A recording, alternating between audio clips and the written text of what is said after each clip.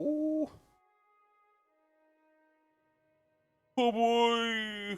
Oh boy. Oh boy.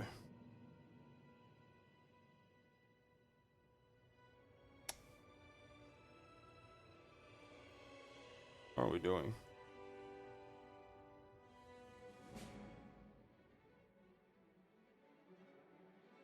We are playing some video games, I suppose.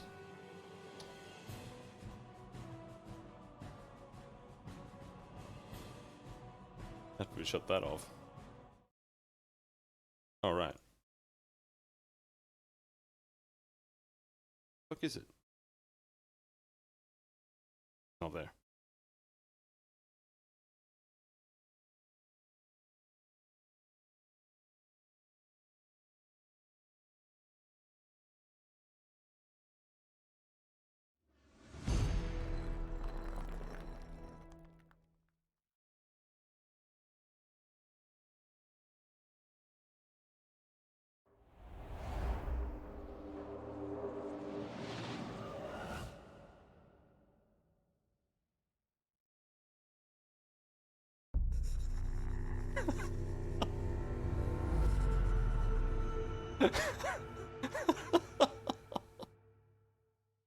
Oh my god, never mind.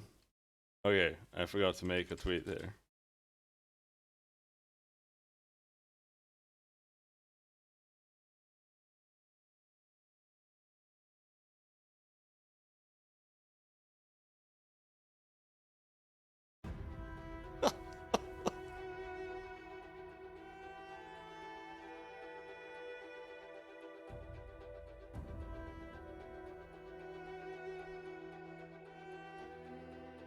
Torment, Tides of Numenera.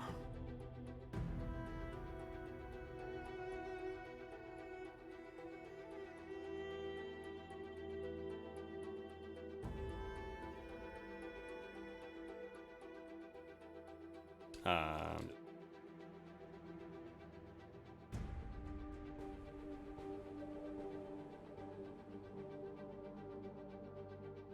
not gonna write anything with it. Okay, I will.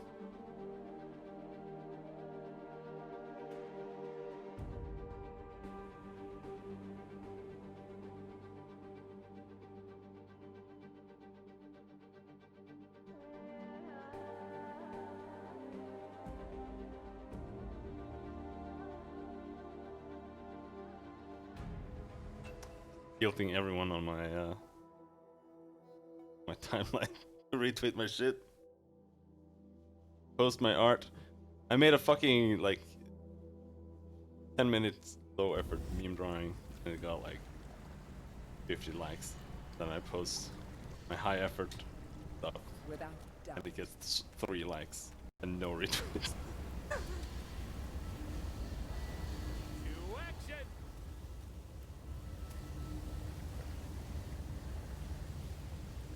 Of course. Anyway, so last time, what did we do?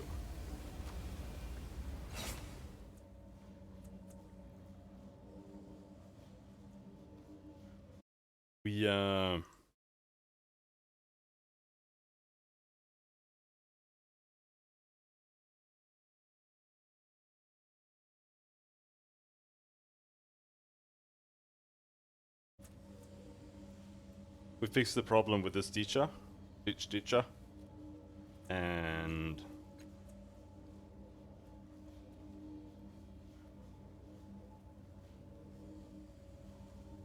the UI is a bit too clean. Yes. It's meant to be futuristic.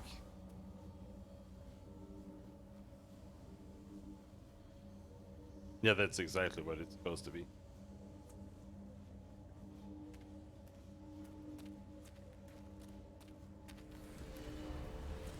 Yes.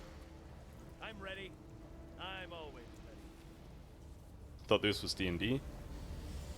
No. Planescape is. That's I want to say Faerun, but it doesn't take place in Faerun, but it is like that same universe. But this is not Planescape Torment. It is only based on Planescape Torment. Or it's not even based on it, it's a spiritual successor. And it's their own IP in their own world. Don't have, you know, the license. So no, this takes place like way into the future. Basically, they call it the ninth world, and it isn't necessarily like the ninth world in any sense, from what I understand. But there's been a myriad of high-tech civilizations prior to this one, and they've all collapsed. So wherever you go, there's like a treasure trove of technology. They're basically mining them up, and everything is completely alien. This guy is running like a hot dog stand, and he's growing all of his meat in vats. Yeah, it's super high tech. The air is literally a computer. They call it the data sphere. And it's like breathable air stores data. Here I go. So look for Matkina in the Cape of Last Words, hidden enemy. Tell Lord Vonkin that the Stitches has escaped. Discover Um's purpose. Return to Zalfi.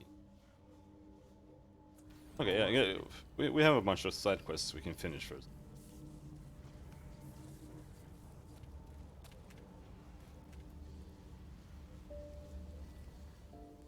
And the story is also super high tech. We're basically the discarded body of the guy who is known as the Changing God. And he's literally just a dude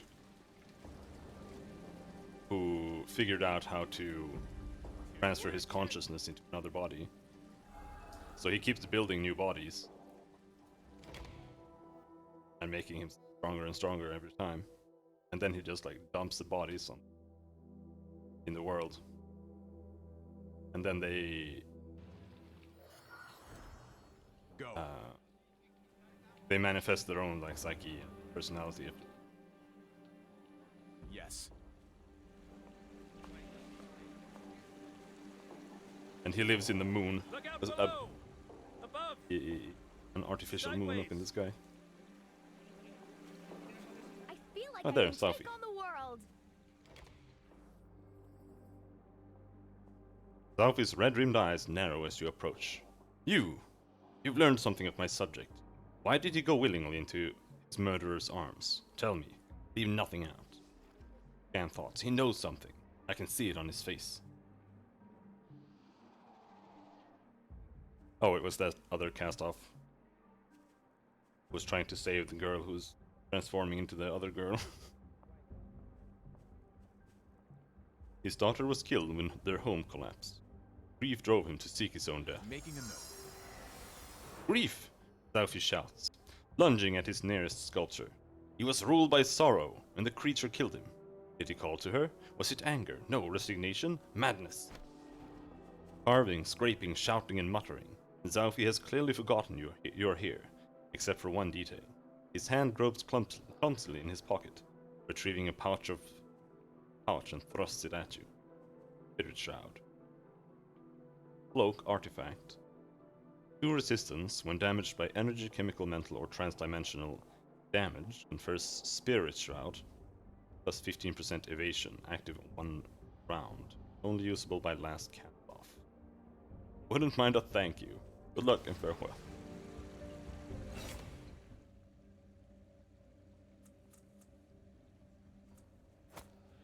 Only usable by me, apparently. Oh, level up.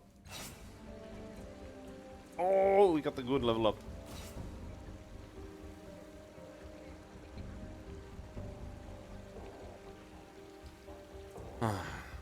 So the question is, should we... This guy is using two-handed. Like, he already has heavy weapons.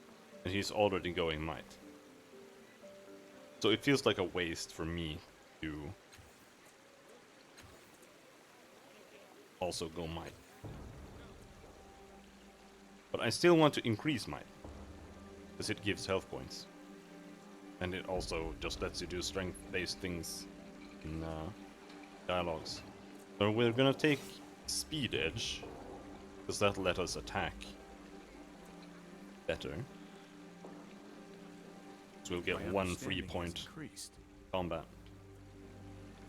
So we don't have to waste as many points to actually play the game. Ability or skill? Or natural? Perception. Deception. 5 for you. Transdimensional onslaught. Flash.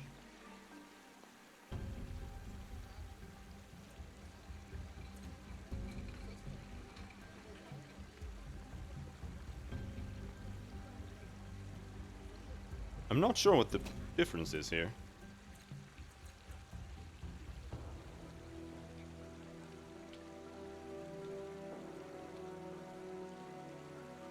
Oh yeah, it's just hit chance. Yeah, let's go with that.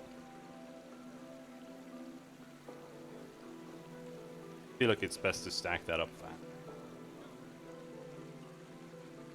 Because then we don't have to spend as many points to attack things again. Eridus, did you really fall out of the sky? I didn't fall out of the sky. I plummeted. Gracefully, I might add. Isn't that the same as falling? Not when I do it, no. Hidden enemy. Tell Lord Vunken the Stitches has escaped. Alright, that's this way. Best. Of course. There's still a shitload of side quests we haven't done.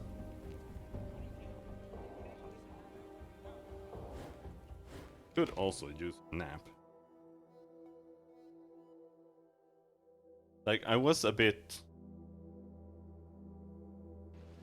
disenchanted with the system, really. Because the idea is that you have a limited pool of strength and int and speed that you can use per day for dialogue checks and combat, etc., etc. But you can just go and rest, and then get everything back. But there are actually a lot of quests and things in the world that are time-based. Like in the beginning, when you come up to the town, there's a guy who's being executed. And I think he's not there anymore.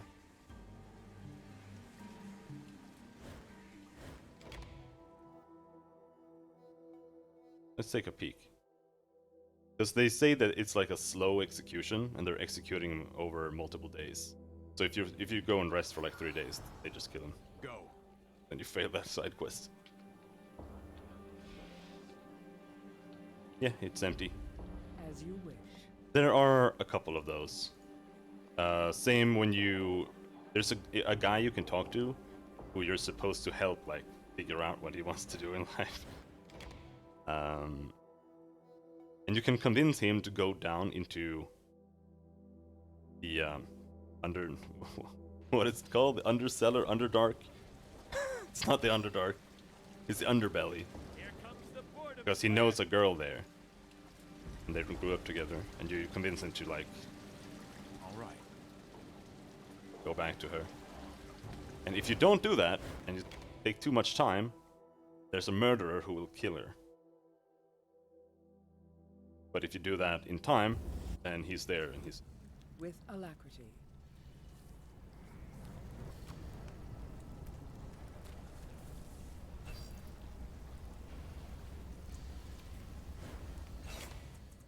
We were going to...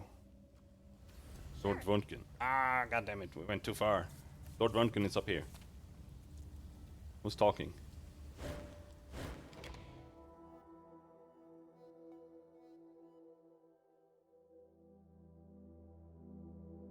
But we can progress the main story now. And I think we'll do that. I don't feel like doing literally every single side quest. I'd rather play the game again. He smiles as you approach him again. Ah, the likely one is back, and you've returned a hero. I heard how you dealt with the Stitcher. Fine work. He shakes his head. Sadly, the rogue Stitches we have been hunting here is still at large. I don't suppose you've spotted it yet.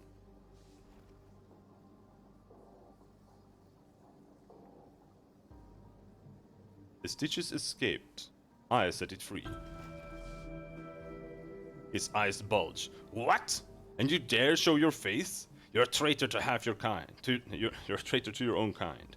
If any more houses fall, it'll be on your head.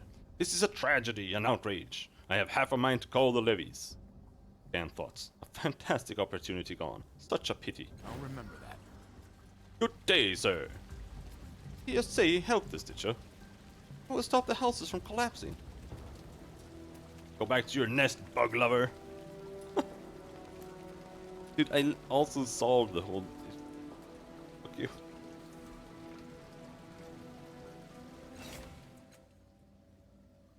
Alright, now we only have discovered Oom's purpose.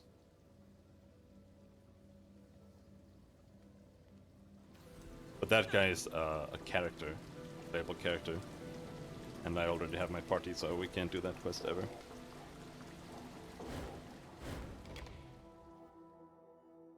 Now, though, we're going down here.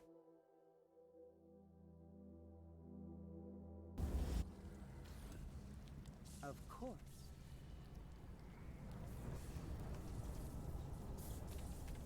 I'm very low on hit points. I've used up all my speed and shit. But I'm sure it'll be fine. Do I have heal yet?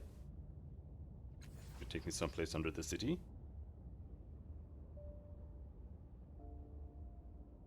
I'm looking for a way into a place called the Cave of Last Words.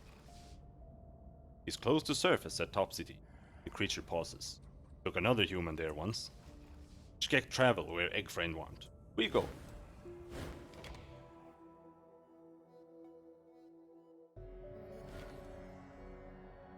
Who are you? This woman's skin is white, the color of alabaster or fresh ivory. Flat black eyes surrounded by sharply pointed features stare coldly. She wears jet black hair, cut straight at the shoulders. Her clothes are functional and drab.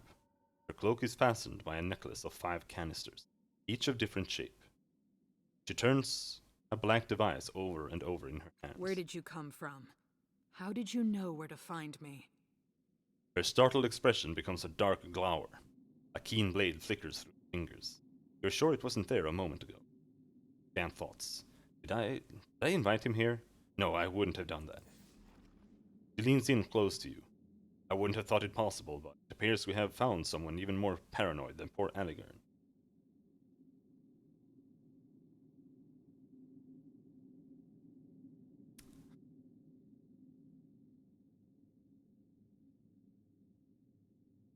I followed your trail. Skist! Thought I'd covered it. Thought I'd covered my tracks. Thought, fine. Wanted to find me? You've found me. More's the pity. Now it's time to talk. Wait, are you asking the questions here, or am I? She glances at your tattoo. How new are you? What were the circumstances of your birth? When did you appear?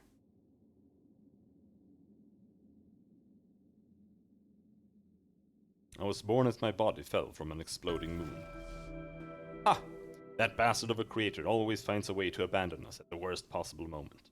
Have you heard the stories of Tuck or Inifir yet? You should. What of them? She points her chin at your companions. If you think you can overpower me with mortals, you're mistaken. Oh, she is fascinating, isn't she? A wicked smile crosses her lips. Callistine. What did you say? You're trespassing in my home, you know. Coming with a cast-off makes you more suspicious, not the other way around. Trust me, we mean no harm. I don't trust you. That's the problem. But fine. She flicks her hand and the knife disappears. Disemboweling you would just be a waste of time for me anyway. She turns back to her workbench, picks up the device again. Then she spits on the floor, and scuffs it with her boot. All nervous energy. So, what do you want from me?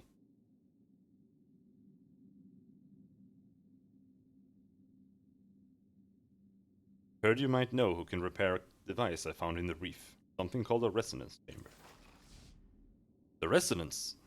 A glint of understanding shines in her eyes. Ah, yes, of course he would have hid it there. A crooked grin plays about the corner of her mouth, and then vanishes. I know who can help you. Or did. She shakes her head. It slips away. My mind has holes in it. One of our brothers took a rusty scalpel to my thoughts. My memories, I can't. She trails off. She catches a hold of the table, and it seems to anchor her. Her eyes harden. Making a note. No, you must do something for me. She caresses the black and jagged device, knobbed and protruding with antenna. A sigil reminiscent of your tattoo is emblazoned on. This is Tash's Mirrorcaster. I want you to enter his mirror and find out what you can about the Jock. I'm convinced that's the key. What's a Mirrorcaster? Ha! Am I really the first one to say the word to you? Oh, you're in for a surprise, dear brother. Every cast-off has one, just like every cast-off has this. She taps the tattoo on your head. No one knows what they're for. Adiris used to think they were a byproduct of the transfer process, just like us. She seems lost in thought for a moment. Then she shakes her head. Wherever they came from, they can be used like a kind of temporal viewer. You relive an event in the life of the cast-off, whose Mirrorcaster it is. That event is called a mirror. Can a Mirrorcaster be used to spy on other cast-offs? Not spy, more like seeing pictures of their past, like watching them from inside their minds at times when they burned or raged or changed, when their life was at a moment of flux. Why can't you enter the mirror? Don't you think I've tried? She snarls with sudden rage, her knife a handspan from your neck. Do you think I would waste my time with a newborn, a thief who steals into my home, if there were any chance I could do this myself? Her shoulders heave up and down with each angry breath. I try, and my mind fills with static, like I'm talking to a murden. Only it slashes and stabs and burns me in. Damn thoughts. I can't. It'll only make things worse. Maybe it already has. She blinks then, confused. Why am I angry? Did you... She straightens, slipping the knife back into her cloak. No, it'll be alright. Just find the damn Jock, and I'll tell you whatever you need to know. What's a Jock? You don't know? I thought it was a common instrument. No, it might not be so much anymore. One of the curses of a long life. She laughs raggedly. Fashions come and go before you even know they exist. Probably easier to just let them go, or make new ones of your own. Like some of the other cast-offs. Sorry. No, not sorry. You should know this. You should know about things. History. That's what life is. Knowing and doing. Fucking history nerd. Matkina, you need to focus. Tell him what he needs. Breathe this deeply. A Jock is an ancient woodwind. And this one was kept in a sealed cave behind massive doors from a prior world. It had powers, but I can't remember what those powers were. Ancient woodwind. Okay, yeah, that explains. If the Jock is a key, what does it unlock? Her brow furrows, confused for a moment. She curses. If I knew that, I wouldn't need your help, would I? She lets out a long sigh. He stole that memory from me, alright? If you can find it for me, it will all come back. All of it. How do I enter a mirror? An almost palpable hunger fills her eyes. A yearning. Hold the Mirrorcaster. You'll feel the tug immediately. Don't resist. Empty your mind and let the tides pull you into the Mirrorcaster. She collects herself. Then just watch him. Watch for the Jock. When you see what he's done with it, pull your mind away from Tasha's. And tell me what you saw. Oh, and don't try to change anything. Yes, almost as an afterthought. Why shouldn't I try to change anything in the mirror? What did you mean by that? Nothing serious, she says it as though speaking to an overly concerned child. She laughs suddenly. It's not like you can change the past, but I need you to learn a specific piece of information. If you changed something, then you might go the wrong way. Never mind, farewell. Fine. She raises a hand, turning already back to her workbench, already muttering to herself, her attention back on the strange device she was holding.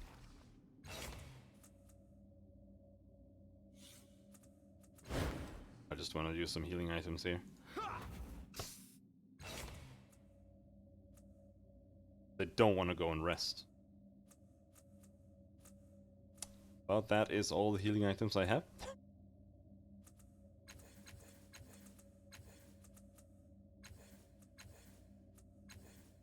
It seems. Yep.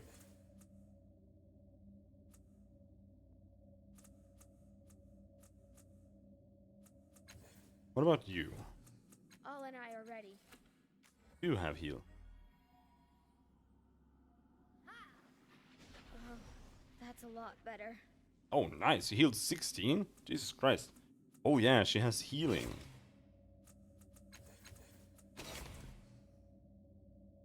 Healing 2. That's plus 10 healing. And it's 6 days. It's huge, dude. I'm glad I didn't pick it. But only heal 6. It's terrible. Eridus, did you really crash an airship into the cliff? Stop having the same No. banter over and over You again. see, I skillfully stopped the airship with the ground. Why am I explaining this to you? Why are you hiding down here? I'm not hiding. The rage is quick, hot, and palpable, and something about it makes your vision dim for a moment. I'm strategizing, planning. Why would someone live voluntarily in a place like this? She gestures around her, and as her eyes break contact with you, her emotion leaks from her frame. This is where I stay. It's a bolt hole, always has been, for those who know where to find it. Even Sheila hid here, they say. What are you planning? Oh, were you part of my plan? You weren't. It's not your business. I want to talk to you about the mayor again. I'll do it. I'll enter the mayor for you. She plucks Tash's Merecaster from the table. She looks at it, at you, and back at the device. She licks her lips, as if weighing her options, and then, before she can hesitate anymore, slaps it into your hands. It's surprisingly heavy. Do it, she says, her voice heavy. Find the jock. Bring me my answers. You focus on the device and you feel something tugging at your mind.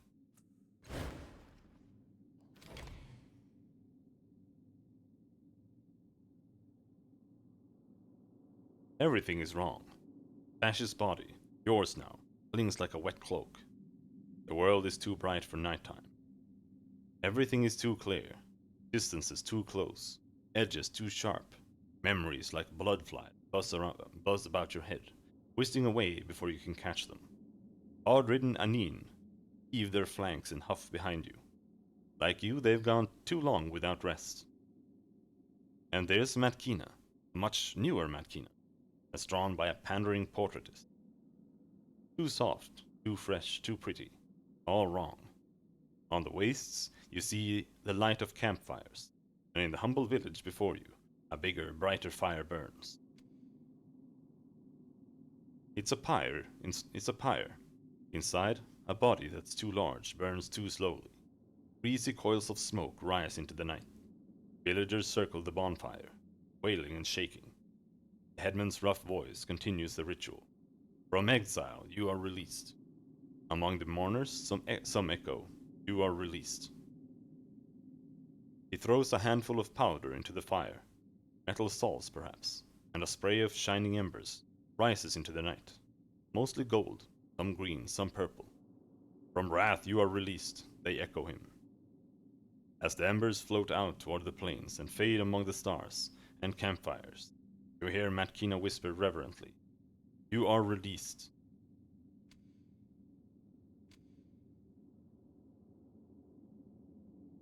Try to remember who you are and why you're here. The memories try to buzz away, but you're too quick for them. You seize them and squeeze. This body is... you are Tash. You already knew that, but now you know yourself. You didn't before. The body fits better. You're a cast-off, and when you call on the tides, you can destroy memories. You're a soldier of sorts in service of the militia, under the command of Paj Reckon. You're a scout, Matkina's spotter, The two of you are not warriors. You're specialists. You're killers. But you're not here to kill. You're here to promise something to the villagers, and to get an object, a flute of some sort, the jock. As for why, that memory and others remain beyond your reach.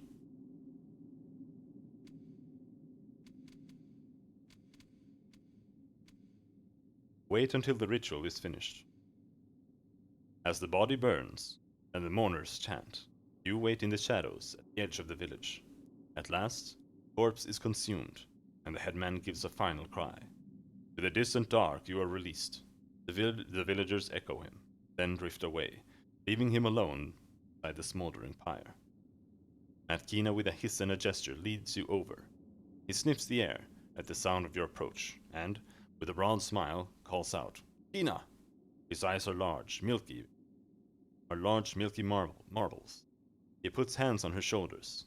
You return in unpleasant times. She touches his cheek. I return because the time are unpleasant, Ning. Without another word, the three of you leave from the fire and enter Ning's dark hut. Ning's home is humble and small, hardly furnished, wholly undecorated. On entering, he lowers his weary bulk onto a hassock and gestures towards similar cushions for you and Matkina, then begins without preamble. They hung him from a tree, old Garib, took their daggers to him, called it pruning. Blind to others' expressions, he has become oblivious to his own, and he wears his pain and anger nakedly. With a grunt he continues. They sent him home by skimmer, along with the compact they'd made to the plains people. He waves at the crumpled sheet of paper on the floor. Tick read it to me. They've promised to put an end to our menace, Kina. He shakes his head. Why? We've always paid the blood price for whatever harm we've done. You know that. They know that. Yes, Matkina says softly. But the Sand Knights won't take shins. You know that, he grunts.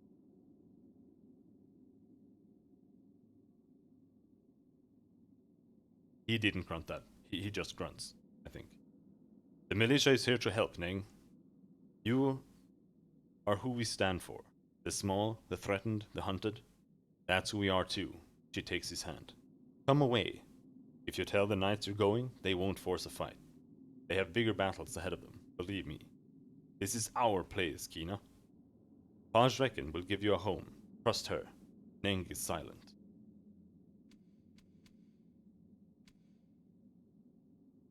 Read the crumpled note. You unfold the compact sent by the Sand Knights. The writing is neat, plain, small, and seems to go on in tightly stacked lines. In essence, it is a vow to safeguard the villages and towns of the Verxulian Waste from the menace in Koln village. The knights promise that they will undertake steps to assure that the killers in Koln village will never harm anyone again. Extermination is never mentioned, merely implied. Beneath the Knight Marshal's chop are signatures from various burghers, mayors, and elders of towns and villages on the waste. The knights ask nothing in return from them. The signatures vow nothing. They merely endorse, justifying whatever the knights undertake.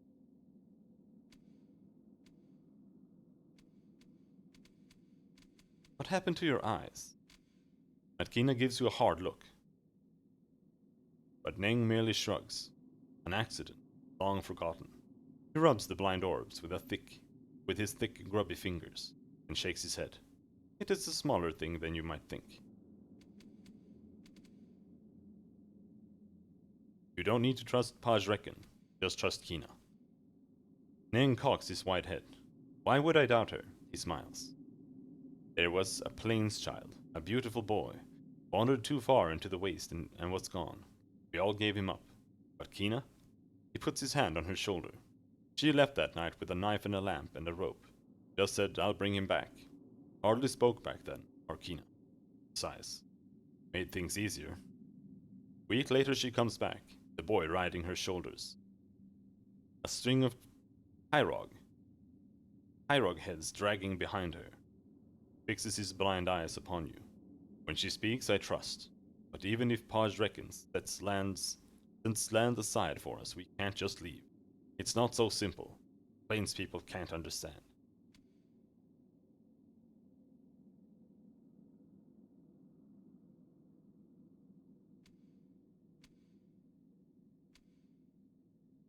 What is it we can't understand?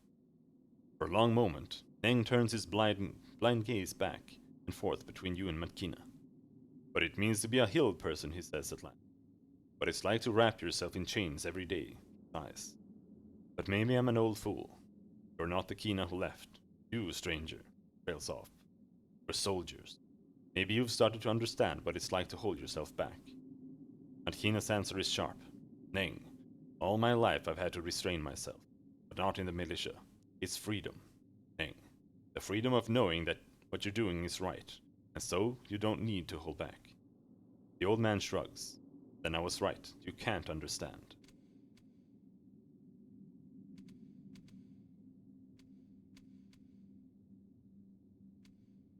Your friend, Matkina. You persuade him. Matkina tells Neng to hold out his hand, then whips out a knife and draws it across her palm in a deep cut. Blood wells out and fills his cupped hands. I would give my last drop to save this place.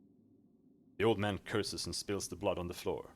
Bandage that, he mutters. Then, we can't go without the jock. What? Matkina asks. Up the hill, behind the gate. Cave's been sealed for generations. Inside is the jock. It's what helps us keep our worst instincts inside. Give it song. He trails off, gesturing to the pyre outside. After a pause, he leans in, whispers in Matkina's ear. Now, you alone of the plains people know how to open the gate. You work your way up the terraced hillside, leaving Neng to make his case to his people. In the distance, you see that the Sand Knights are on the move, riding hard towards Khon village. Neng will need to make his case to them too. When you arrive at the cave and its huge ancient gateway, Matkina shakes her head. For years I wondered about this, she says. The hill people tell a fable that the first men and women came out of here. They said the gate would only open when it was time for people to disappear. She shrugs. One way to keep kids from poking around and disturbing the jock, I guess. Something she said stirs your mind, and your memories jingle like a wind chime. Try to dredge up the memory that's troubling you.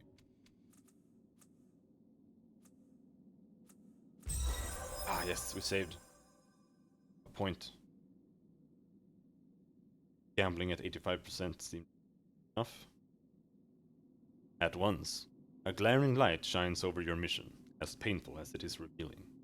You're not here to help Pajrek and save Khon village. You're here to help Paj destroy it. She knew the villager's secret, knew about the jock.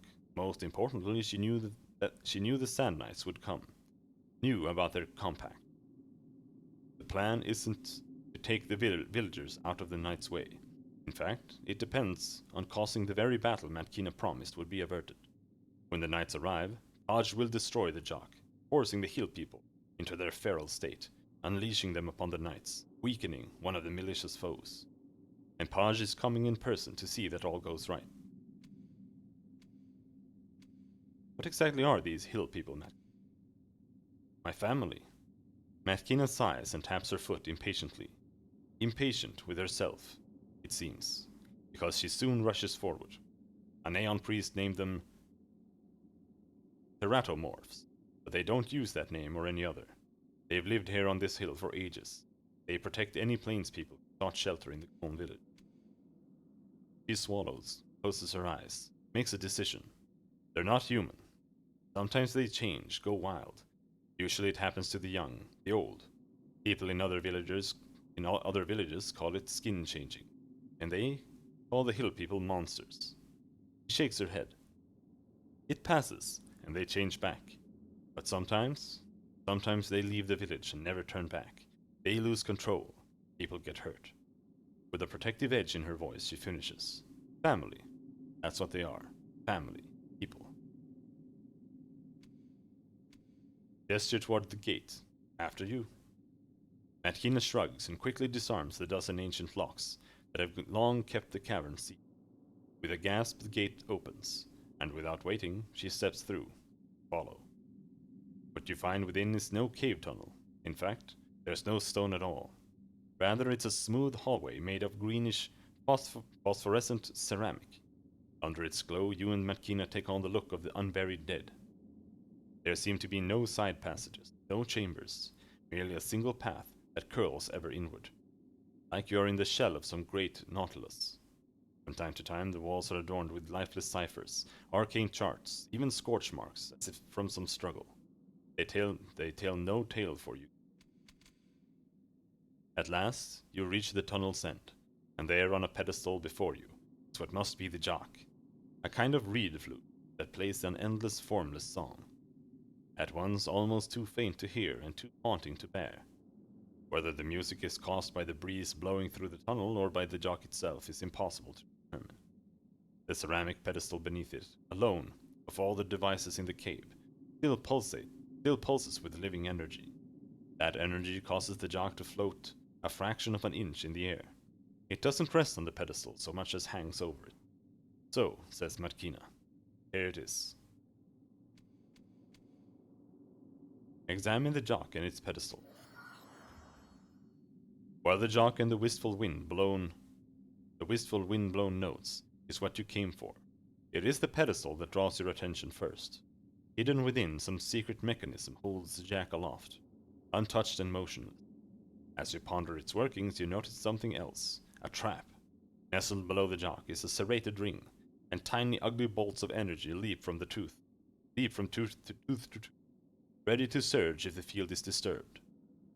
As for the jock, you get the sense that there is more than the music to mere wind over pipes, not just tones beyond your hearing range, but that perhaps forces beyond sound itself, a deeper harmony that resonates more than the tiny bones of the inner ear.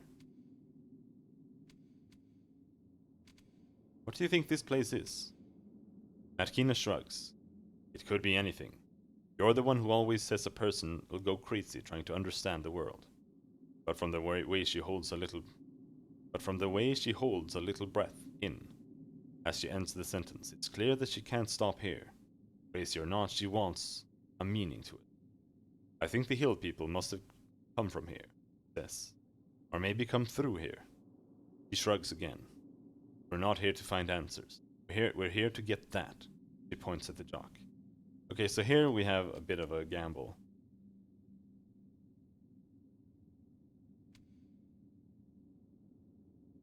You can say, well, aren't you going to take it?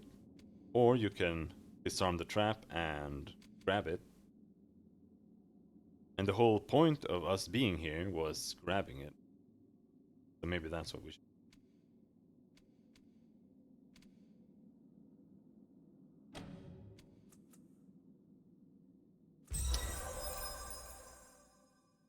The pedestal's machinery is alien, and wholly novel to you. But that is true of nearly every cipher and artifact in the Ninth World. The key is to stop grasping for the familiar, stop seeking an underlying logic, and simply to accept the thing before you on its own terms. With a hard eye and a delicate touch, you tame the device and disarm its trap. The jock stops floating and bangs twice, first against the pedestal, then against the ceramic floor. Markina shakes her head in mock disgust, then picks it up. We've got what we wanted, she says, and gestures back down the way you came. Let's go. They're waiting for you at the gate. A woman you immediately know to be Page Reckon and her bodyguard. A half-dozen tattooed cast-offs with drab armor, mismatched weapons, and the languid readiness of predators. Past them in the village below, you see the Sand Knights have arrived, and are meeting with Neng and the villagers.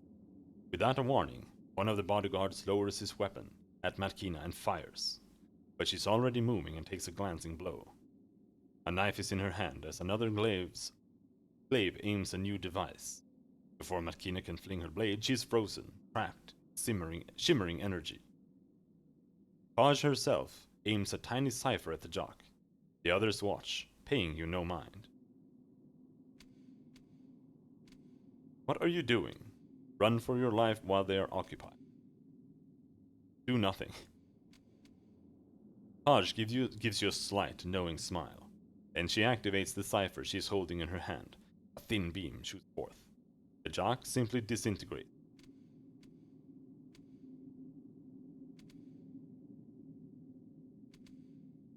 Now what? Now you wipe Markina's mind. We release her and see if she finds her way home to us, where she belongs. That should be within your power. Within Tosh's power, anyway. When the tide surge through him, he can destroy memories. The same way you use the tides to escape the sorrow in your mind. But for all you've become accustomed to wearing his body, you feel no special attunement to the tides. No sense of power over others' memories. In fact, within this mirror you hardly feel the tides at all.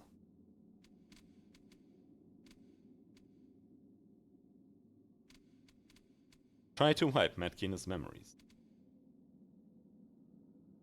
Deception, fine, I'll do it. Just throw her off the cliff. Believe me, you don't want her alive after this. Matkina might survive the fall inside the shield. It's her best bet. Deception, fine, I'll do it. Though you are not entirely sure how Tash has wielded the tides in the past, any bluff will need Matkina's help to work. You approach her and stand so that your faces would almost touch, but for the energy field between you. You close your eyes and contort your face with unexerted effort. Whether your pantomime is convincing or Paj simply cannot contemplate such a bold route. It seems your trick is working. Whisper to Matkina to play along. Whether she reads your lips or intuits your intent, Matkina does her part. First, she goes rigid. Her face becomes a rictus of agony, and then she slumps, as if drugged, against the energy field. It bulges slightly to hold her upright. Good, says Paj. Leave her. We'll see if our lost Tremulin returns to the flock. She turns to the battle in the village below. Neither side has the upper hand, and between the monstrous hill people and the cornered knights, no quarter is given, and no effort is made to avoid collateral damage. It is carnage, no more, no less. It's time to go home, Paj says. The airship awaits. She leads her bodyguards away, plainly expecting you to follow.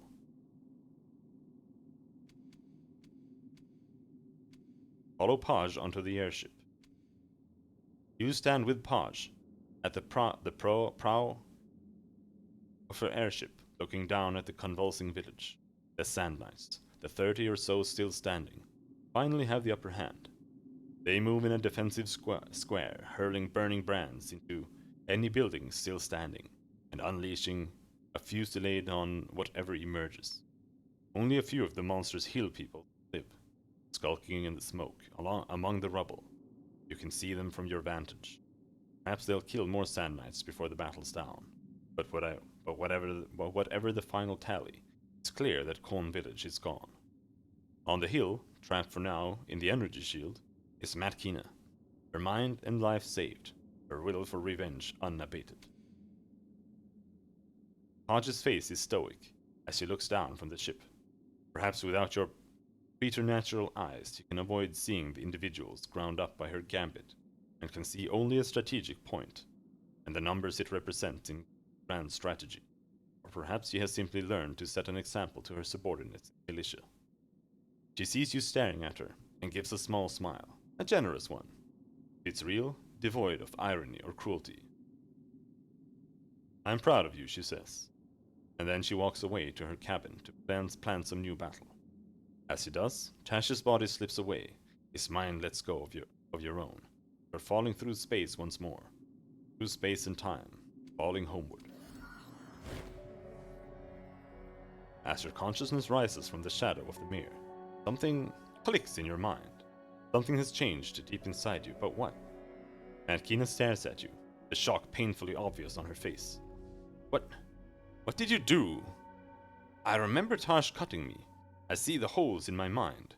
I remember him forcing me to the ground, tearing out my history with his tides. But I have other memories now. They're real. Tash didn't do it. He could have, but he didn't. He saved me, boarded the vessel, and didn't touch me. Didn't violate me with his mind. But I remember him touching me. Matkina's opinion of you, however, has improved. Is she a character you can have? She holds her head in her hands, shaking, her voice becoming thick. The two strands of memory. This is pulling me apart. She looks up at you, tears streaming down her cheeks. No, it's pulling me back together. I remember now. That hole it's almost gone. You changed reality. You changed it. She stands, drying her tears with her sleeves. I don't know if you meant to do that, but you've done more than your part of the deal. You asked about the resonance chamber. I know it. Massov's the guy you want. He can fix anything. He might have even helped design the chamber you're talking about. Your best bet is to find him.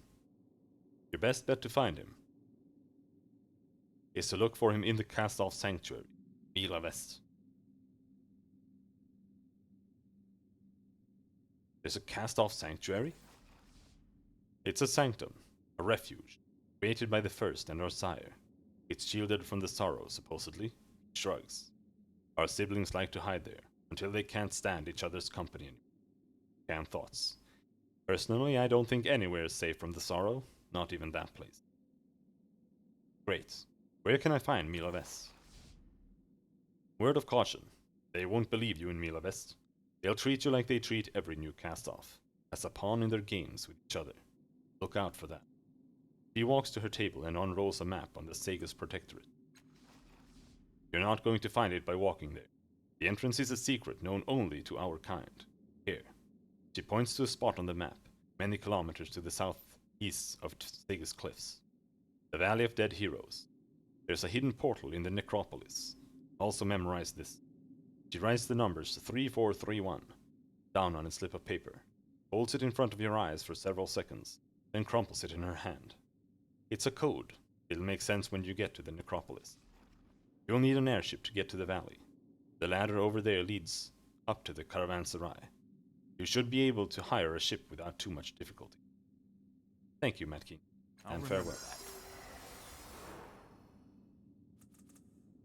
Alright. Forward. I'm gonna try kicking Calistige out of the party and see can invite her.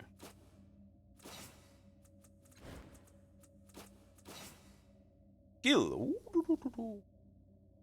We want.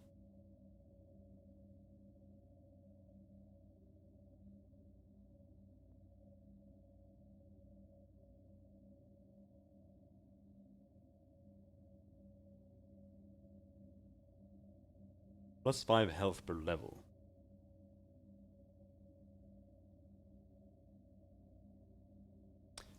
I want initiative. There's still a lot of other things I want here, but I really don't like my main character starting later in the turn, because I want him to buff the party before anyone has time to run off.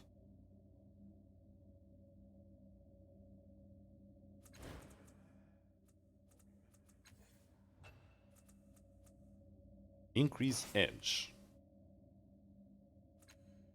Intellect. Lost child who shapes gods.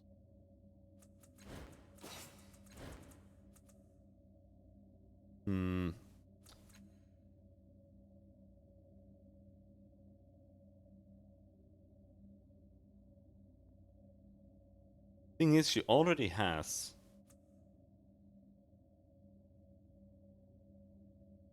one intellect edge, and she can't really do anything else. So I'm thinking maybe we give her a speed edge.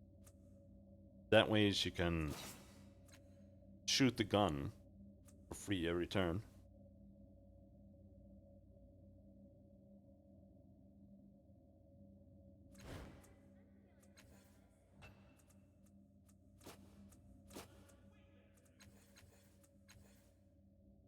Do you ever think before you do any of the things you do? Never. Thinking slows your mind. Never. Always act before thinking, and then act again. If you do it right, you'll never have to think at all. Do you know anything about the Children of the Endless Gate? Can't little, I'm afraid. I've only heard that there's a splinter segment of the Dendra who have sworn war on their compatriots, preferring to make corpses, rather than preserving the memories of those who die by other means. I spoke with one once, but she was less than forthcoming with the revelations provided by her faith. Many would cast them as incurably mad, but that is simply a matter of perspective. Scam thoughts. Some cast me in that light, after all.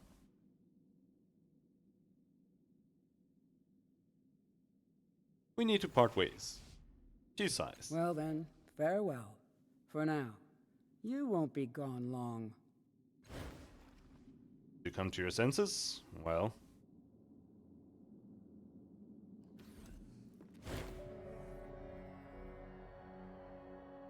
Matkina is at her table, and as you enter, she idly throws a knife at a target near your head.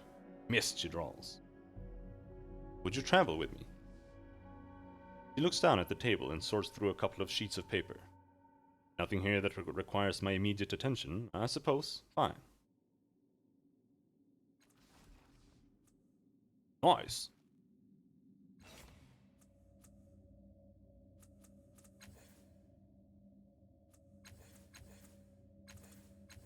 There, she's a jack.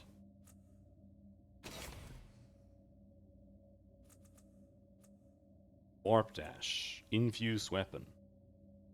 Choose a damage type and then make a weapon attack. Deal weapon damage of the chosen type along with bonus effects based on the X skill. Trained without armor. Gain 10 evasion and willpower when wearing no armor or light. When Matkina is hidden or the target is blinded, gain plus 20% on attacks and confer or extend blinded on the target. Okay, so if they're blinded, but you perma-blind them? Active 3 rounds. Matkina never gains lasting damage when knocked unconscious. Drop to 0 health, because it's also a cast-off. Which kind of makes her OP. She's got 60% evasion, 40% willpower, 2 armor, 3 resistance. Trained Infiltrator.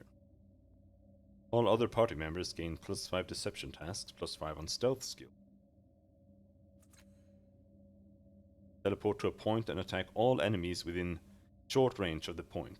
Enemies that fail to resist take 1 transdimensional damage, gain hobbled,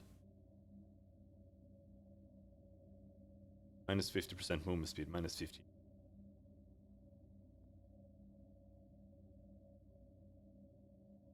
One damage per effort. Max plus 8. Don't think we want to spend 8 fucking... Well, it is an AoE. It could be worth to spend, like, your entire speed pool on it.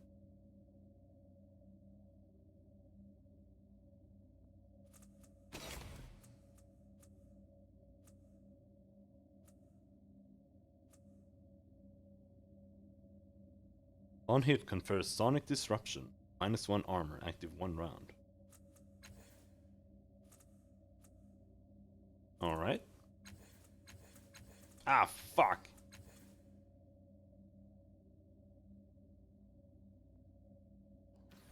Let's load.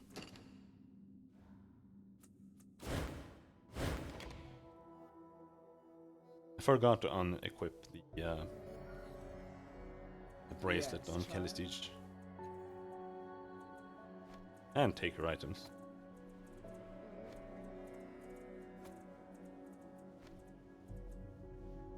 You can keep your weapon.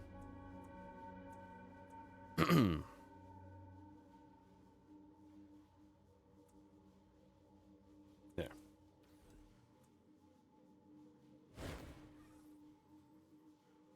Need to part ways. Well then, farewell. For now. You won't be gone long.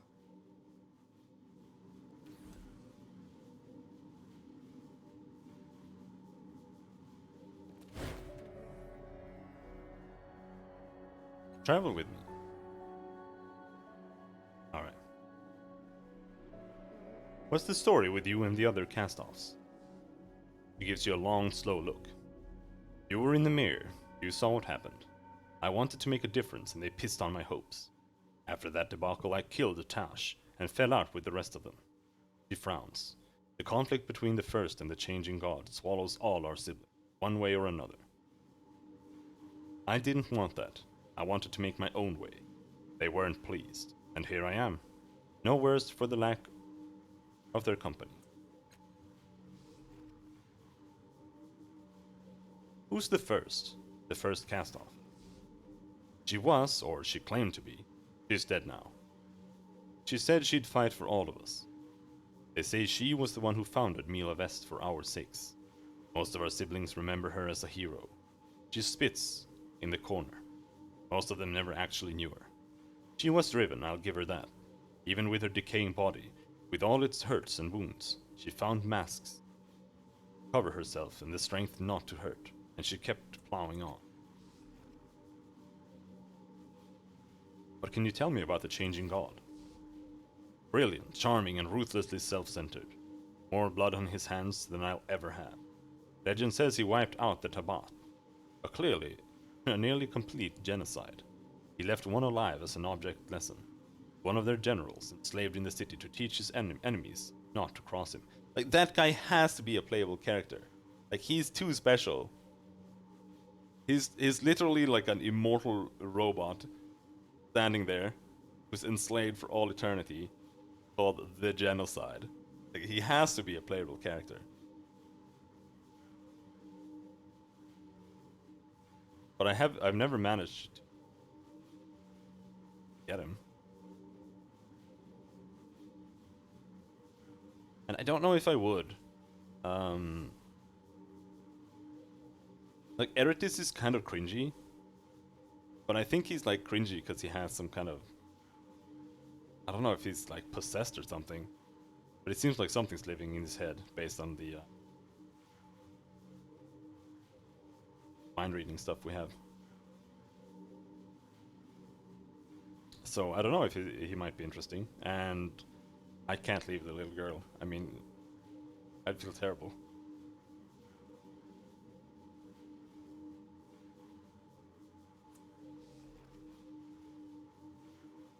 How many cast-offs are there anyway? She shrugs. Hundreds? Who knows? Supposedly the changing god went to other worlds, bent time and space, slipped through dimensions, and he always had his spare bodies with him. There could be thousands, millions for all I know. How did you find this place? I listened to the stories of old thieves. I went to the Bloom and listened to the stories of Chila. I made friends with the Stitcha, and I asked them if they knew about a place like this. Turns out they did. What can you tell me about this place? This is the Cave of Last Words. It was a thieves' hole until the tunnel leading in collapsed. 500-600 years ago, it was where the scum of the city would slip away from the city guard. Before there were levies, before the slave families, the truly desperate lawbreakers fled here when they had no other options. That's the suicide tunnel, she pointed. The words on the cave walls, those are the final words of people with nothing left to lose, etched into the bedrock of the city, burned in and burned out by the hopeless. A fitting metaphor. She looks at you appraisingly. If you question the worth of your life, these terminal thoughts are instructive. For a long time, they helped me hang on. I almost wrote my own words there, many times, not that diving off a cliff would have ended me. And then there's a ledge at the end of the tunnel, just in case those words are inspirational. Her crooked grin resurfaces. The view is also quite nice. Let's go. Of course.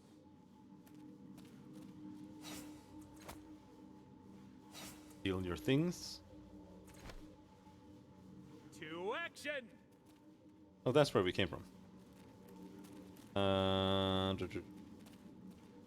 The final words of countless men and women are scrawled upon the stone wall.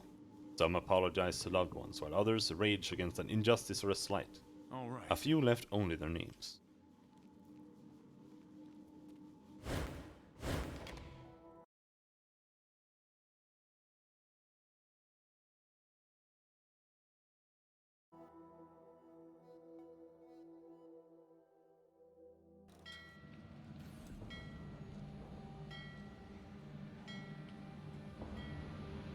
Oh, right, that thing. All would like to learn something of hiding from you.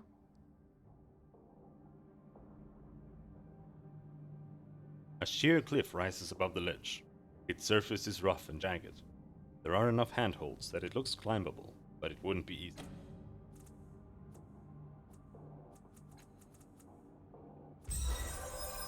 There it is. Go. The cliff face is deceptive.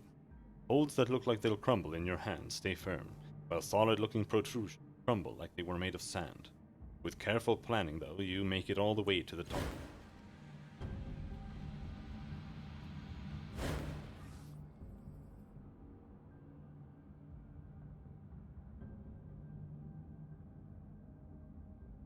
A welcome blast of wind caresses your face at the cliff top. Your companions follow the path you blazed for them.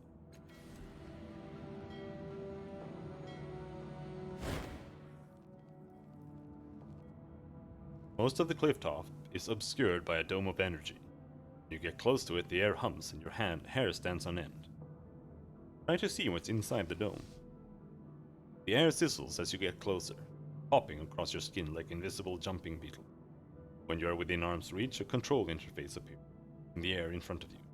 It has a glowing circle with strange symbols floating at the edges, the vertical bar next to it.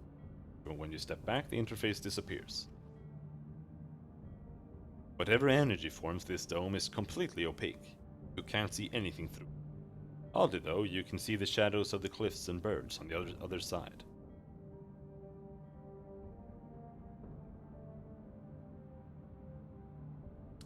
Study the interface.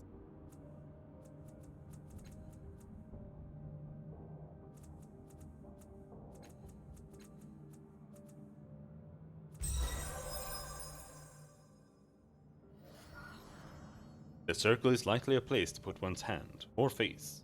Probably the former, since the heat from the dome might burn your face. Presumably someone with proper authority could open the dome by using the holographic bar on the side as a kind of latch. Symbols around the circle are unfamiliar, suggesting this installation is very old, perhaps predating the truth. The truth is the language, they call it the truth. Whoever created this dome, then, wanted to keep what was inside a secret from anyone except those whom he or she had given access. Try to use the interface to open the dome. As soon as you place your hand in the circle, the symbols light up and spin rapidly. Apparently you have the authority to enter. Slide your other hand up the bar on the side. The interface disappears. The air cools immediately, and the dome fades until it's gone entirely.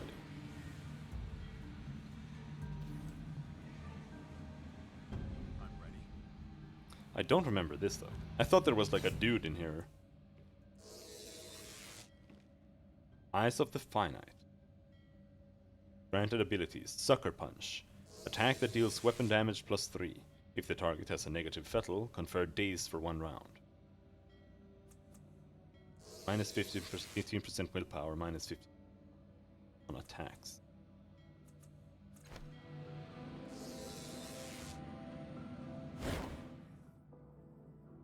The machine hums softly.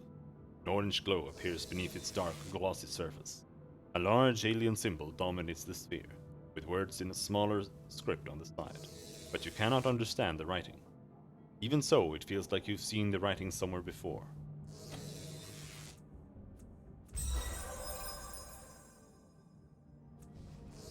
After studying the text for several minutes, you begin to see, or perhaps simply remember, patterns in the words. In a flash, the purpose of the device comes back to you.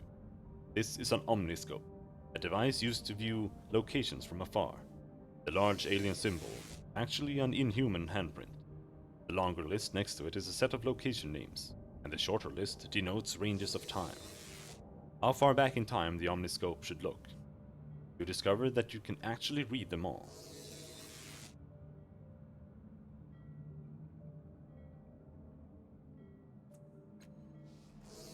Look at the list of locations. There are 8 locations listed, all of them within or near Sega's cliffs. Selecting one will presumably shift the omniscope to look in that direction. Caravanserai is currently selected. Leave the current selection. Place your hand on the alien handprint. As soon as you place your hand on the surface, the machine reacts. The glowing items on the 2 lists blink and draw lines to a rectangle, a view screen, wasn't there before. The screen shows the plateau of Caravanserai. It looks exactly the same as the scene before you.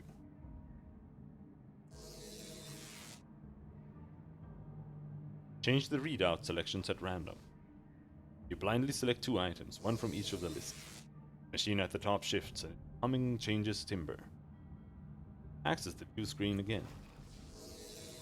The screen shows the dark chasm that flanks Sega's cliffs on one side. At the bottom of the chasm is a carpet of debris that seems to flow like a river from the junkyard, north of the city down to the sea. In the darkest part of the chasm, beneath a cloud of greasy smoke, is a city-sized mass of living flesh, the Bloom. Its name springs readily to mind, plucked from your sire's memory. Tubes and tendrils sprout from the Bloom in 100 directions, many of them attached to the cliffs on either side. The image in the view screen changes rapidly, showing the Bloom over days and weeks. The Bloom sees a lot of diverse traffic, merchants, refugees, and the destitute. A number of shady figures enter and exit, mostly through a stone gatehouse that is partially subsumed in the mass of flesh. Not a single levy or Sega's official ever seems to travel there.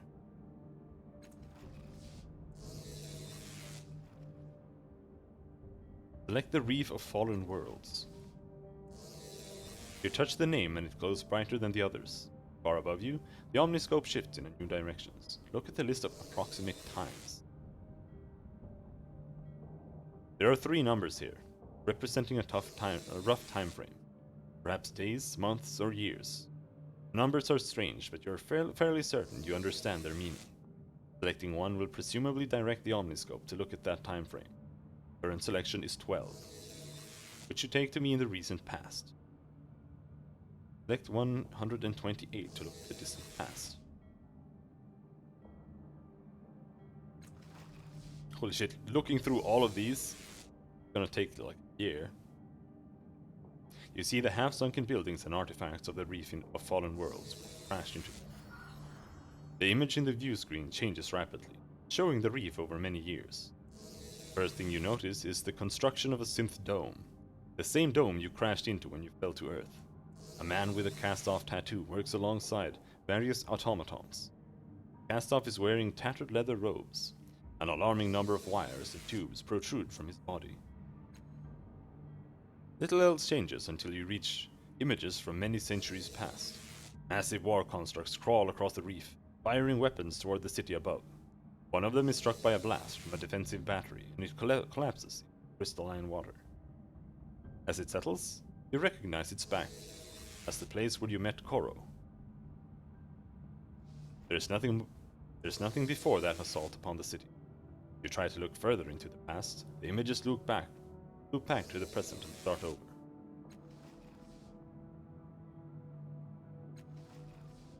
Select 12 to look at the recent past. You see the half-sunken buildings and artifacts of the reef blah blah blah blah. The image in the view screen changes rapidly, showing the reef over days and weeks. The most interesting occurrence in this time frame is when you fell. There is a bright flash. You can see Alligern and Calistige watching the skies. When Alligern twists his hands in the air, sending multicolored energy up into the sky. Seconds later, a white streak, encased in the same energy, slams into the crystal dome at the edge of the reef.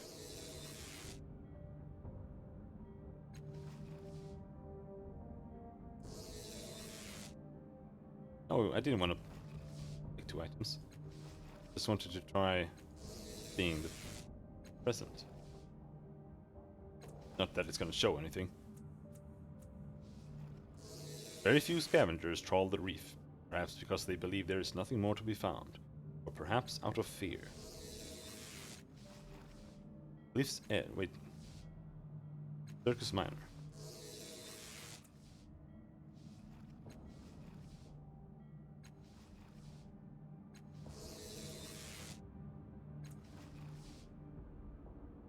You see the bustling city square near the bottom of the cliffs. People of all types mingle about, showing off their wares or entertain the crowds. The image in the view screen changes rapidly, showing the bustling square over many years. Buildings rise and fall as time passes. One in particular catches your attention. It is built from purple rock and rises perfectly straight, perhaps 50 stories tall. On its side is a magnificent mural of a creature, or perhaps a tree or a storm. But you feel certain it is a creature, perhaps the creature, the sorrow that is hunting you. The building stood for centuries before it was torn down.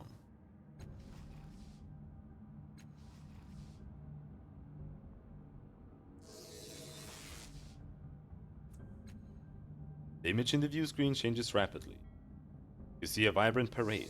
In the center is a man bound in chains. His expression tells you he is walking to death. Aligarn and Kadesich pass, conferring quietly as they make their way towards the steps that lead them to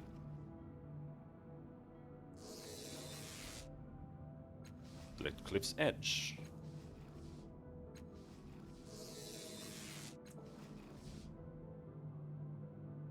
Dozens of buildings are built into the cliffside.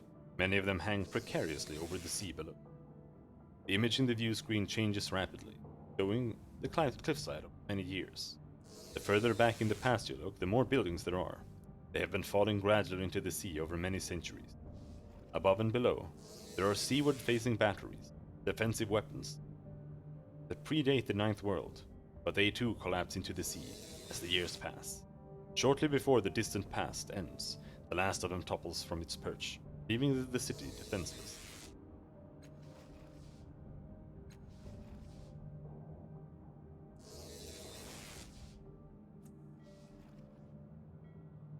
Buildings collapse into the sea quickly as something were undermining them.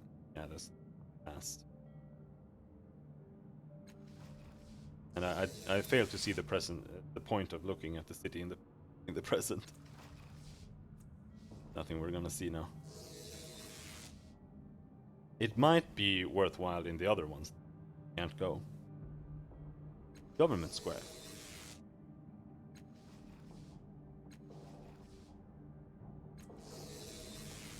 The bright sunlit square is home to many elaborate buildings. A few of these are made of metal and seem to burst forth from the ground itself. The image in the view screen changes rapidly, showing the square over many years. Centuries ago, there was some kind of rebellion. It spilled out from the bloom up to the highest parts of Sega's cliffs. Leading the charge is a woman wielding a glowing hammer. She is covered entirely in silver scales. She doesn't even have a face that you can see. Her followers are numerous, and the leaders of ancient Segas are quickly killed or subdued. That was the slave families, I assume.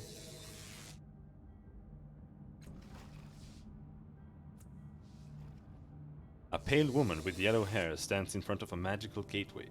Occasionally, you see children enter or exit the portal, though never the same child twice. Yeah, that's the House of Space and Time called.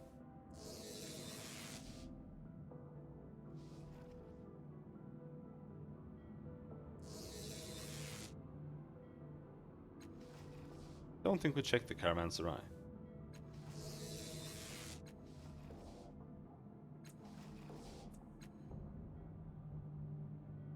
Showing the Caravanserai over many years. The docks have been a bustling center of trade for as far back in time as you can see. In the earliest recorded time, you see two figures standing atop this very observation platform, a male and a female. Bright flashes and gouts of smoke suggest a great battle taking place among the cliffs below, until the man activates something on the control panel. A faint veil of energy encircles the city, and the tumult suddenly ends. And that's when the Tabat were attacking, and he activated the time barrier.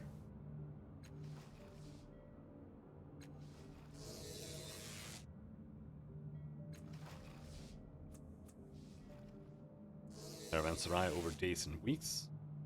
Travelers come and go, though the ships with the fish-like passengers for goods marked for Emra Jolius remain in their docks for a long time.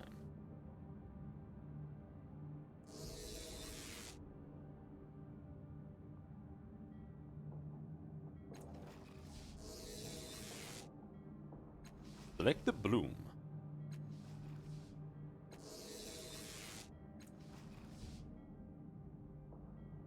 The screen shows a city-sized mass of flesh, the bloom, that lurks in the dark chasm beside Sega's cliffs. Tubes and tendrils sprout from in 100 directions, many of them attached to the cliffs on either side. showing the bloom over many years. The further into the past you look, the farther north the bloom is. It looks like it's moving very slowly south over time, less than a finger's length per year, toward the sea.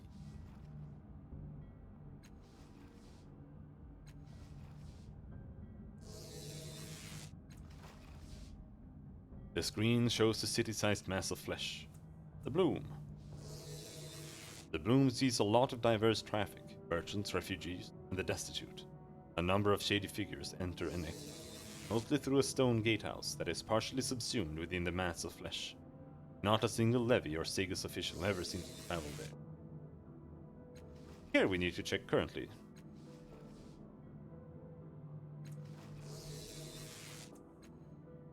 Merchants and other scattered figures travel along the bloom's tendrils. A stone gatehouse partially subsumed within the mass of flesh would seem an obvious entrance, but very few are coming or going through the gates. A number of scavengers sift through the debris outside the bloom, tossing most of what they find into one of the bloom's many orifices. Gross. Refton.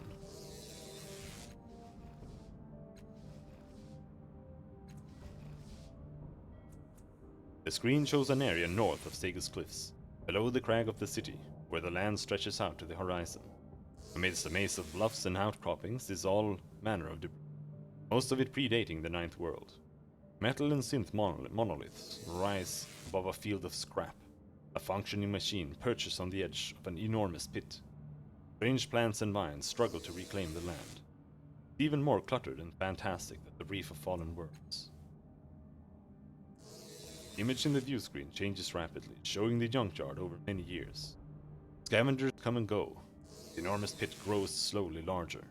In the more distant past, a wall stretches across the junkyard, bristling with northward-facing batteries to protect the city from attack. But as time passes, the wall is abandoned. The batteries crumble into ruin, and the whole structure is subsumed beneath the surrounding trash.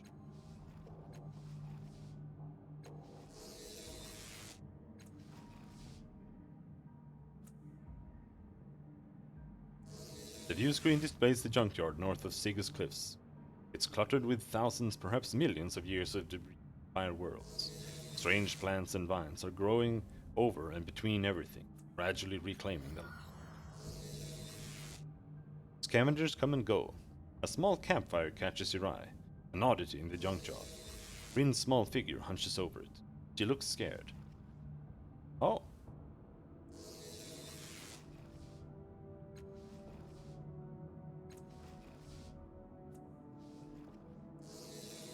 Scavengers wander the maze, not all of them human. They pick out whatever Numenera or scraps they can find. The last one. Ravia Sound.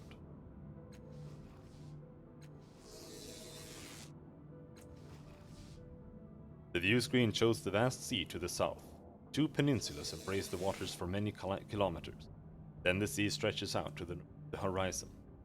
The image in the view screen changes rapidly, showing the sea over many years.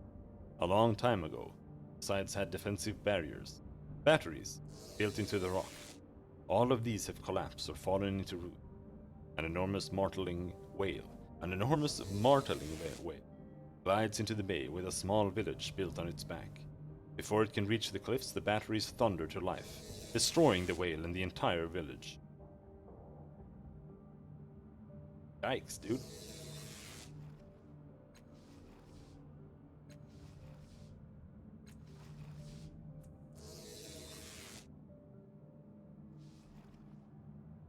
Strange ships come and go, both sea and air, bringing trade goods from places you cannot see beyond the horizon.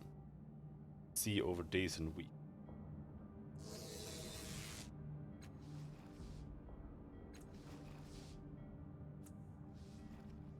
Sea is placid.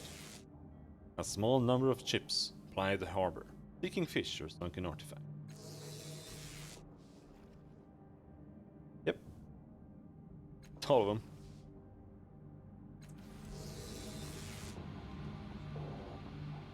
Now what is this? One moment, and it's done. The holographic panel appears to be a control interface. In the center is what looks like a utility map of Sega's cliffs. It's surrounded by a number of symbols you cannot immediately identify. The symbols indicate the location of the bloom, and in the upper right quadrant is some sort of cube within a cube. Strange as the panel is, you can't shake a strong sense of familiarity about it. Oh no. Oh no. Oh no. 55% anamnesia. No.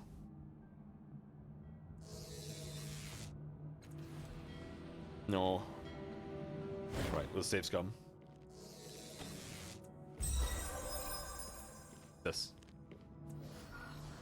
A memory emerges, as clear as if it were happening to you right now. You are at a cracked door at the base of a stairwell. The door squeaks quietly as you ease it open. Your breath catches in your throat, but the Tabat soldiers outside don't notice you. You squeeze through the door, a keen-eyed young girl behind you, and slip out the tower down the blood-stained corridor and into the city. The city is under attack. You dash through the streets to the nearest of your generator, pressing a couple of buttons. You and the girl are teleported elsewhere. You find yourself in the front of the very same control panel atop the cliff. With quick movements, you shift the tesseract, slipping the controls from space to time. Then you press the cluster of stars to connect the network of temporal shield generators. On the map, the network of generators bursts to life, sharing energy across the city to create an enormous shield all over Sigus Cliff. The dome of energy fills the sky, unmooring the city from time itself. On this other side of the shield, the world shifts and shimmers, objects and landscape appearing and disappearing before your eyes. The place is the same you're in, but you're seeing it many times, in different time periods at once. The important thing is that no one can enter or exit the dome while the city is temporarily unmoored. That should buy the city defenders the space they need. Fight off the Tabat and survive. The memory fades. You stand above the caravanserai again. The interface is the same as the one from your memory, and you understand what at least some of these controls do. Examine the interface closely. The map of Sigus has a number of locations highlighted, some of which you recognize. There are 4 symbols around it: a circle that looks like the sun, a cluster of stars, a triangle of 3 eyes, and what looks like a crystal lattice. All the symbols are lit except for the crystal lattice. Larger than all 4 symbols is the cube within a cube, which you suddenly remember is called a tesseract. It appears to be moving. Try to determine the purpose of the various interface elements. The panel appears to monitor and maintain networks of machines, though the purpose of those networks is a mystery. Still, you can guess what the symbols mean. The sun probably activates a single location, likely this platform, while a cluster of stars attempts to connect the entire network. The triangle of eyes is to inspect something, maybe the status of the network. The crystal lattice you think indicates repairs. It would probably light up if it was needed.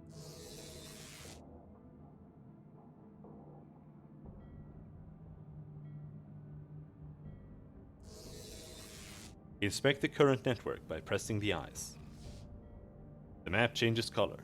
Each of the bright points light up in turn, occasionally stretching a faded line from one point to another. After a minute of this, the map fades. A voice speaks the truth directly into your mind. Temporal network connections limited. Please repair the network. Crystal lattice next to the map lights up. Repair the network by pressing the crystal lattice. Again, the map lights up and changes colors. The lines between each point grow and fade. Some of them grow solid and then disappear. Others have gaps in them that never light up at all. After several minutes, the activity ceases. The voice speaks to you again. Could not restore network. Temporal connections have deteriorated beyond repair. Please consult your system conservator immediately. You can't raise the shield again like in your memory, but the network once had another purpose, you remember. In the memory, you used the tesseract to shift the controls from time to space. Perhaps if you shifted it back.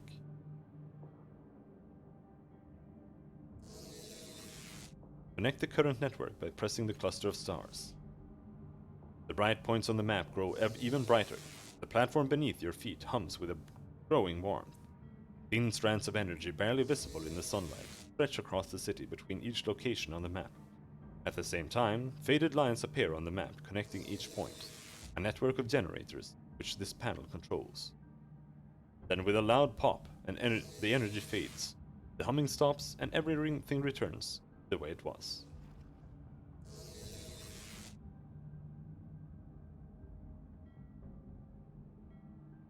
Activate the platform by pressing the sun.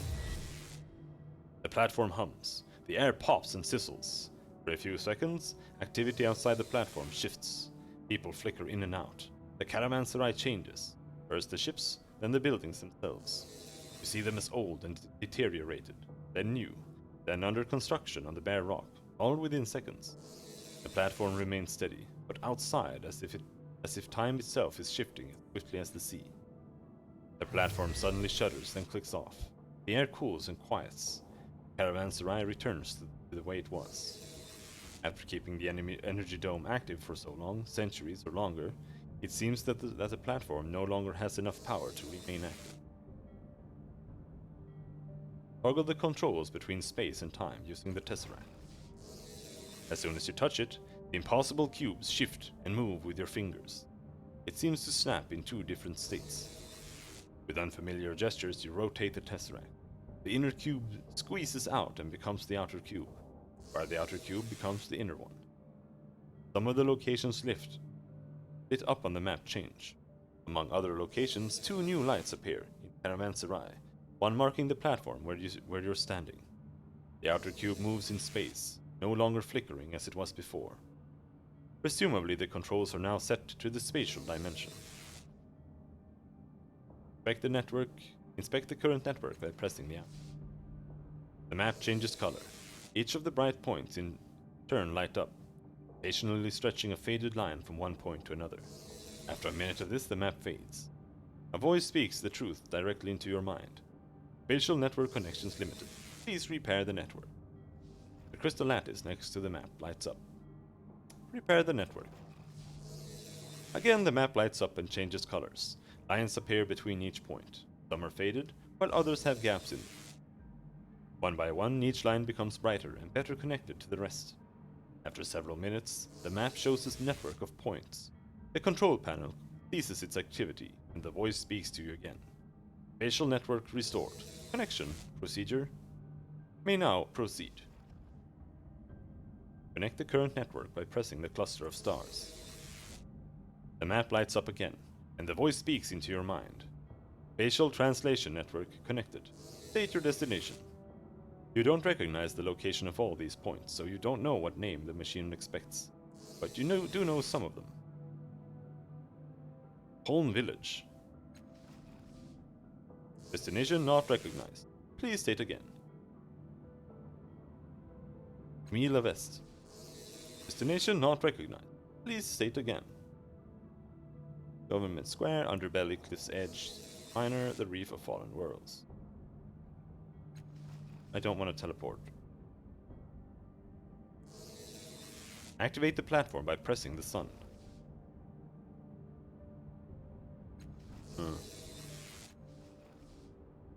Okay, the sun and use spatial network button. Leave the interface alone.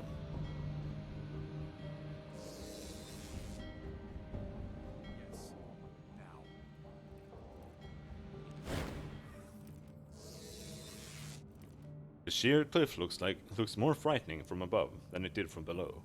The ledge at the bottom looks minuscule, dwarfed by the immensity of the ocean, which lies 1,000 meters straight down. Jump down the ledge. Trying to climb back down the ledge.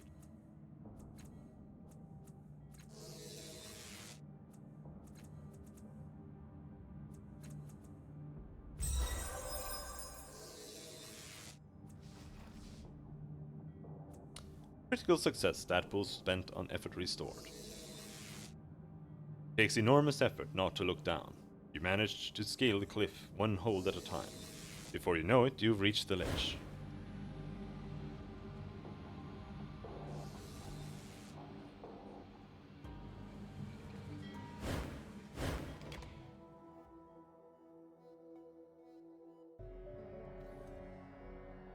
Let's go all, you and me. I just wanted to climb up there. Or teleporting anywhere.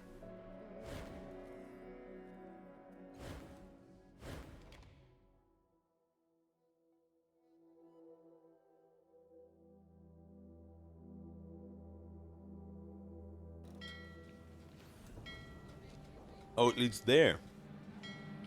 I thought it led somewhere else. Maybe not. Alright.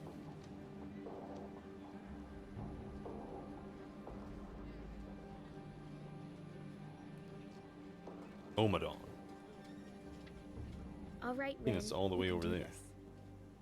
Oh yeah, let's talk to What's Rin. going on? I saw you in the junkyard through the omniscope in Caravanserai. Like, in the past? She shivers and wraps her arms around herself. What did you see? You had a campfire, the only one I could see. Ah, yeah, somebody else told me that too. Gazes into the distance for a while. Suddenly she shakes her head. I'm sorry, what did you want? Want to talk about you again.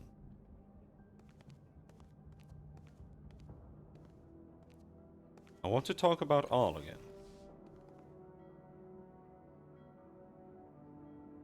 No. I want to talk about the people we're traveling with. Really, who? What do you think of Matkina? She's a little old. Don't tell her I said that. He doesn't need to. Matkina's ears work just fine. Oh, can you pretend you didn't hear that?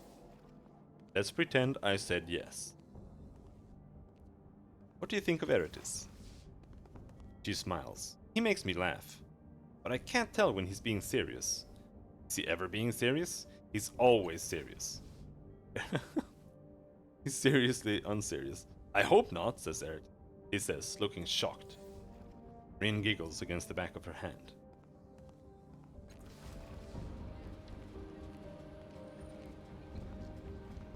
All right, out with it. Out with what? Every new cast-off gets strange with older cast-offs. If you're not feeling it now, you will. If you're not feeling it now, you will. It's strange. You look at me and you realize that we were all vessels for the same consciousness, and then you start wondering if we share anything else. She shrugs. We're all a bunch of arrogant preeners with delusions of greatness. That might be about it. So, what's your story? She gives you a slow, evaluating look. You were a part of my story. What else did you need to know?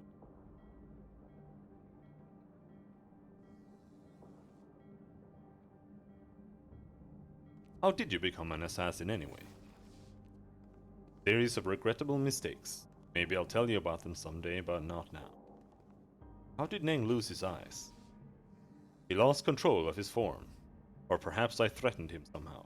Either way, he showed his other form and I defended myself. With the tides. Her gaze is flat and level. He never recovered. Did you ever see Paj reckon again? Once, in Mila Vest. Paj didn't even remember Colne Village. She didn't remember the people she sacrificed for her pointless, endless war. And she couldn't even understand why I'd care. I'd have had her throat if Adi Rees hadn't held me back, upheld her precious peace. And then when Paj was gone, I'd calmed down. One of the others asked me what the problem was. He said the villagers would all have been dead in a few decades anyway. I vowed I'd never think like that. But here I am, a couple centuries later, and people seem to die too fast and too young, and I can't let myself care. He scuffs the dirt. Immortality is a curse, especially when your companions in eternity are cast off. Scan thoughts. Maybe it would be better if the sorrow had us all. I wanted to talk about what happened to you after I left Tash's body in the mirror. I don't know when you left. Tosh wiped my memories and... Wait. No. Tosh saved me and flew away with the first. I went and found him a decade later and we fought. I won, obviously. After that, I traveled the world. I went back to Colne to remind myself what humanity does to the strange and different. I realized I had no purpose. I went to Mila Vest to see what our brethren were doing. They hadn't changed at all. They told me to gather power. She barks a laugh. Our Creator made us many things. Most of all, He made us mad for strength in all its forms. I scorned their advice. But the more I thought about it, the more I realized the truth. When you're powerful, people can't hurt you. Her voice drops. Or the ones you love. Let her continue. So I came to Sago's Cliffs. I started working. One of our brothers hired me, and then he betrayed me. I thought he'd help me, but just like Podge, just like the first, just like Tash, he turned on me. That's when I learned that I can't trust anyone. So I struck back at him. Hard. It was then that I decided to make my own organization. That lasted for about a decade. The politics inside the group, the recriminations, fighting against other gangs, the inevitable betrayal. I gave up on that and went solo. Eventually, I went back to the Bloom and worked for the Memovira. The old one, I mean. Those were good years. I felt like I belonged. There was friction to be sure, but we were a team. And then my favorite mortal got betrayed too. Crosses her arms. You want to know why I was hiding before you found me? Because I learned that I'm best on my own. If you don't have people, you can't be betrayed. There, you've got your story. Let's not talk about that anymore. Let's talk about her siblings. Here it comes. She acts as if she's readying herself for a storm. I'm ready for the litany. All you newborns have it. Alright, go. What can you tell me about Mila Vast? Cast-offs needed a place to hide from the sorrow, and work on a way to defeat it. The Bloom eats people, so they couldn't hide there. The first and our worthless sire built Mila Vest so they could research in peace. Blaze became a beacon for our kind, and people started to put up homes inside the shields. After our sister and our father had their falling out, and started the endless battle, the rest of them chose sides. For most people it seems like this is some great existential struggle, but it's just a family squabble that got out of hand. Anyway, things got bad. Sorrow started making more appearances, and people needed a place to hide. So, Mila Vest became neutral ground. How have you avoided the sorrow? What can you tell me about it? I know little more than you. They might know more in Mila Vest. What I can tell you for sure is that it hates us cast-offs. You're never sure when it'll come. She shivers slightly. It comes for each of us, like we're calling to it. As for how I avoid the sorrow, well, you ever get the feeling that someone's looking at you? The sorrow's attention is like that, except that it feels like you've made an enemy. The creeping paranoia that it's coming for you. Slow urgency mounts, and you start to feel like you need to lash out. But what I do, I run. I leave and I don't come back. Try to throw off whatever scent it's picked up. After a while the pressure eases, and I can come back again. I don't try to go somewhere safe, like Mila Vest. It'll find me eventually. It always finds us. The best we can do is postpone the inevitable.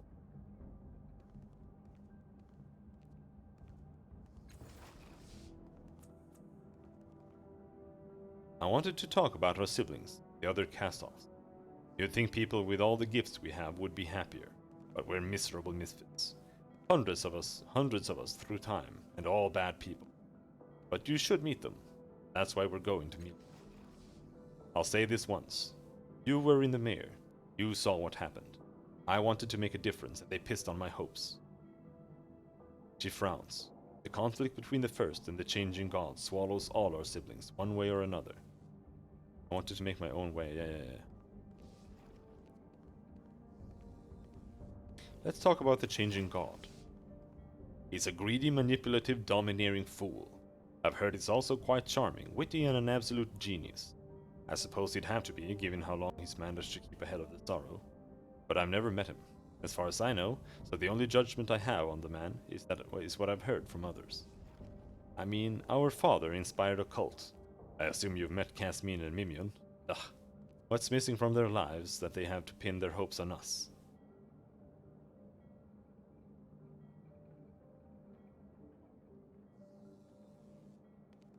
Casmine sees power and wants it to reflect on her.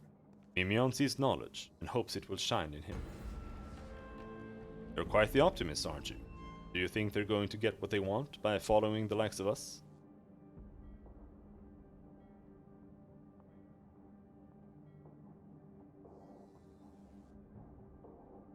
We're immortals to them. If we show them a model, why can't they learn from it? What? Live up to their ideal of us? She taps her chin.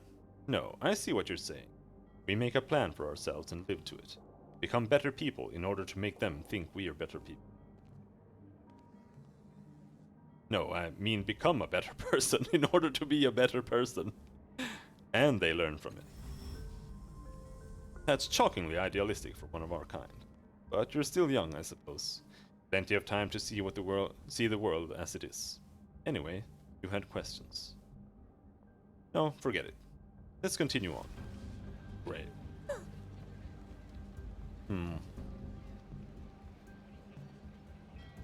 I kinda wanna rest, but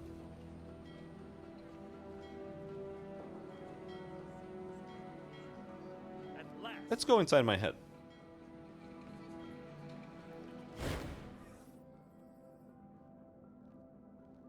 Can you put me in a trance again? Tell me about your hostel. Tranquility's Rest is an oasis in the sky, a place to leave the cares of travel behind, and rest as if in your mother's arms. I provide peace, protection, and privacy.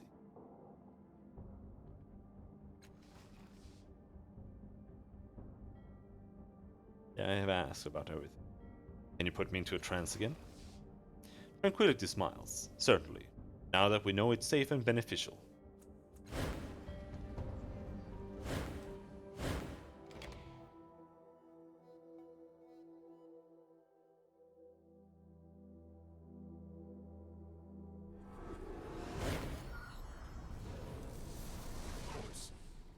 Hello,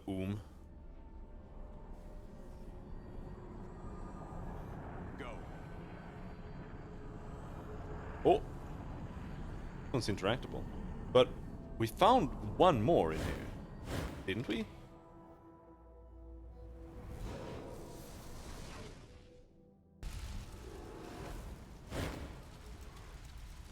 We did. All right.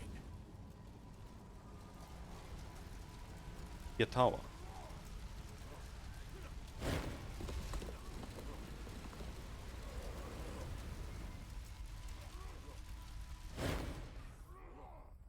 Gravestones and cenotaphs surround you.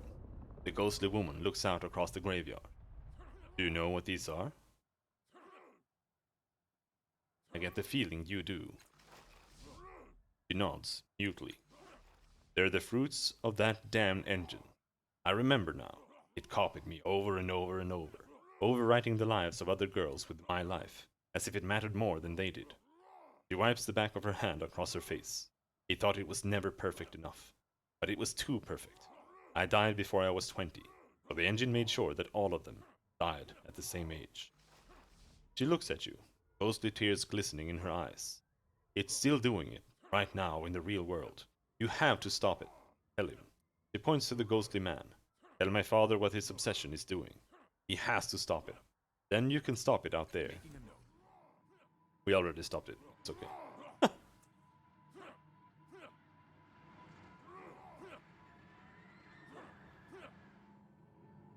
You don't need to find all the women. You need to find 4 out of 5 or 3 out of 5. 3 out of 4. I don't know.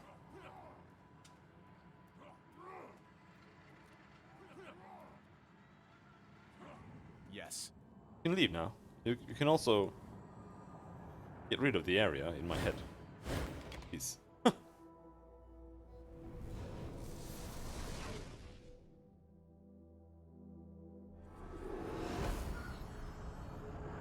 ready.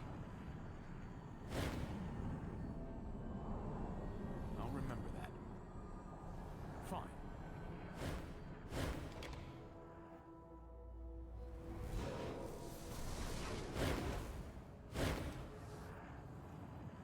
As you cross through the portal, you hear the ringing of synth plate being battered, followed by frantic shouts. Focus, villain! Keep the beast away from me. I need just a little more time. You think focus is my problem? This is a piece of the sorrow, not some broken hound. Camel spots you over the writhing haunches of the monster. Brothers, calm yourselves. Our friend is not lost as we feared. He will help. Strange. I saw it place a barrier against you mere seconds ago. You broke through so quickly. It shakes its head. No matter. I have a necessary that may banish this, but I need a few moments longer to prepare it. Assist Kamosean villain in defending me so I may do it. Or, you know, you could help. He could help. How do you know that ritual of yours will even work? Complete your necessary, Viatico. I'll help them fight it off. As you say, if you have any knowledge of the Numenera, you might also assist me speeding the process. Get over here if that's true, otherwise I will complete it myself. The sorrow fragment snarls at villain, preparing another assault. The threat of violence triggers a reflex deep in your mind, and you subconsciously begin to summon reflections of your current companions. Suppress the reflections and face the sorrow fragment alone. Allow the reflections to come. I wish I had more hands.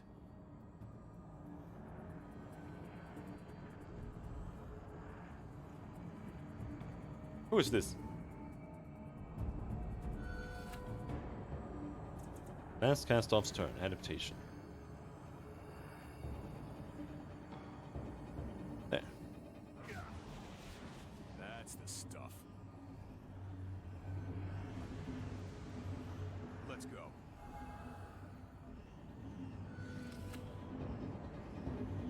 There it is.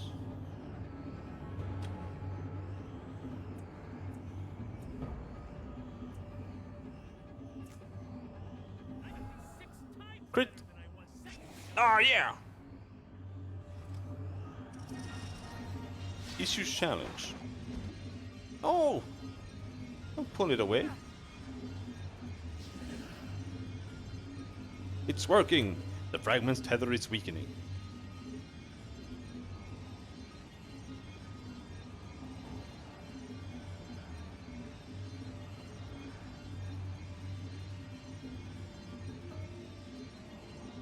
Let's go all. You and me.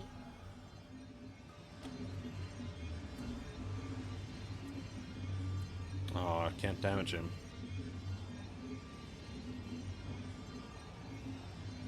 Well. Blast away anyway. Maybe I need another god for this. Sorrow fragment, charge up. That looks super spooky. Warp that.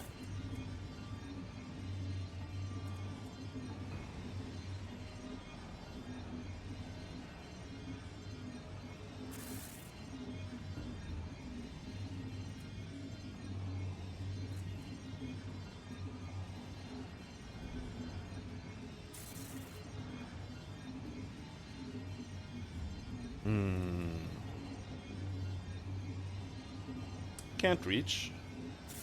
In that case,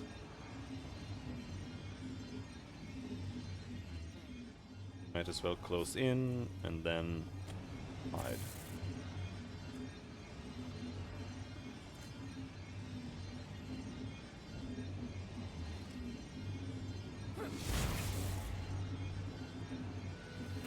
I don't like this charging thing.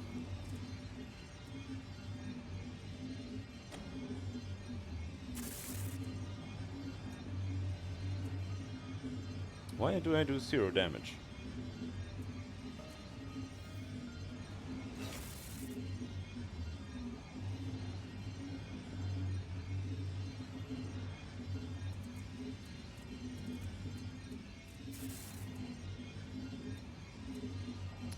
The claw gauntlets don't seem to work if you're wearing a shield. Right?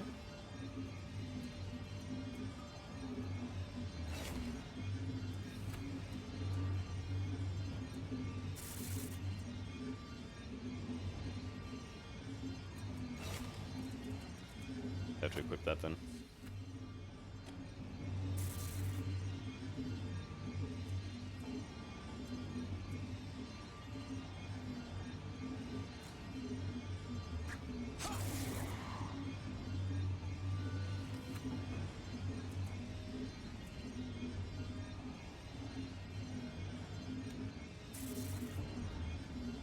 Wait.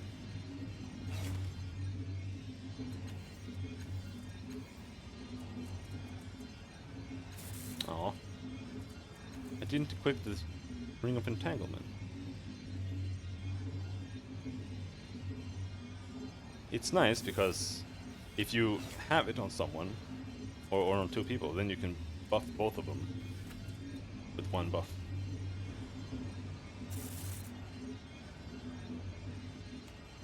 Here now we just buff Heritis himself. Look out, villains! Trouble coming your way. My attack didn't feel strong at all. At all. Yes, it's visibly hurting now. Yeah, but I halfway there, my friends. I still don't like the gigantic pulsing fucking thing.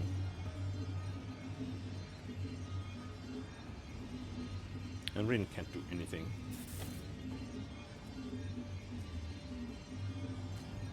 Maybe I need another god for this. Surprisingly...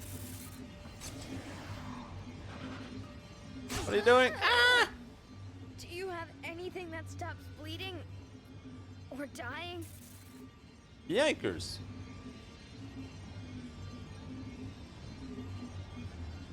Aw, Matkina, you can't even get there. Oh, you can.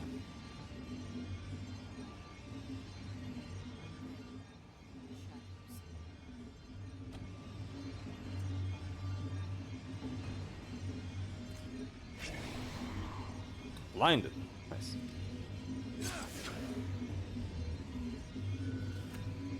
Talk to him to speed the process. Do that.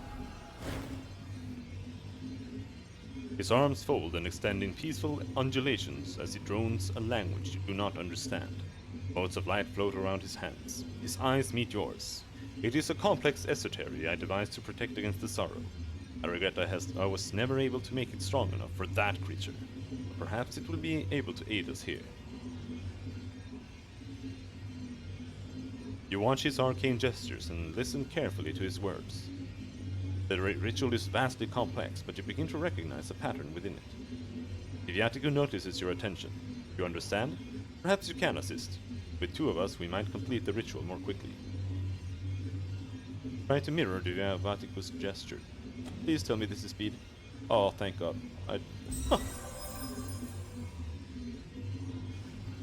Your arms swim through the air, matching the nano's movements.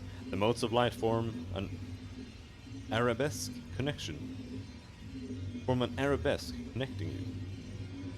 Going brighter than before. Elegant. This esotery, is it not? Together we can complete it more quickly. But return your attention to the fight for now. I will continue until we have succeeded.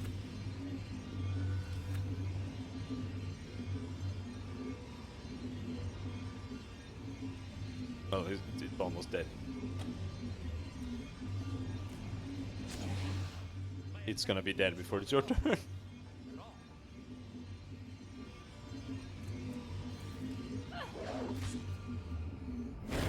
There, dead. With the fragment of the shadows of the sorrow gone, you feel new connections being made in your mind. It's as though the sorrow itself were keeping you your full potential. Oh, well done! We are in your debt multiple times now. In his debt? It's his fault we're trapped in here in the first place. By my count. He stops and stares at his hands. They're transparent and becoming more so. Hey, what's going on? Intriguing! It looks at its hands and feet, which are fading in the same way. We're no longer tied to this place. Our consciousnesses are finding a more suitable location. Scan thoughts. I can feel the pull, as though my memories are being sifted for material to create something new. What does that mean? Are we dying? Are we free? Neither, I think. You can see through his head and chest. It means this part of the mental construct is not ours. Not truly. We are being drawn to some place that is. He places a hand on your shoulder. It feels solid, though you can hardly see it anymore. Farewell, friend brother. I don't know if we will meet again, but until then they're gone. And you are alone. Let's go. Let's go. I'm not sure about it. I think they just get teleported outside or something.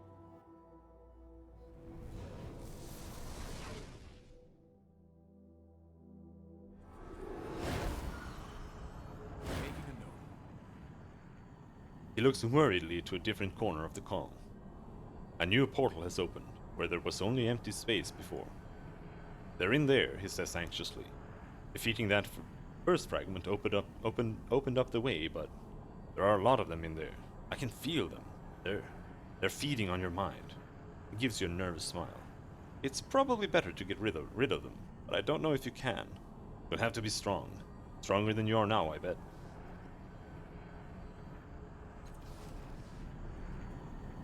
Fine. Yeah, that's another fight. And yeah, Fine. I could at least use a rest before. So my characters can at least do things.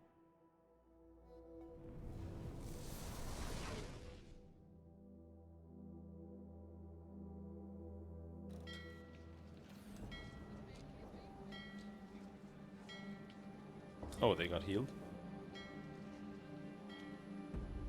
Oh, they were only like reflections of them, so...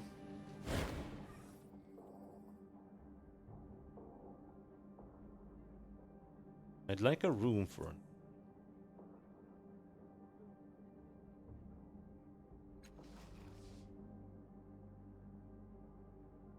$20 shins per person. I mean, it's twice as expensive as sleeping in the cultist camp. But sure. Nice here.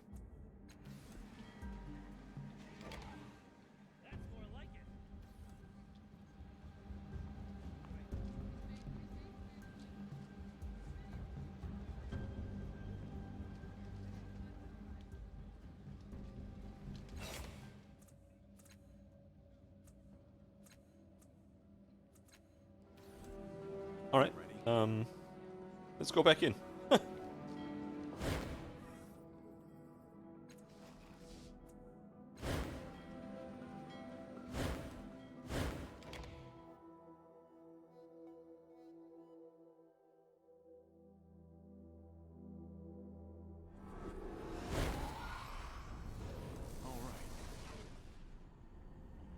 Oh yeah, let's remember. God damn it!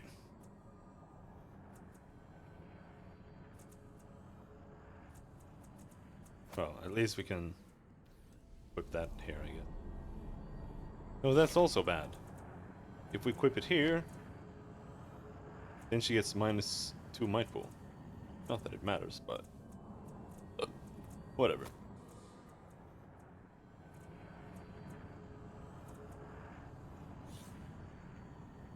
This metal sphere is lighter than air, blah blah blah blah. Get anything else interesting? Known powers. It might be in someone else's backpack.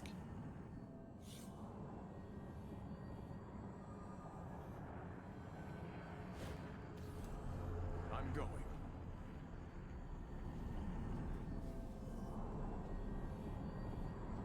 On it.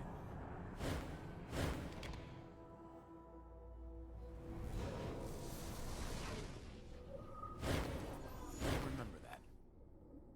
As your body pours from the portal, an ad hoc laboratory comes into view. Irregular catwalks connect several platforms, each littered with dusty machines displayed. In the center of each platform stands a strong glass tank, glowing like the orbs from the dark fathom you were born in. You have a feeling that, like the orbs, those tanks contain your memories. Each tank is connected to a machine on the same platform.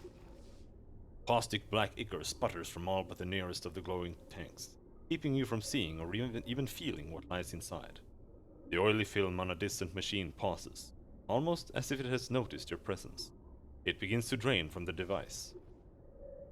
As the black sludge coalesces, you recognize it as a fragment of the sorrow, stronger from feeding on your subconscious all this time. Because the fragments have been feeding on your tidal energy, you sense that they are bound to you, at least for now, so you may be able to use the machines in this place to manipulate. A mental reflex twitches. The subconscious responds to the perceived threat, calling forth reflections of your current companions. I wish I had more hands.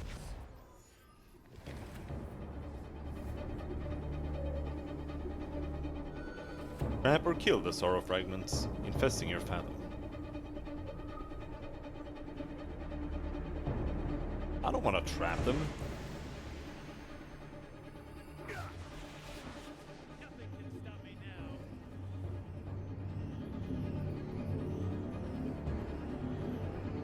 Dude, how fucking far can I move? Jesus Christ, that's insane. Why?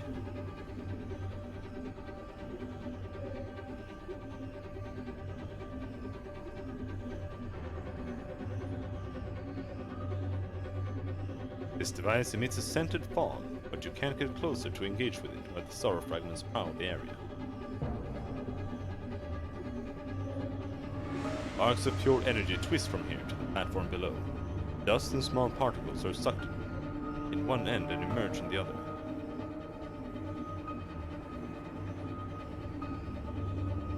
Nah, I'm just gonna fuck him up. Yes.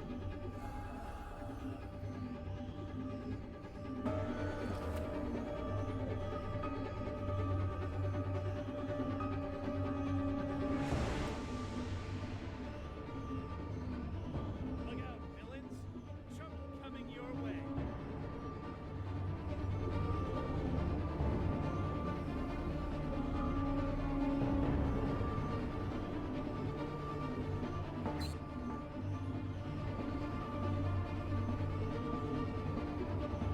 Want a job done right.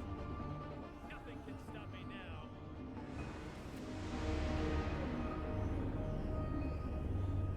You can move all the way there, but I don't think Trust and honesty it's are our probably bonds.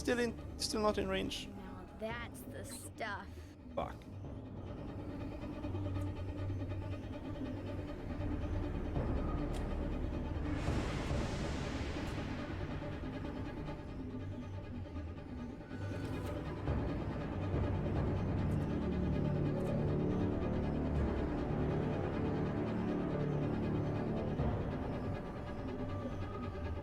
Wow, Markina, you're slow as shit.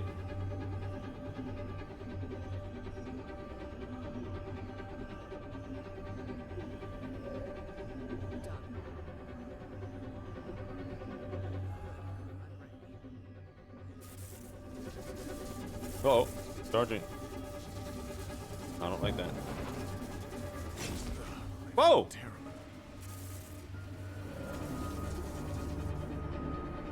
Come on, you can't just do that.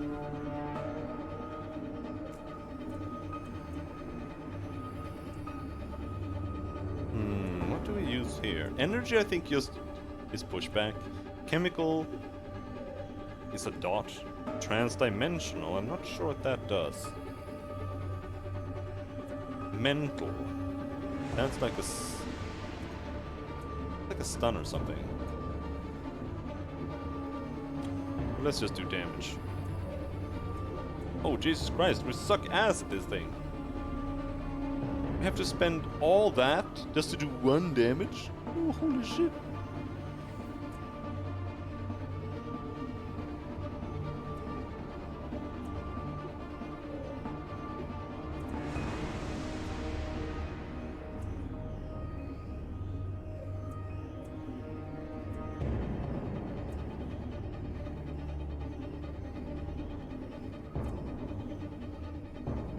Dude, at that point, is it even worth spending it? I'd rather just go in, flank him. Not flanked?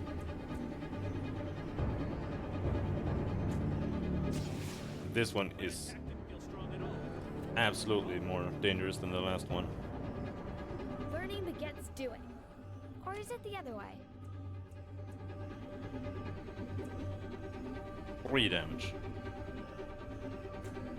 Maybe I need another god. for Firing. Miss. Even more inspiring.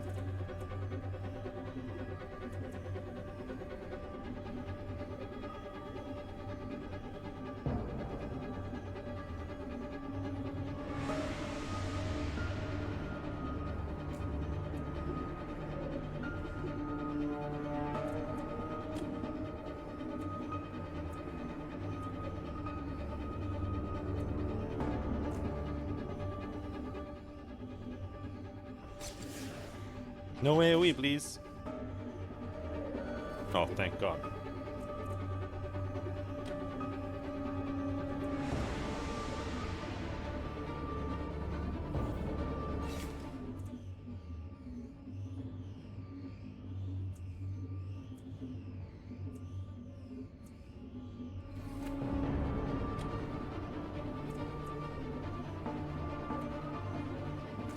I'm barely hurting it.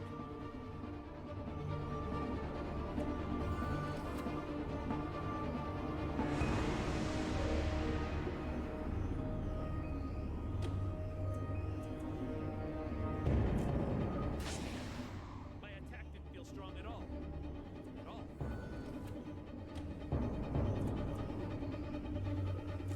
This isn't doing very much. Yes, I know, I know. Stop telling me.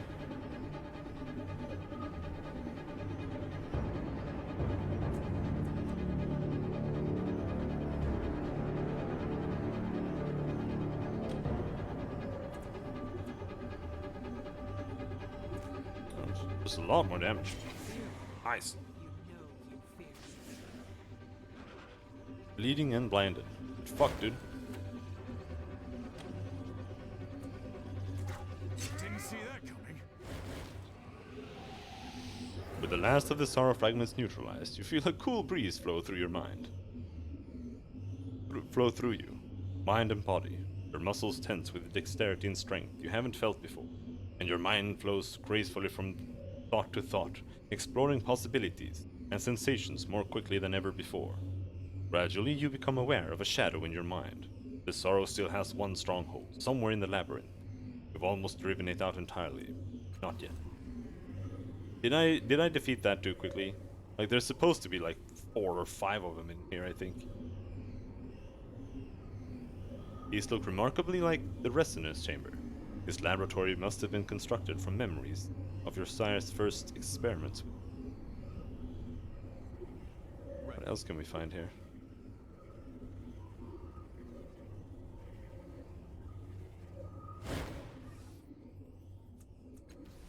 Yes.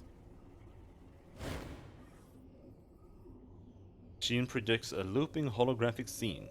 As you study it, you briefly feel it probe your mind, and then a non-rushing wave of artificial nostalgia as it summons memories. You have been walking under the wasted sun for what feels like days. The sun does not move on the horizon, and its incessant heat has scoured the plane of life. Your water is running low. You are seriously considering abandoning this body. And then you see shapes shimmering on the horizon. You release an eye catcher. It will tell you if this is a mirage or a destination. It shoots into the sky, vanishing from sight. It returns with good news. You've discovered an oasis of sorts. You trudge onward, bitterly wishing for better boots. When at last you reach the rude collection of wattle and daub huts, primitive humans gathering around you, beseeching you in a strange tongue.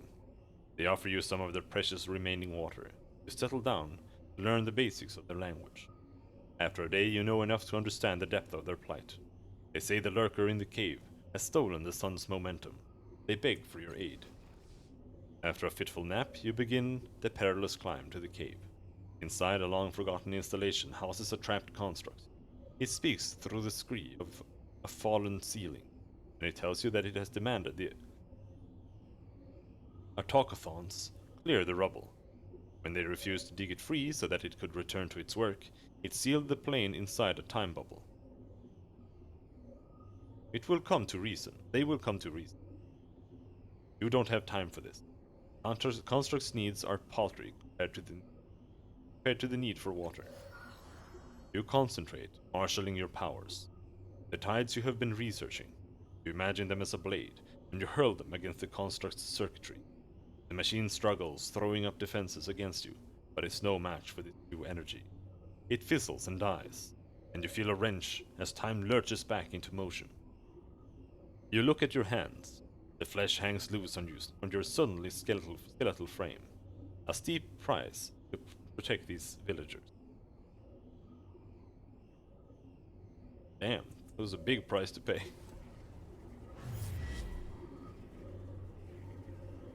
Ready.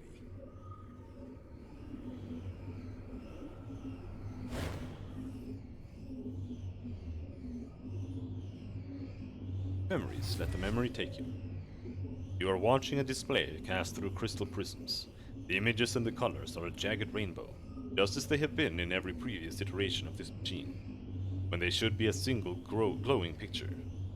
At least if this device is to function as intended. You hiss through your teeth in frustration. How many years must you waste trying to align these energies? Is this effort fruitless? Turn it off, you snarl. Your apprentice pays you no heed. Moment longer, he murmurs. Just a moment. He is kneeling before the control panel, and he reaches in to make a slight adjustment. Above him, the images and the colors align. He sits back on his haunches, an enormous grin breathing his face. I knew it, he laughs. I could hear it whispering to me. It's like it wants to be done. This is my masterpiece. Now, what's the next step? You're not sure if your cast-off prodigy is talking to you or the machine. That the first cast-off, maybe? You stare at the back of his head. He's undeniably gifted. No, never mind. The first cast-off was a woman. Wait, doesn't that mean that the changing god is actually a woman? Because if the first cast-off was a woman, wouldn't that have been the first body? Or it might have been the first body he constructed, and like his original body died. Close. He's undeniably gifted in certain aspects, you have to admit. He even surpasses you. This is, after all, a part of why you constructed his body the way you did. But now that he's achieved this, do you dare to let him return to the world? He knows your deepest secret now, holds your future in his hands. But you feel a certain affection to him. To kill him would be poor thanks indeed. Instead, you speak. Mass off, you whisper. He turns around, and the instant he makes eye contact, the full force of your psychic power crashes through his meager defenses.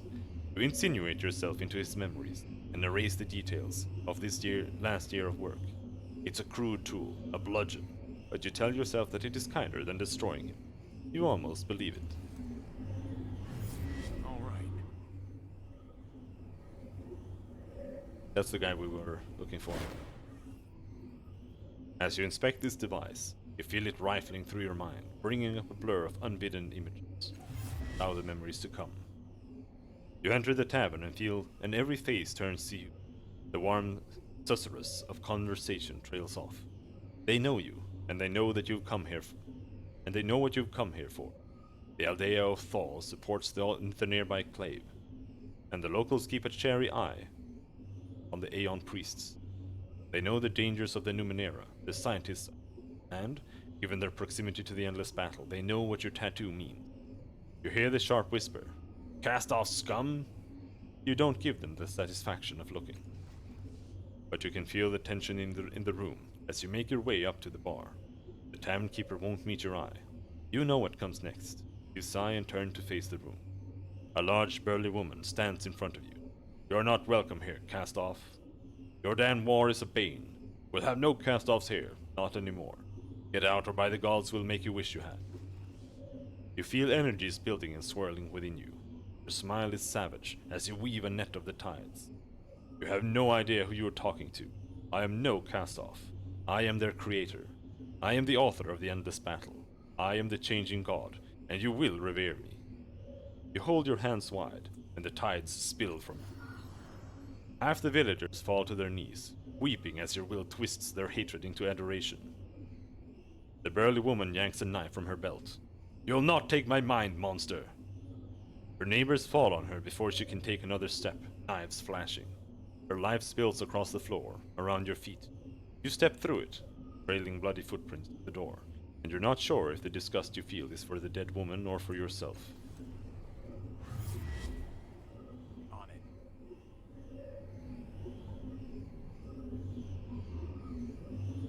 Yes.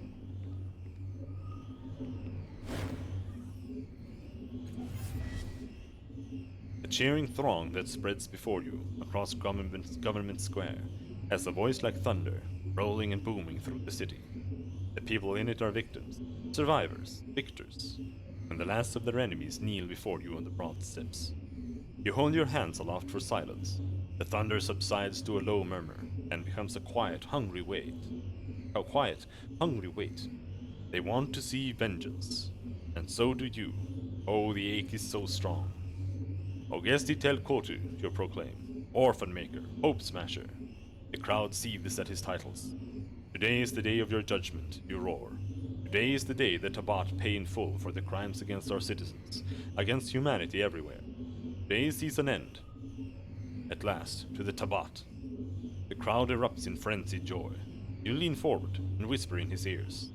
You have two choices, a quick death or an immortality for which you sacrifice your ambition and your freedom. The Tabat stares at you, his strange eyes wide. Why? Because one choice will end your subjugation, here, now, cleanly.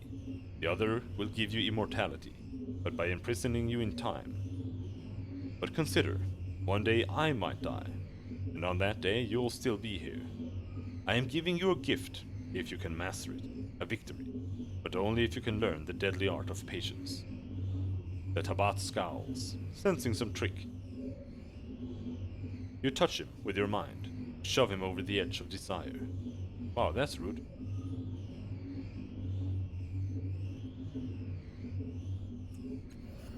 He winces as the ripple of your psyche washes over him. He rumbles.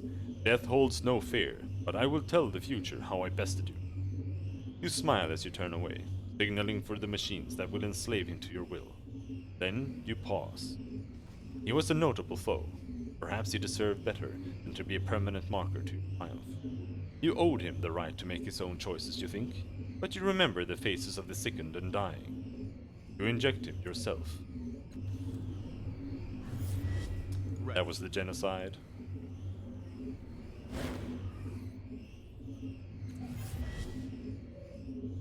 You're lost in the scent of her hair, the taste of her mouth, the feel of her skin. You stumble against the door and fumble with the lock, unwilling to break contact with this remarkable, beautiful, wonderful woman. Even before you manage to wrestle the door open, already shrugging out of your clothes. Once inside, the rest of your clothes disappear as if by magic. The city outside is noisy, but you can't hear the din of the market as you focus on her breath, her eyes, her body. The day vanishes like your clothes. Eventually, hours later, night falls, and the two of you collapse onto the ruined bed. She drifts off to sleep, whispering in your ear that of what you could accomplish. That's the woman in the Order of Truth as something.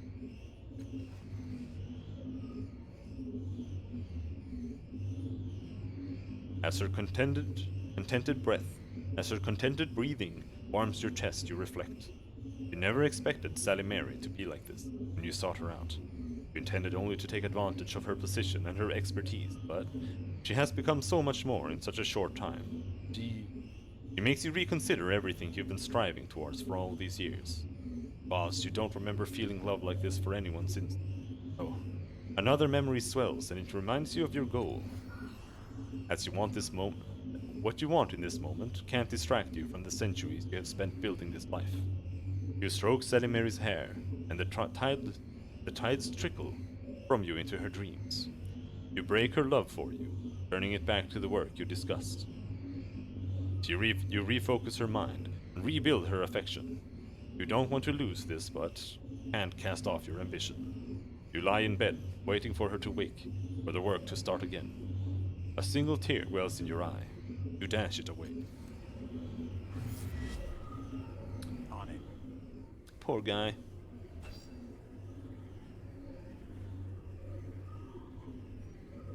That's all of them. Go.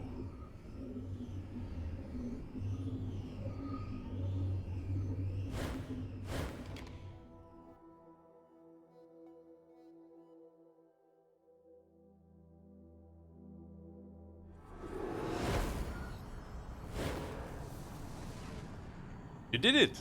This whole place feels, I don't know, brighter now. But don't get cocky. The sorrow can still kill you well and good in the real world. Find Masoff before that appears.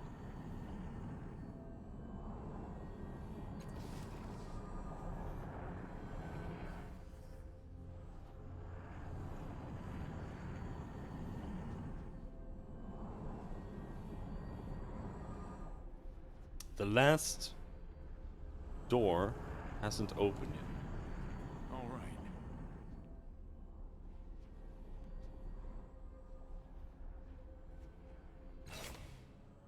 Because it said that there were still a part of the sorrow in our mind. Yes. Breathe again.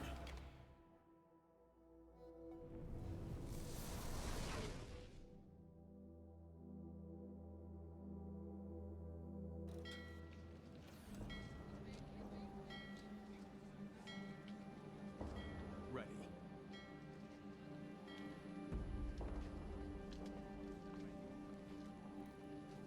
I'm going. Alright, with that, let's go to the Order of Truth. See if that opens up any more dialogues with her.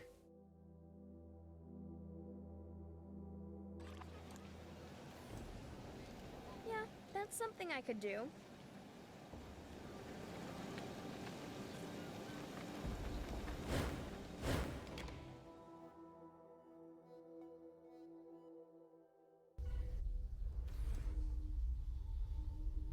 Rin, if you want a real story, you can earn it by being my squire.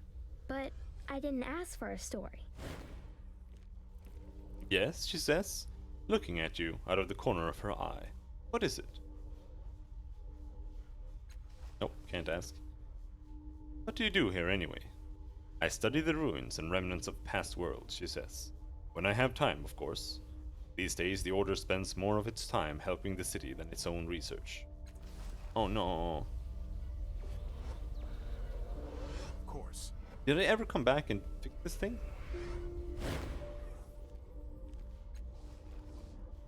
I did. Probably. Fine.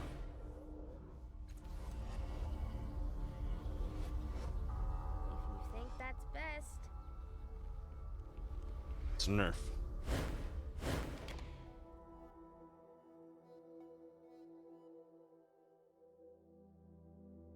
Let's go talk to the genocide a little more. Let's go all. You and me.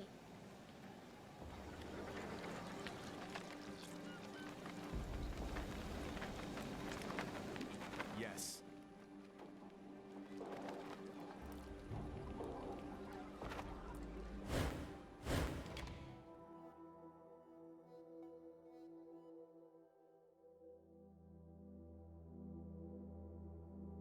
But I think Go. maybe if we got control over the tides or something, we could free the genocide.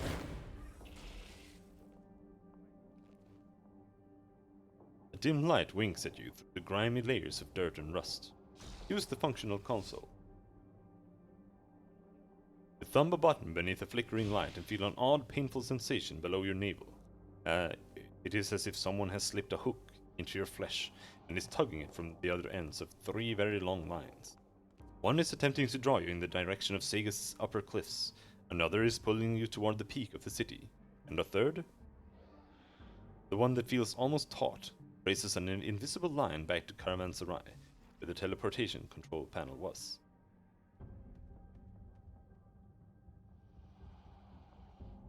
To the peak of the city. What does that even mean?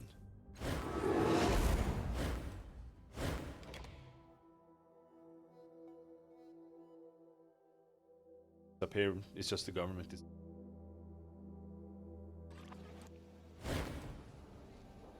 Oh! Oh, that's where this thing is. How does this door thing work?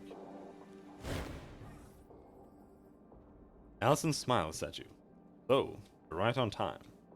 He strokes Zeb's hair, soothing him. He's wrapped his arms tightly around himself, and is staring at something you can't see. What do you say, Zeb? Looking forward to having a new family? He is lost in his own thoughts and doesn't respond. Well then. He steps into Zeb's line of vision, gently lifting his chin with a finger so he's looking at her. Is there anything you'd like to say? He shakes his head, balling his hands into fists.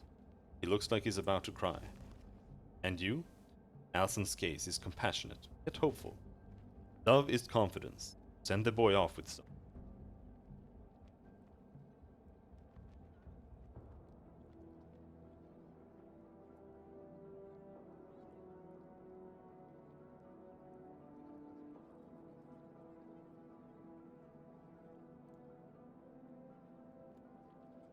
We won't forget you.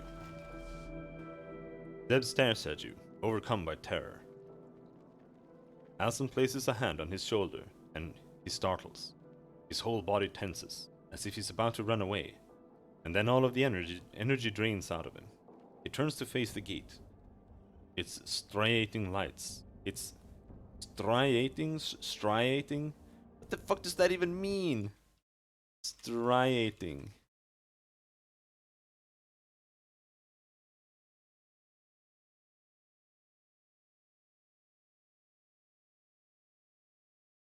What?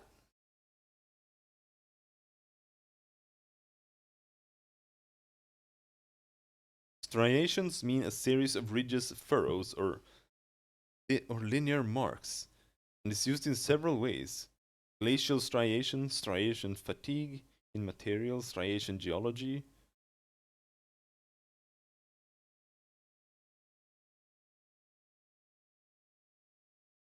Why did I get a bunch of naked dudes by googling striating?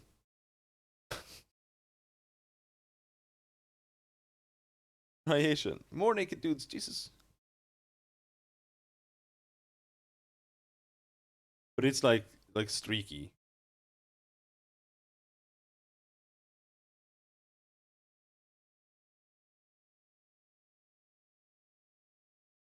Like this. These are rocks, striations in rock.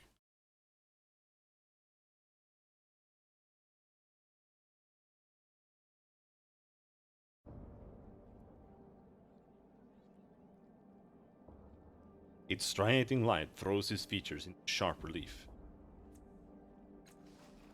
Thanks. Starts walking forward before you. He starts walking forward before you or Alson can reply. His movement stiff and unnatural.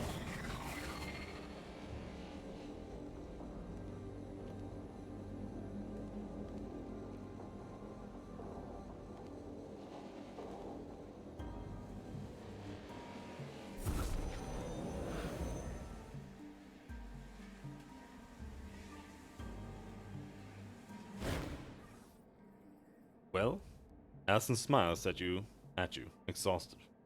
I'm sure Zeb's new family are delighted to have him.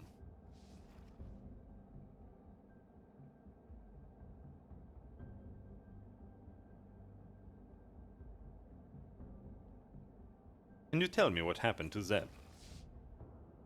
She hesitates for a moment, then shakes her head. Unless he was sent into the past, there won't be any record to speak of. The council clerk would know. He places a hand on your arm. Council clerk? Who the fuck is that? Oh, there. Right there.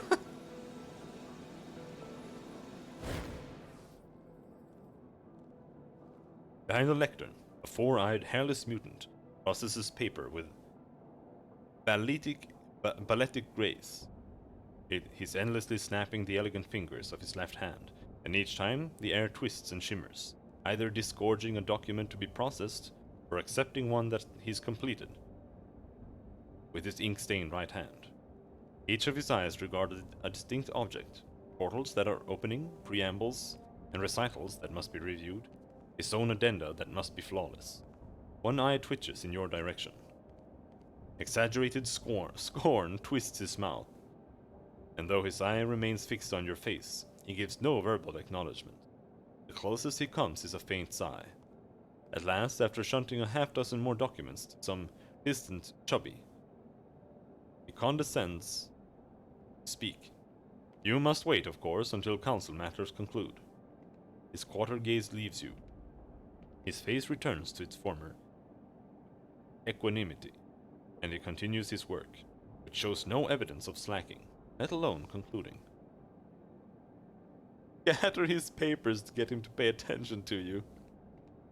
I assure you that my matters are important enough to be worth a moment of your time. Moment's courtesy will cost you nothing, but any more rudeness will cost you dearly. How long do you expect council business to take? The clerk rolls his idle eyes skyward, then answers in a voice that feigns having been worn down by endless pestering petitioners. Though as far as you can see, you're the only one bold enough to bother him. Considering so vast a city that ordinances must be registered, contracts memorialized, indictments docketed, discoveries catalogued, edicts promulgated, memoranda routed, applications processed, permits issued, titles recorded. From such consideration, you may draw your own conclusion. Do you know yet when you'll be done? The clerk sighs with exasperation and does not even give you a glance. I will spare you further recitation of the scope of my work, with the understanding that you will spare important questioning. You will spare me importunate questioning about when it will cease. Is there anything I can do to hurry things along? The clerk continues his masterful shuffling of papers from one portal to another, flicking a closed scroll through a gateway, a particularly deft gesture. Then he turns not one, but two eyes your way. If you're inquiring whether I would let your sweating butcher's fingers touch the council's paperwork, I fear for the state of your mind. His eyes look away, and he adds, of course it is customary to render a small gratuity in thanks to civil service. One eye quickly glances back. What exactly is the customary gratuity? Without so much a shrug of his shoulders or an inflection that would acknowledge impropriety, let alone shame, the clerk announces 60 shins. Do you really think I'm going to pay a bribe? All four of the clerk's eyes momentarily open wide with dismay. Of course not, he cries, aghast. Receiving a bribe is a criminal act, as set forth in sections 201 and 1951 of the Criminal Code. By contrast, accepting certain customary payments is an understood and lawful emolument associated with this position. His tone is utterly sincere, fanatical even, as he pronounces this distinction. This city will crumble into the sea before I accept a bribe. Oh, okay then. I'm going to wait until you're done. Without disrupting the grace of his filing, the clerk shrugs his shoulders. I am pleased that you recognize your place in the hierarchy of need. You'll be waiting quite a long time. Wait for him to finish. You stand and watch as paper after paper emerges and disappears into the shimmering portals, opened by the clerk's power. If he is aware of your lingering presence, he gives no sign of it, except perhaps by the fact that his idle eye, during its occasional wanderings, seems to scrupulously avoid the spot on which you are standing. You soon learn that there are few things more tedious than watching the endless, inscrutable turning of bureaucracy's gears. Keep waiting. You wait and wait, then wait some more, but the clerk's workload remains unchanged. Settle in for a long, exhausting wait. Undeterred by tedium of the clerk's tasks, by the ache of your joints from standing in place too long, you decide to rest your will against the clerk's. You decide to test your will against the clerk's. Hours pass. At last, though his work is not changed in any perceptible way, the clerk turns a faintly horrified eye in your direction. Lest I be charged with abetting loitering, I suppose I must entertain your questions. So what is it? What do you expect? Last cast off gains the demoralized Fettel until the next time the party sleeps. So did everyone else. I'd like to talk about paperwork. A faint sigh is the only acknowledgement you receive. Do you have any records about someone named Zeb? One moment, the clerk mutters, shuffling papers in and out of portals. He skims them with one eye. His other eye turned to the council work. It does not pause or even slow. Yes, he says. Rather typical, really. A birth certificate, some reports from the levies. A notation in a creditor's lien. You should be able to find him over at Cliff's Edge with his sister Nim. The mother's dead, the father's a throat cutter for the Memovira, if the levies have it right. He eyes you for a moment, reading something on your face. I can't fathom what you were expecting. There's nothing more. It's hardly a common name, though. It's hardly a common name, though, to be sure the child has a common enough lot. Come back in a few years, and I'm sure there'll be a magistrate's judgment, if not a death certificate. There's nothing about Zeb in older records of the city's past. You're expecting him to appear in the past as well, he snorts. I'm guessing this has something to do with that gate around the corner. Unfortunately, the answer is no. I have no record of the boy in the past, so clearly that is not where he went. Mention the Memovira. The clerk scowls without looking up. Some builders raise monuments of marble. Others tear the monuments down, cook the marble to lime, mix the lime into concrete, and use the concrete to make hardened bunkers. He shakes his head. Organizations can be made the same way, and people. The Memovira has demolished many things, and from the rubble has built an impenetrable organization of hardened souls. You would be wise to keep your distance. An eye glances your way, but you don't look wise. I have more questions about paperwork. What exactly are you doing with all those papers? Clerk shakes his head at your ignorance. I am taking them from where they were to where they must be by bending the space between, and as they pass across my lectern, I assure that they are properly prepared. To the body politic. To the body politic, I serve as heart, kidney, and nervous system, all in one. He snaps his fingers, opening a portal and flicking a scroll through it. Before I undertook this role, the council employed layers and layers of logothetes, scriveners, registrars, and couriers, each corruptible, vulnerable, insular. The Memovira's tendrils grew through the cracks in that teetering edifice. He stares at you with two bright eyes. But now there is only myself. Had I not come to this office, I wonder who would rule. Scant thoughts. Not that the Memovira has not tried, but even she cannot corrupt the incorruptible.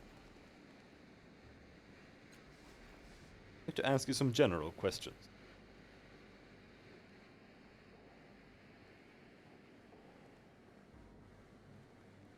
Who are you, and what exactly are you doing with all those papers? I'm neither a tourist attraction nor a docent. He sniffs, but the irritation in his voice is only a thin disguise for the obvious pleasure he takes at your interest. He elaborates. I am the council clerk, and unto me falls the responsibility of directing the fate of every official document in Sega's.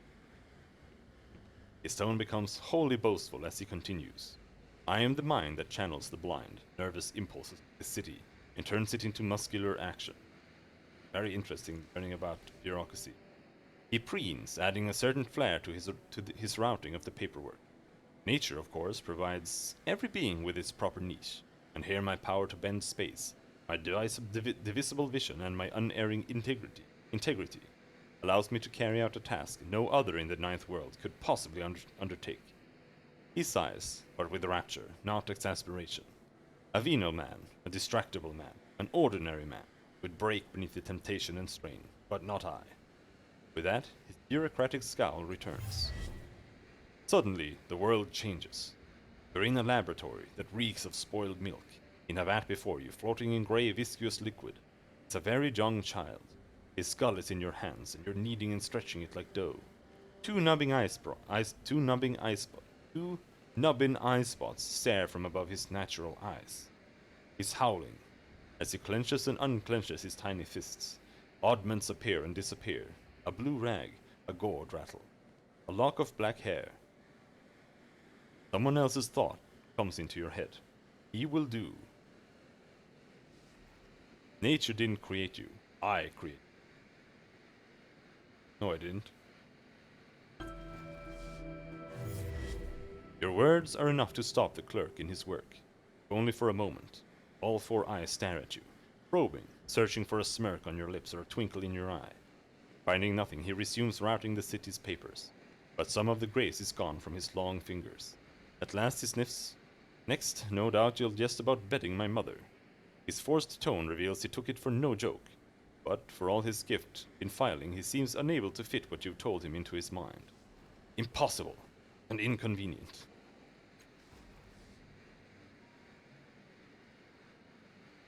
What exactly is the council, and how does it govern Sega's Cliff?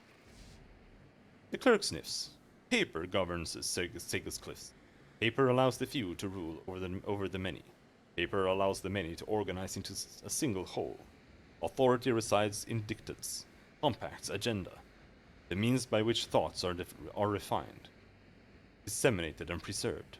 In a calmer voice, he adds, "Of course, the council has a part as well. Each of the greater slave families sends a representative, and they dicker and bicker until they form the will embodied in paper. I am their clerk." Can you tell me about the city's history? Why exactly would an overburdened clerk be able or willing to recite the city's sad tale of decline? Then a certain twinkle appears in all four of his eyes, and he begins to speak. Here is what the documents themselves reveal, not in their words, but in their very selves. He works faster as he tells the story. Centuries ago, when the Ninth World was fresh, the city began. Its founders kept meticulous records, all lost. Only the columbarium that held them remains. A time of aristocrats followed. Each paterfamilias traced his lineage to ancient heroes, inscribed these lies into stone, inscribed these lies in stone. Today those tablets pave the midden heaps built in the wake of Chila's rebellion. It clucks his tongue in distaste. That came later. First came the Tabat, and they laid siege to Sega's cliffs. The city's records degraded, like hygiene and decency. Proper documentation falters in long years of terror. The shrug and no detail, he adds, but the siege failed and the Tabat vanished. Next, an age of decadence, a long gestating consequence of the aristocracy's ever more outlandish choices. In screeds they lay out their reason to the people, not to explain, but to mock, he smirks. Naturally, rebellion followed. Chila cast down the old lords and raised up new slave families. An empire expanded, contracted. Holidays and boulevards changed names. All else persisted, corruption most of all. Last, a new clerk came, bringing order, he bows. And here we are. You must have uncovered some fascinating stories about the city in all this paperwork. Naturally, the clerk replies, but for a moment, notions of privacy and probity keep him quiet. Then one of his eyes flick your direction, and you can see he's avid to indulge the twin pleasures of the voyeur and the gossip. There's this, from an ambassador sent to the Steadfast. He snaps his fingers, summons the dispatch, clears his throat and reads, "Today with great ceremony, the Aeon priests buried a man said to have lived for 277 years. I asked how this graybeard had lasted so long, and was told as follows. 300 years ago, there was a painting of spectacular beauty hung in the Dirk Hall, a relic from before the Ninth World. For reasons unknown, the work was incomplete. The Amber Pope believed that if finished, it would reveal the truth about human nature that had eluded all intellectual inquiry. He proclaimed that whatever painter could complete it would receive a cipher that would enable him to live for 250 more years. Great artists flocked to the Dirk Hall to examine the masterpiece, but when they saw it, none dared lift a brush. At last, a young whitewasher approached, carrying brushes and rollers and buckets of paint. "I can finish this," he declared.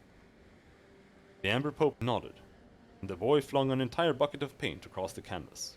The blank region was filled, but the painting was splattered with white, its majesty gone. The Pope held to his vow and bestowed longevity upon the whitewasher. He was, however, torn to the torture pits below the Dirk Hall, where he remained until that very day, when at last his long life ceased. Clerk folds the faded dispatch, returns it to its envelope, and sends it away, saying no more. Could you tell me another story you've discovered? After Chila tore down the old ruling families, there was a time... Oh, Chila is the one with the feathered armor or whatever we saw earlier when we were looking through the thing, that time telescope.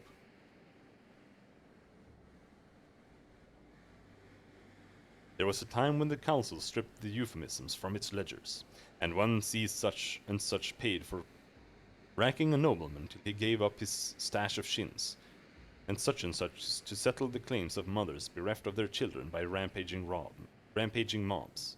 He pauses.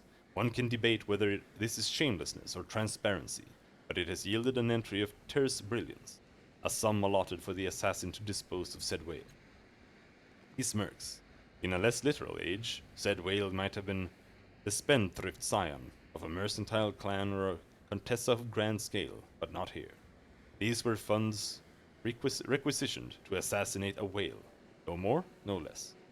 The eye regarding you twinkles with delight, and best of all, it seems the mission failed. One wonders, how does an assassin miss a whale? Can you tell me another story you discovered? Red ink, the clerk declared. For centuries, the council's amanuensis, fucking god, amanuensis,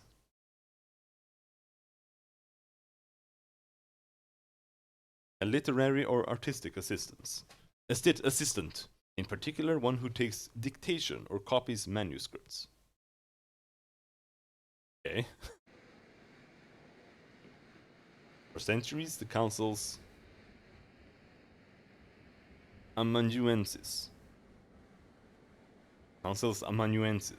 would record the council's commentary, proposed legislation with red ink. Then the draft law would be returned to the solicitors in the basement of the council tower to frame anew.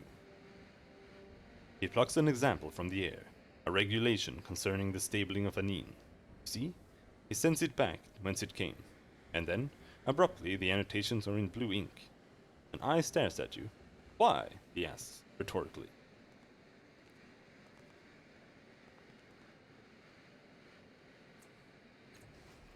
One finds in the criminal docket an entry concerning a solicitor executed for waste of official resources. To it, 8,216 liters of red ink. Drowning was the sentence. The clerk shrugs.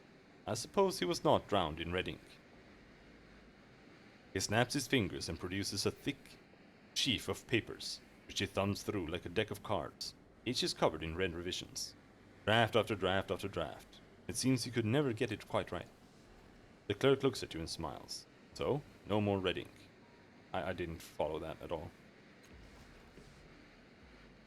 I've indulged your curiosity far enough. Alright, dude. The clerk gives no acknowledgement that he heard and merely continues with his work. Bye-bye. To action! Whew. Yes.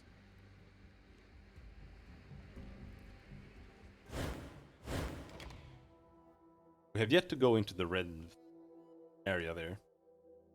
But you have to trade secrets. I don't know if I want to trade secrets. Secrets are usually not to be traded.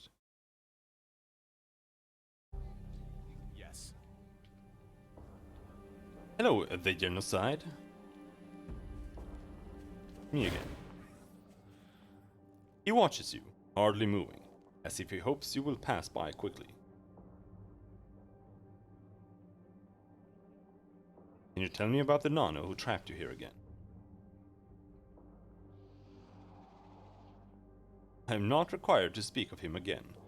To you, the compulsion has been satisfied. Tell me what you are again. Ogesi tel Kotu, mockery they call the genocide, a living relic of the Tabat. No, we can't do anything with him.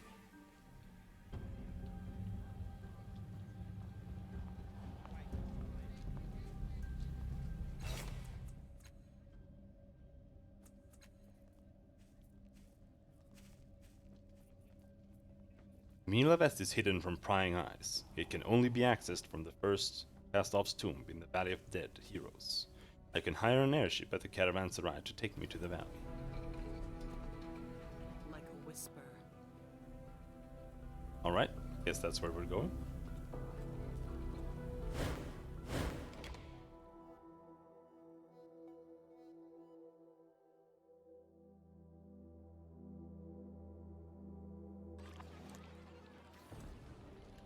You want it done right.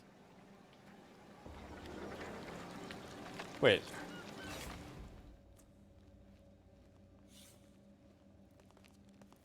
Did we use this thing? I remember using this thing. Down at the... At the mirror? You know, you remind me of me when I was young. Were you ever as young as me? Well, no, but my mouth was just as sharp. All right.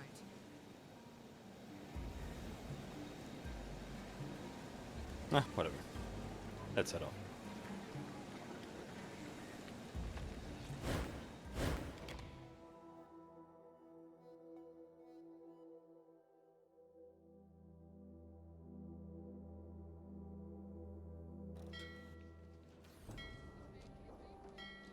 Look out below! Above! Sideways!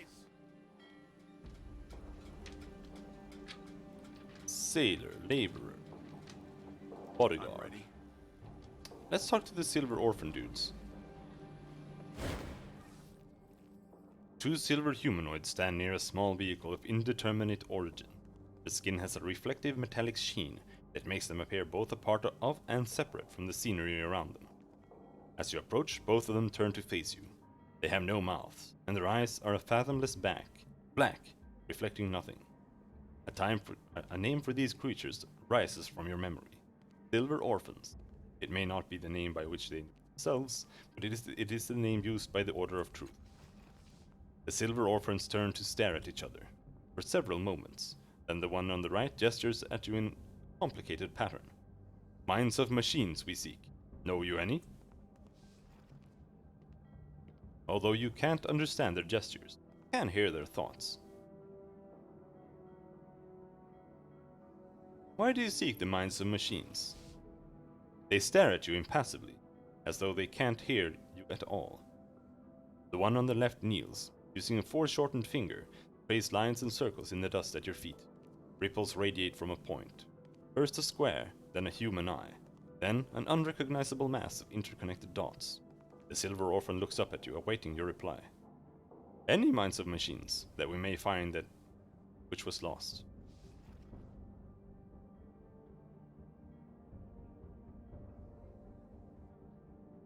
About Ziob.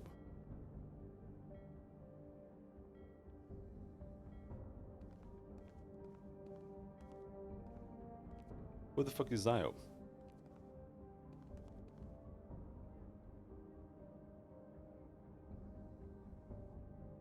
Tell the orphans about the foreman in the underbelly. No, I wanna know why you wanna know.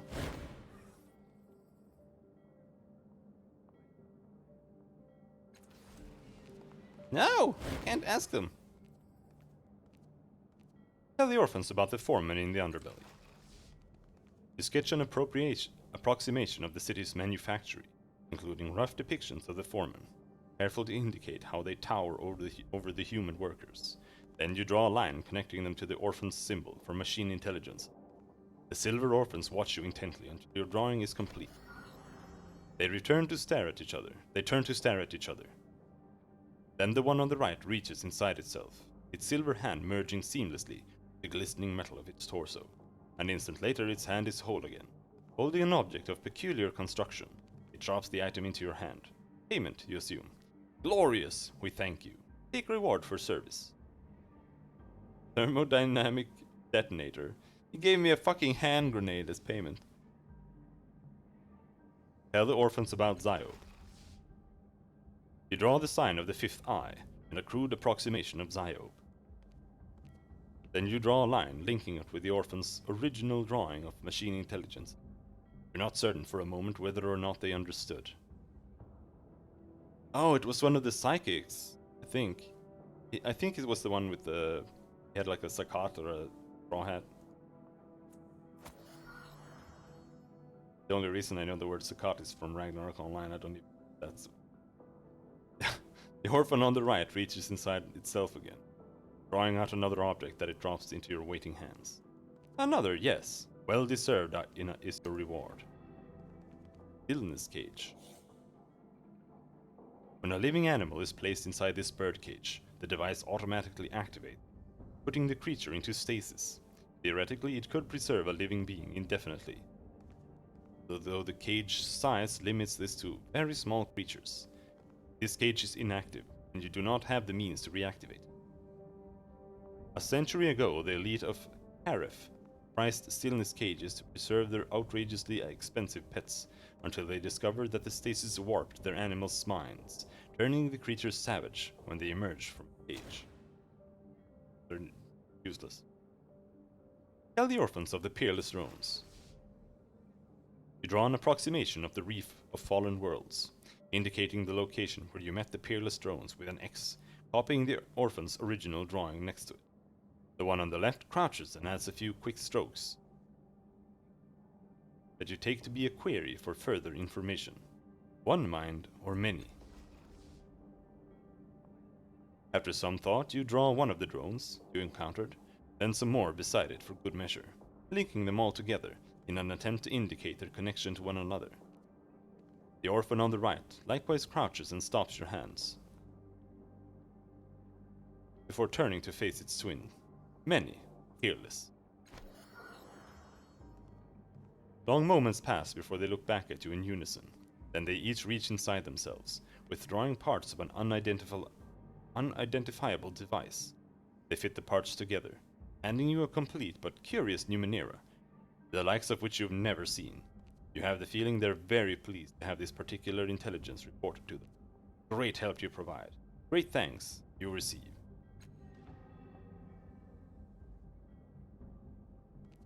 Conduit rings. Energize. Choose a damage type. Confer Energize. All damage dealt is converted to the chosen type.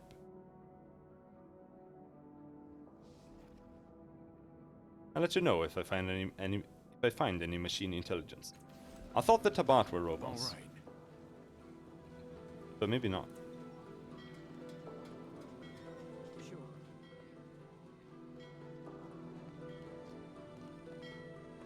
Making a note. This airship master is keeping a nervous eye on his vessel. He is a short and wiry man, dressed in travel-stained but well-kept clothing. He is chewing on his impeccably groomed mustache in frustration. As you approach, he turns away from his vessel. Welcome to Master Renu's aerophile adventures. I'm afraid that I will not be departing anytime soon. Not since the theft. He says the word carefully, as if holding it at bay. I have always taken pains to see the best in people. He confides, swallowing hard. But that was before that runty, glowing, straw-haired idiot stole the Coronet, my prized airship. He shakes his head, genuinely distraught. Until that thief is caught, my ship remains in docked safety, shuttered and chained. He breaks off when he sees Eretis standing near you. Him! That's the thief! Thief? I've never stolen a thing in my life. I have borrowed, certainly, but always with the intention of returning the item to its proper owner. Though I admit that I haven't always been entirely successful. Making a note. I demand compensation. My vessel, my source of livelihood snatched by this vagrant. He stares hard at the oblivious glaive. I require justice. I will take it in the form of service.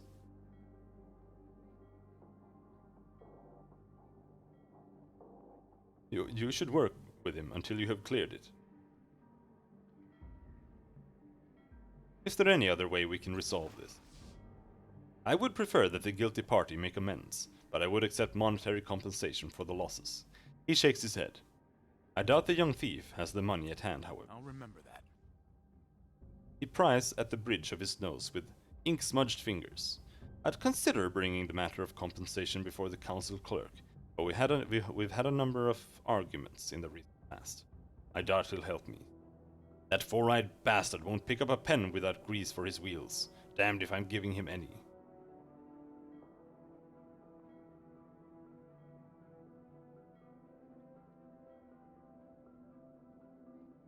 I'll speak with him. Wait here. Really? He says, his eyebrows climbing. Well, good luck. The gentleman is somewhat difficult to work with. Let's see if we have to wait for an entire day again. Can someone else carry some stuff?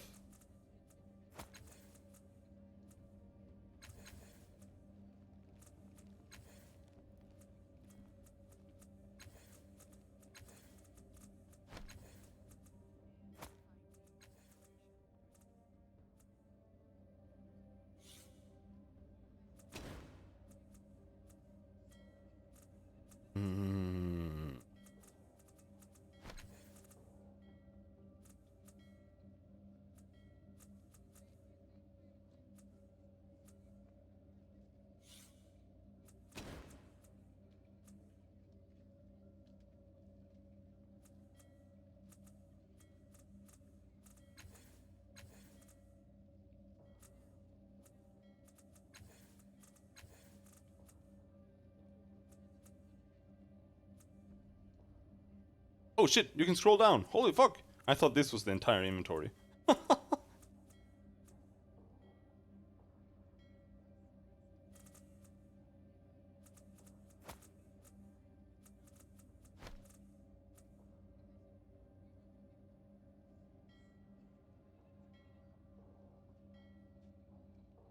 Sucker Punch. Attack that deals weapon damage plus 3. The target has a negative fatal. Confer daze for 1 round. No one is going to use that. The mask's face is very similar to that of the mechanical men known as the Orgolian soldiers, who patrol isolated areas of the Ninth World. Their motives are entirely unpredictable, and they are generally viewed as a threat by those who live in the beyond. Some believe that the Orgolian soldiers are following orders that are millions of years old, and a few tribes in the beyond venerate the creatures as servants of long-dead gods. Small polished disc looks like a handheld mirror, but anyone who looks into it sees an image of their father, or their species equivalent, looking back at them, mirroring their every move. When you hold it, though, all you see is your own face.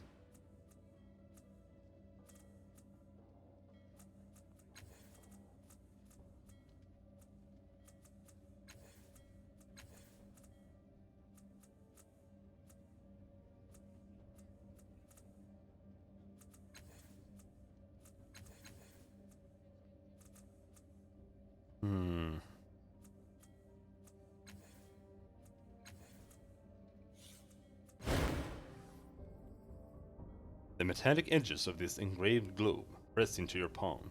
Interlocking spirals spin over its surface, pulling at your thoughts, at places in your mind.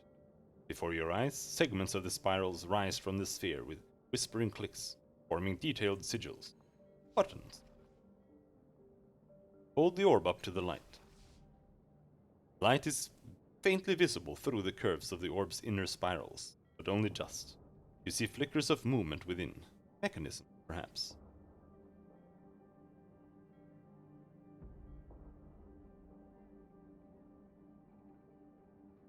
Touch the button with the circle of interlocking hand mirrors engraved upon it. You press the button with your thumb and instantly feel eyes, countless eyes, outnumbering the stars, turn toward you, seeking your identity and your secrets. Calistige and her sister. Interesting. The sphere connects you to people you have met in the real world, and more than that, you sense at some instinctual level that it can transport them to you. If you call them while pressing the button, they will, and they're willing to come. Press the cage sigil. You press the cage sigil with your thumb, and hear Alligern's voice in your head, as though from a great distance. Doesn't make sense, he mutters, accompanied by the clicking of tools. It's like this thing wants to be broken. Press the button etched with falling towers. You brush your thumb over the button, feel someone's attention on you. From within your own head. It's The creature knows you're thinking about it. Okay, so that thing is complete. Go.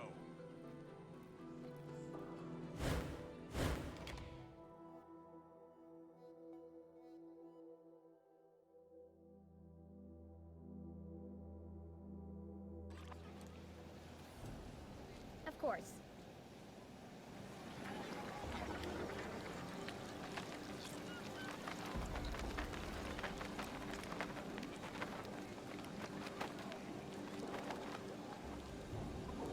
Done.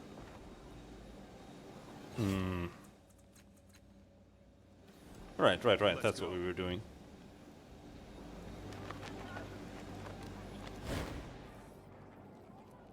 What is it this time? The clerk notes your approach as Anine would note the return of a particularly ravenous bloodfly, an annoyance to be addressed and driven off lest matters grow worse.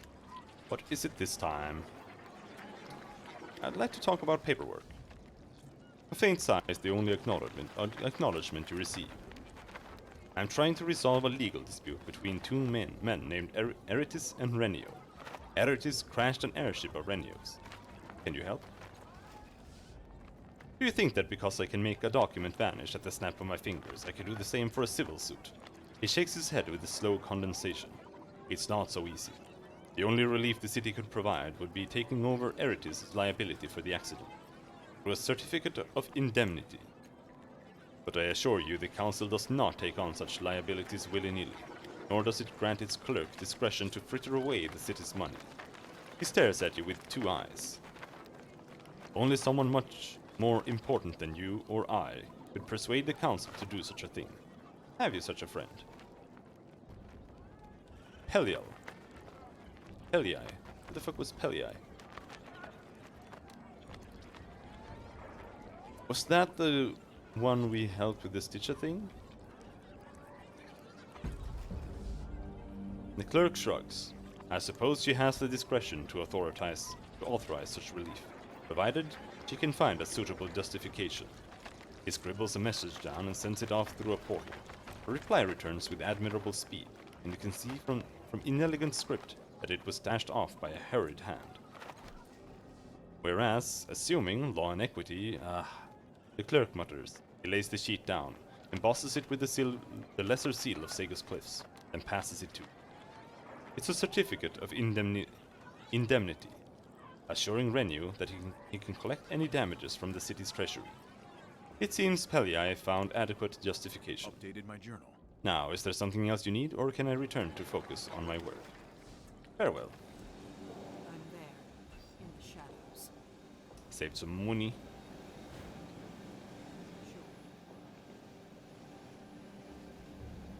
Yeah, I forget that I actually need to have windowed borderless gaming running. This weirdo game.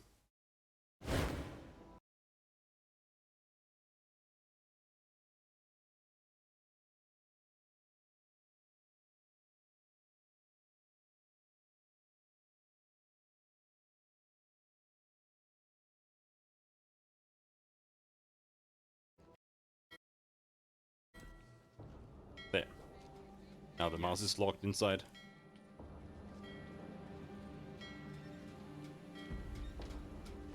All right. Let's see. It said there was a fish ship that was here.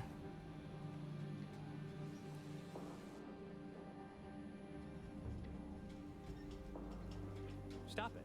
You're staring at me. I'm Those trying to plants figure you cling out. to the top of the wall. I've never met The anyone roots like hanging you. in empty Nor have I. air. Their means Very of well. obtaining You may nourishment continue eludes you. staring. Driftwood held aloft by suspension platforms provide a useful, if somewhat perilous, bridge between the docks and ships moored in the area. If you want a job done right, My vessel will remain grounded until the thief responsible for stealing my other airship has made me whole. Are you ready to discuss terms for your thieving friend? Let's talk about ways to clear Eritis' debt too. What will you offer? And renew the certificate of indemnity. Making a note. You pass the certificate of indemnity you got from the council clerk to Renio. He takes the document gingerly, as though expecting it to bite, and reads it, lips moving silently. They freeze mid-word. Impossible. Making a note. Compensation for any and all damages, he quotes. How in the world did you... Never mind. He waves his hand. This is magic. I don't want to know how the trick was done. He eyes you with a great tenderness. Thank you. You've saved my family's business, and with that uncertainty out of the way, I'll be resuming flights to the Valley of Dead Heroes shortly. Where do you travel? Once I flew as far as Augur Kala, soaring above Abrin Wood and the unmeasured depths of Ornu Lake, above the lava fields of Ossifagan and the plains beyond. I flew south over the ruins of the Tabat homelands, east of the oasis of Mrajolius. He gestures at his single vessel. Now I fly solely to the Valley of Dead Heroes, conveying mourners and memorialists, the unchanging tombs. Things will turn around one day, I'm sure. In the meantime, we have honest work in...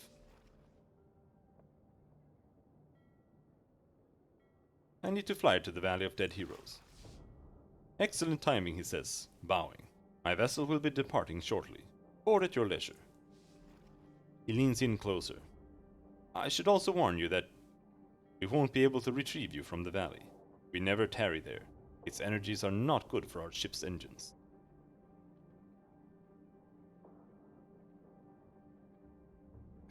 You know what we should do, honestly, before we go anywhere?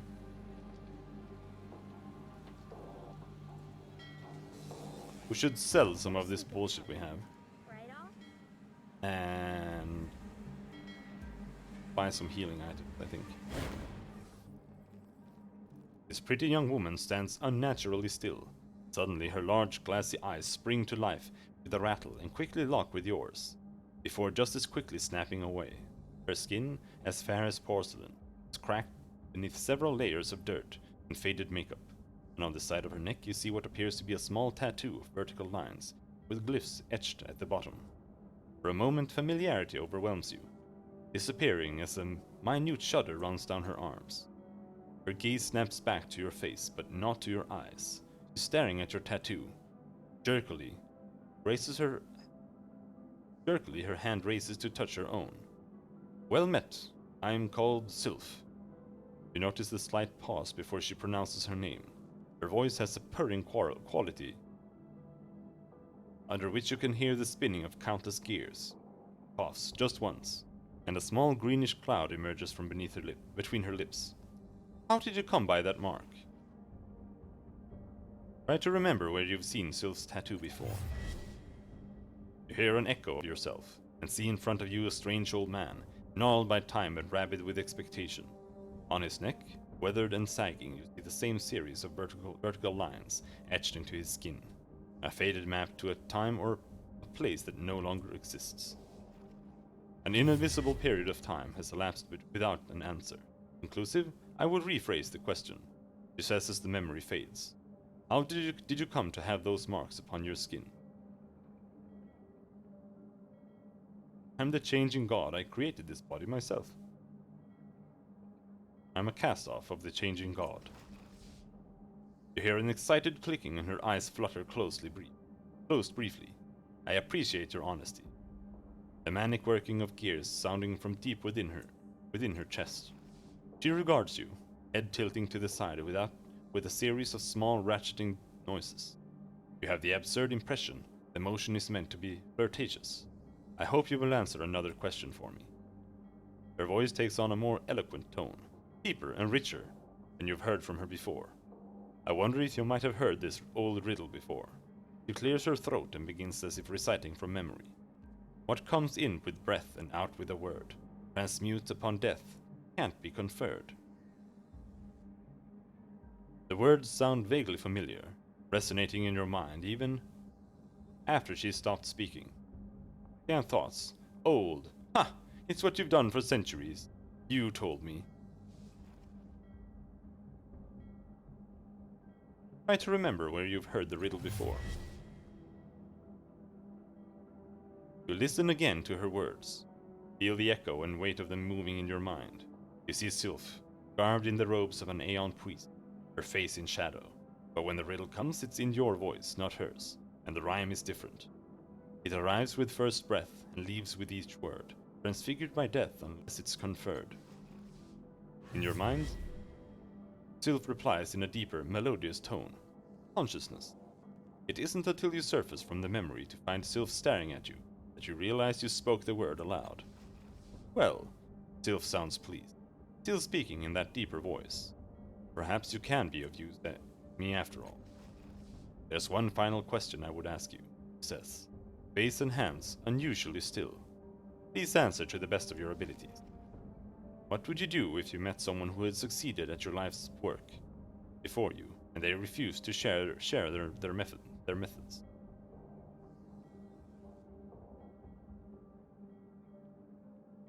I would find my own method. Yet you've failed, haven't you? These cast-offs you made, each of them an imperfect shell, each an undying monument to your failure. She laughs at the look on your face. It's not a pleasant sound. And to think, all those years ago, you had the audacity to call yourself a god. Look at me, look at this. She spreads her arms and turns in a circle, clearly intending you to see every angle of her body. This is the pinnacle of a lost civilization, she gloats. the void behind her eyes replaced with fervent, furious madness. My perfect immortal vessel, and I'm the one who discovered it, me! She spits bright green froth that lands in the dust at your feet. That, to your help. My methods are beyond your comprehension, and I'm going to make sure they stay that way. The light fades from her eyes as suddenly as it arrived. She blinks at you with a chittering of decaying cogs, folding her hands in front of her, and executing a small bow. I do not know what transpired, she says. Please, accept my apologies. Try to remember where you've seen Sylph before.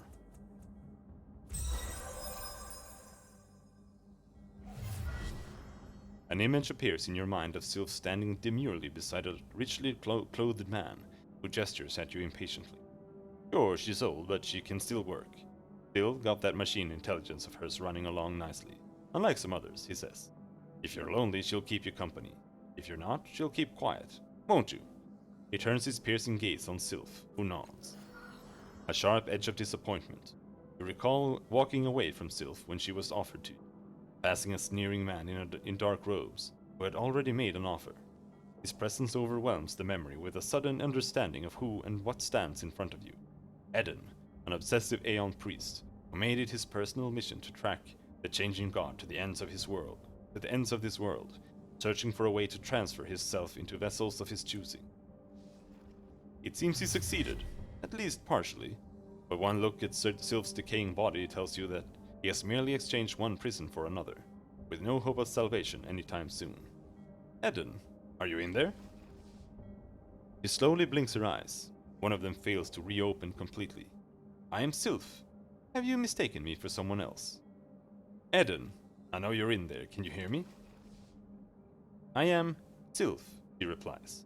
The Aeon priest's mind seems to have faded into the construct's subconscious.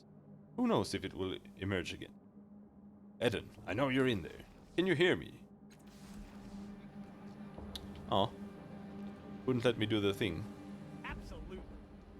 There was some mechanics stuff there.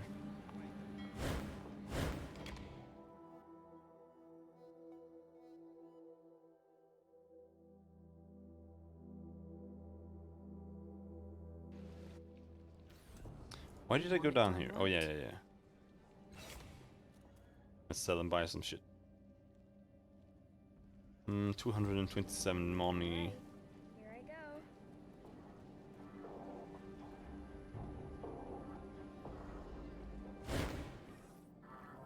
You're back, he says, spreading his arms as if to hug you. Can I interest you in any of my vastly overpriced items and services? I don't remember what the jagged memory was, but let's grab it anyway. Drones streak past you, dropping layers of fine, flexible mesh over your forearm. The resulting sizzle, you realize, is your flesh melting. You're not quite sure what the popping sensation in your elbow are, but you're too busy screaming to figure it out. Your vision clears along with the smoke rising from your charred flesh. An ethereal weapon, called from a distant time, shimmers against your palm. With a thought, you banish it back from where it came. Summon it again, banish it. Interesting. All done? Journal says. Good. Can I interest you in anything else? The only thing left is the encroaching darkness. I'll take it, sure, let's take it. The drones close in, opening various underhatches. Tendrils plunge out of the cavities, winding around your head. Icy, oily daggers plunge through your spine, worming down through your arms and legs. Your muffled screams sound very far away. The tendrils abruptly unwind from your face, leaving you gasping for air. You lie still for a moment, feeling your new tenant writhing through the dark channels of your body, leaving tangled brands on the surface of your skin in its wake. Do you know, Jernal says, that you're the first person to buy this enhancement? Well, I say enhancement, but I'm not really sure, as I said. He claps his hands. Well, can I interest you in anything else?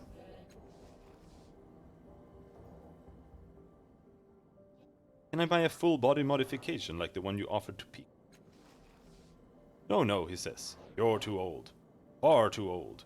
Practically ancient compared with that poor lumpy boy. Those particular augmentations prefer young flesh. but there's plenty of other enhancements here on sale. Which one interests you?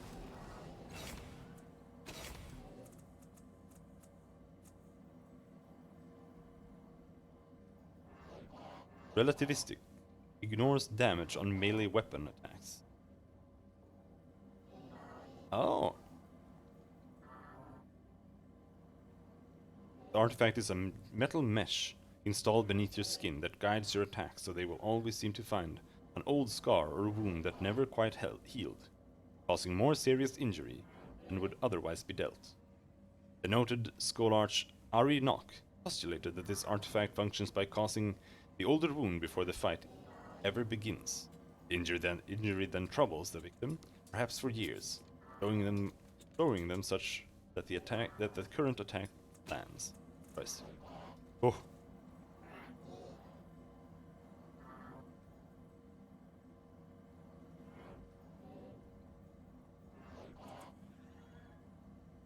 Free of the sorrow's influence in your mind. You gain +1 speed pool, might pool, intellect pool. Okie doke. It doesn't show the... Oh, there's the encroaching darkness. Heals 8 points of health. This tiny ink black blot is a living creature made of thick fluid. When applied to skin, it can shape itself into a number of different kinds of black tattoos, shifting easily into complex glyph shapes. When the wearer is asleep, the dark crawls over the skin, changing into new patterns and finds a new place on the body to rest. When it has found a suitable spot, its tendrils dig deep into the flesh, providing some form of a restorative boon. The exact nature and origin of the encroaching darkness is hard to determine. Aeon priests have debated whether an individual darkness is in fact one entity, or an entire civilization living on another being's skin. The relation of the darkness to the wearer is meant to be symbiotic, but the symbiosis appears imperfect. Okay.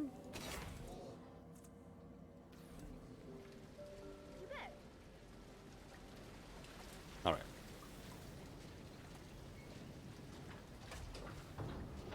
Let's go sell some shit. Done right.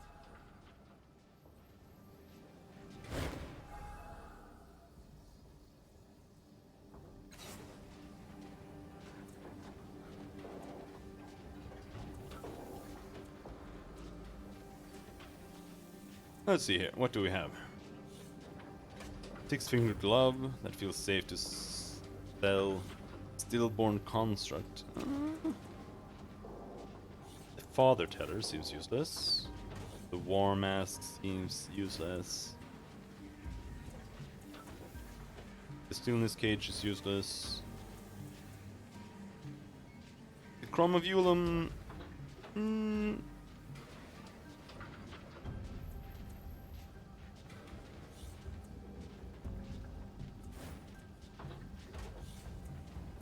Books we can sell.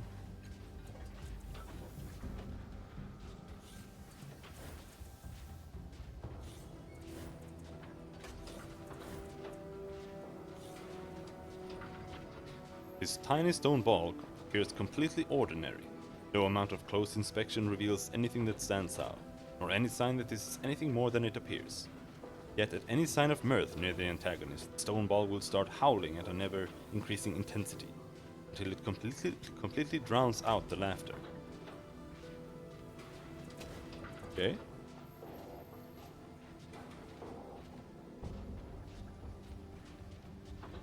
Don't need this one either.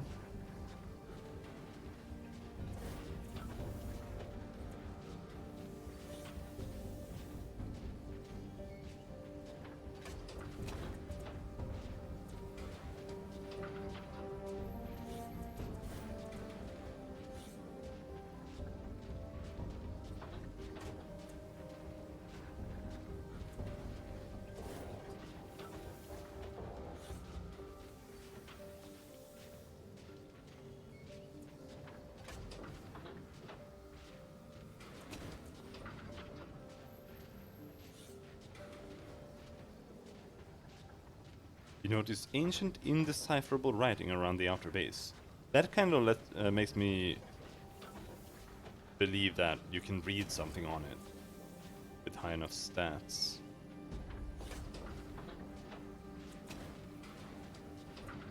$169. Hit.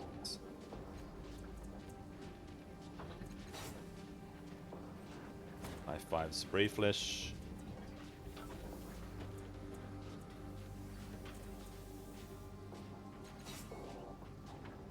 Get those. Or those.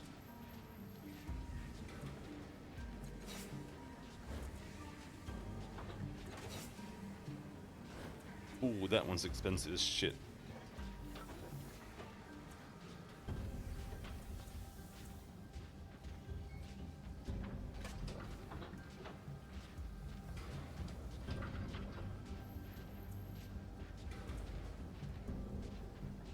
-2 damage on esoteric attacks. Don't really care about that.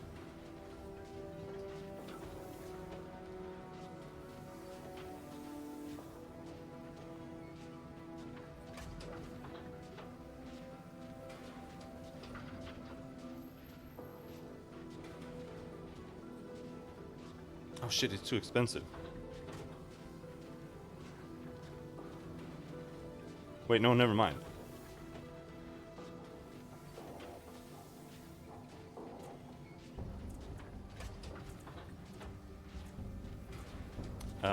I was thinking this for Pelistige, but we don't have her anymore. It gave you a... It was then the one that gave you +1 to all the knowledge and -2 esoteric damage, but it gave you +1 esoteric damage per point spent. Which means it will be stronger. At some point. Now here we have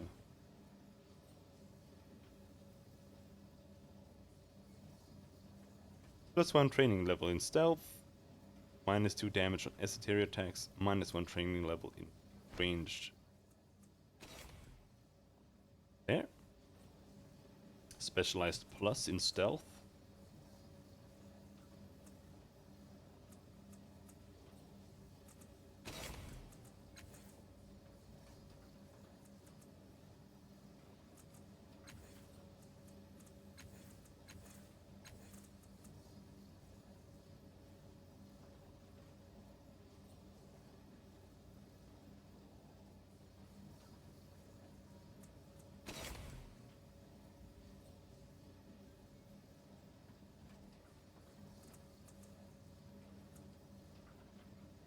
I don't have anything in persuasion. I hear you have a god who helps you hide. You can't have him. I need him. The day I need a god to hide me is the day we find your... no, it's all right. I don't want him.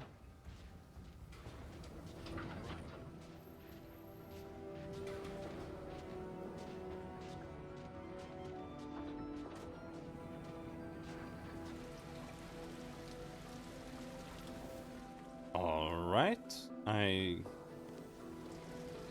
guess that's it.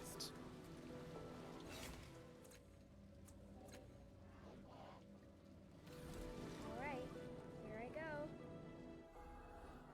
Bought some stuff, some healing items, and some...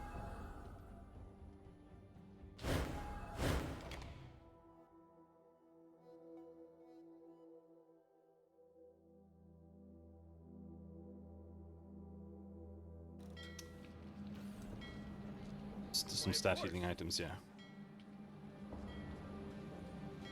They might come in handy. All right.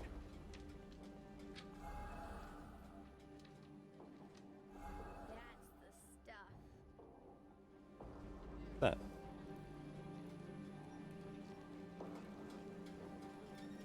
Oh, was it just the Fettles?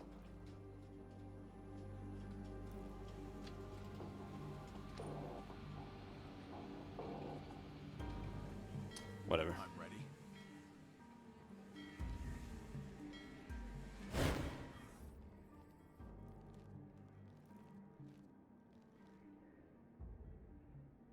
How may I assist you? I need to fly to the Valley of Dead Heroes.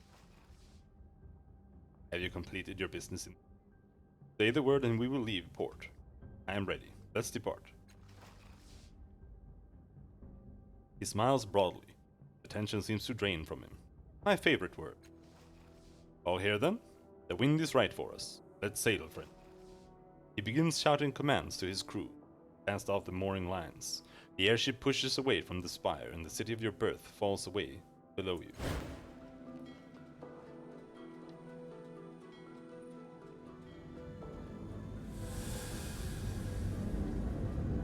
Bye-bye, Tiber. Much better. Sometimes failing a task can lead to more interesting results than you had succeeded.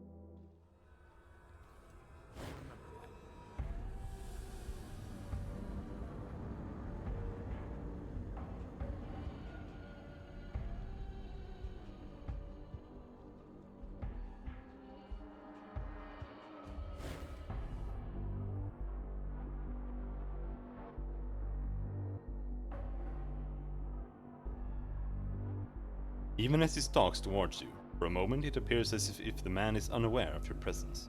He stops in front of you, rocking ever so gently. He stares right through you, murmuring under his breath. Chanting or insane rambling? You draw closer and notice the scars he bears upon his face. Then his gaze matches yours and he suddenly grows silent. He sees you now. His eyes flicker across your face and pause on your tattoo. He bears the tattoo of Inifer and the Dendra Father. Good or bad? We shall have to test him. The Dendra Father? What, did the changing god found the Dendra here or something? He bows, his movements stiff and halting. Then with blinding speed, his hand snakes out and brushes a speck of dust from your shirt.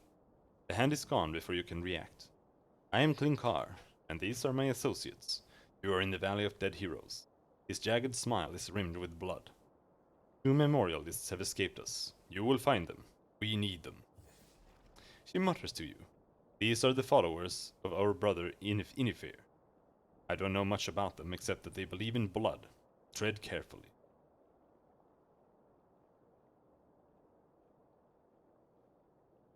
Why do you want to find them? He hisses out, a long exhalation of breath. We must open the Endless Gate. Find the missing memorialists. Are you children of the Endless Gate? Do you know Kiatawa from Sega's Cliffs? He looks at you suspiciously. I am not familiar with her, though one of the brethren did come to us recently from Sega's Cliffs. Perhaps Motley will know. You can inquire of him in the necropolis, as soon as you find our missing friends. But why must you open the Endless Gate? He smiles, beatifically, exposing his bloody gums. It is what we are called to do, and who are we to disobey the call when it comes? It is power, power unending.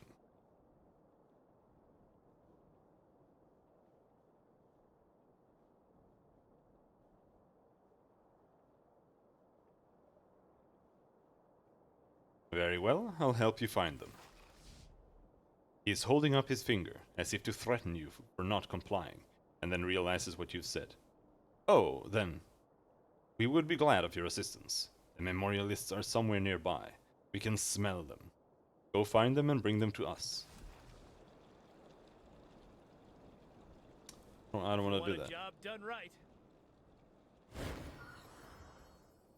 Peering behind the sheetrocks, you see only a faint etching in the stone. Almost worn away by the passage of the years, it reads, Sanity slipping. The tombs will hold my salvation. Oh. Yes. How does a word go insane? How does a letter go insane? You move the planks aside and get nothing more than a splinter for your trouble. The unmarked cliff wall is all you see. I'm going.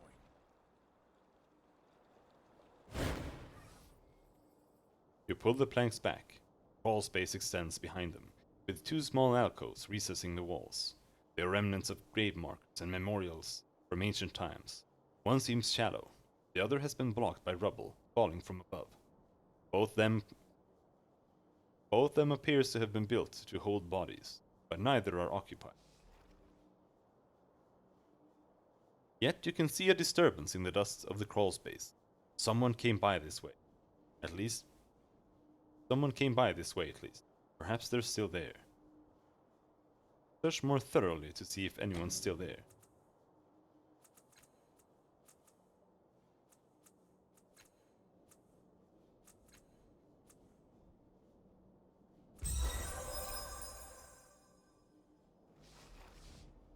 Peer deep into the gloom. The dust has been more than disturbed. You see footprints. After a few minutes, your diligence is rewarded. There is a third alcove at the back of the crawl space, hidden behind a great stone slab. The slab is held up by stone, the size of a human head, creating a small gap hardly half a meter high. You crouch down and peer through the gap.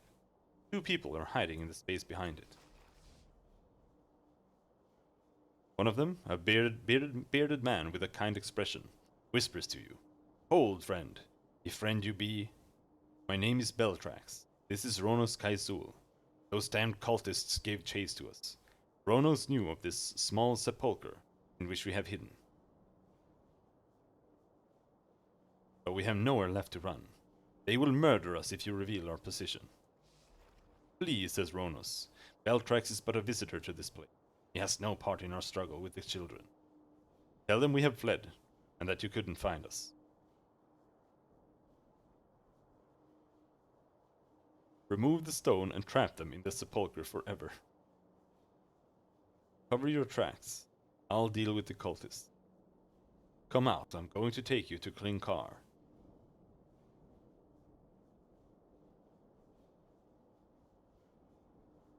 Cover your tracks. I'll deal with the cultists.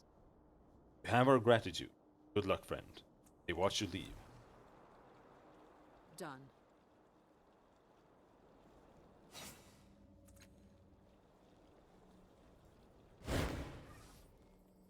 The alcove is vacant. Its only inhabitant, the blowing dust of the valley.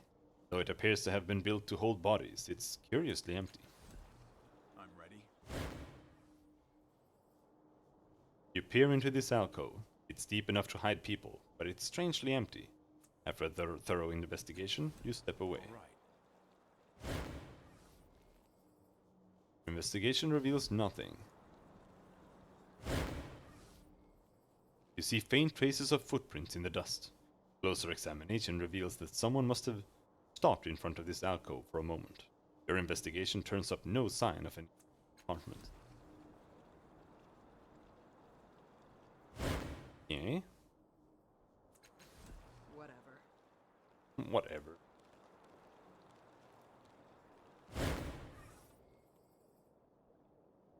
Have you found them yet? Have you? I have found them, but I'm not going to bring them to you. I will flay the skin from your muscles, the muscles from your bones, and free your light into the endless gate. Thanks, dude.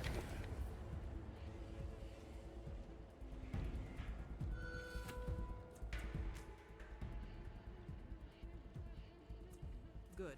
I'm ready.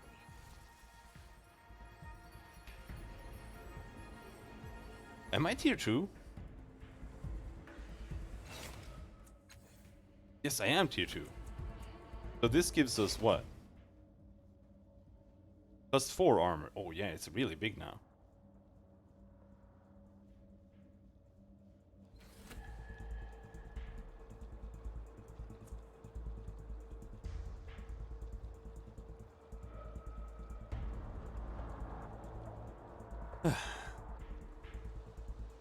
They should have added a button All right. to not target enemies. They haven't been smart enough to make the targeting only be at the feet. So you can't actually like walk behind someone.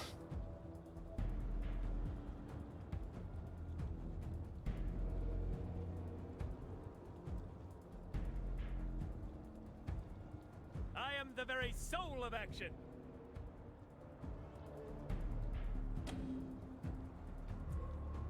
Ah! A heroic strike of heroic proportions.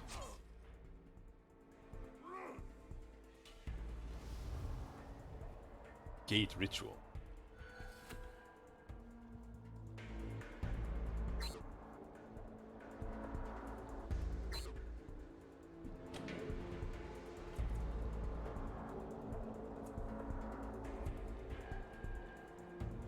Wow, how did I...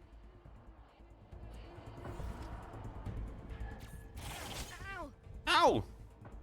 Don't shoot the kid.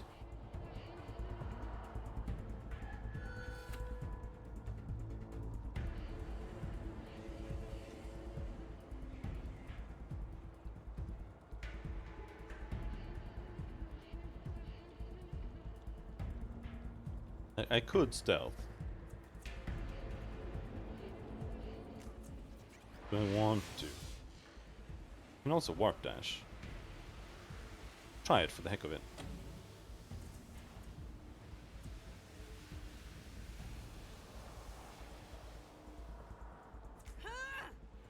You will suffer.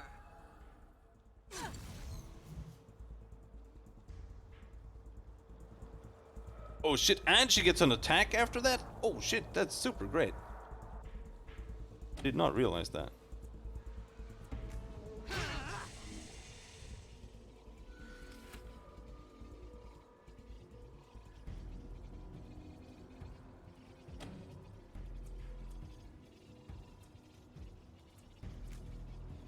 Good. I'm ready. One down.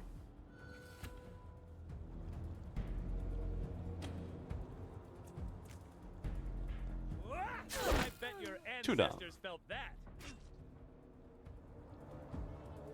Oh, don't stab her! Do you have anything that stops bleeding? Or dying? No, but I have healing. What is that? That feels great.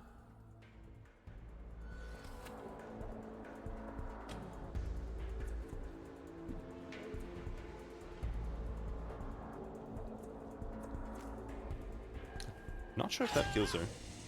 Kills him. No, it didn't.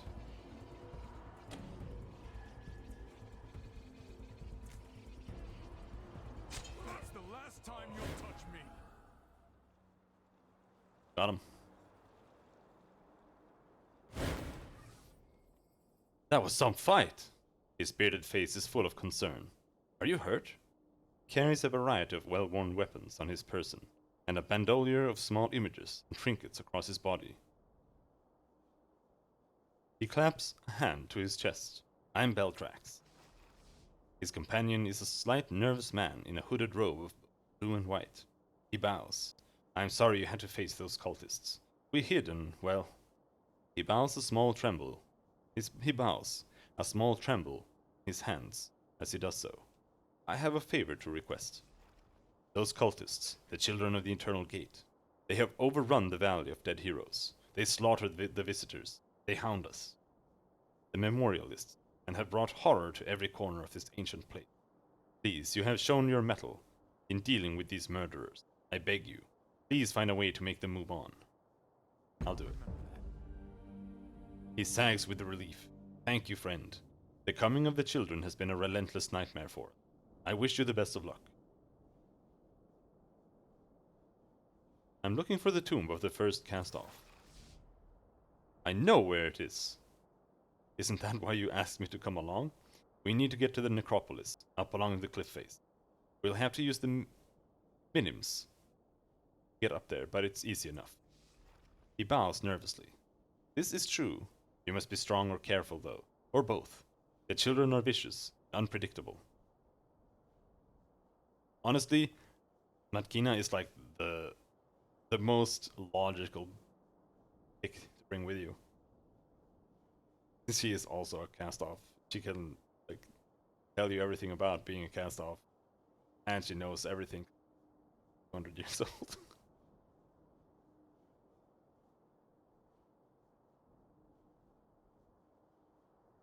He bows nervously. Yeah. Tell me about the Valley of Dead Heroes. It's been a burial ground for the world for at least millions of years. Yet, and he holds up a finger like a lecturer. Yet we have uncovered no bodies in the valley itself. Oh no, Despite all the memorials, obelisks, and urns above the ground, we have not been able to find evidence of a single body. Markers exist beyond counting. Some are in scripts we cannot understand. Some are in materials we have never seen. But the bodies themselves lie in a great space beneath the ground. Above the ground there is no sign of life. None at all. Except what we bring with us. Tell me about yourself. My true name is Ronos Kaizul of Memorialists. I came here from Sega's Cliffs to inter my beloved wife. That was over a decade ago. I remained because I felt a close connection to them. Somehow. When I discovered the name of my true self, I knew. This world is the afterlife, and the graves here are our own. Now I study the world of the living, hoping to bring others to the enlightenment I reached. Hey dude. Tell me about the Memorialist. We're ordinary people, really. People who understand the truth that this world is really the afterlife, and that the tombs here are our graves. We maintain the valley so that no name is forgotten, so that everyone can come here and remember their true selves. Once all the tombs have been claimed, we shall see a glorious resurgence of humanity. Likewise, if we allow the names to be forgotten, devastation will sweep across the land. Hey bro. What about you, Beltrax? How long have the cultists been here? They came to the valley recently. Perhaps a month, perhaps only a week or two. Maybe some of them have been here for longer than that, I don't know. The children's arrival was slow and insidious. They didn't make the ruckus they're making now. Then a few days ago, they just went berserk. Started abducting and slaughtering, and, well, here we are. What can you tell me about the valley? It's a vast graveyard of sorts. You're not going to find any bodies here above ground. You'll need to get to the necropolis to find the real tomb. But to get there, you've got to use the minims. Floating pools of light, and when you walk into one, you walk out its twin someplace else. Tell me about yourself. This sounds embarrassing when I say it out loud, but I came here to meet up with a sorcerer, to quest for a fabled magic board. He shrugs. I haven't met the sorcerer yet, but I did meet a memorialist. She told me about the work they do here, about this being the afterlife, that the names we bore in life are hidden in the valley, in the names of the dead. She called the truly living. I have to admit, that was about the most carked tripe I'd ever heard. But she said something after. Shadows fall where they will, as they will. Meaning, if we're shadows of our other lives, then, like shadows, we can't control what we are. That stuck with me. What if she's right? He plucks one of the lockets from his bandolier,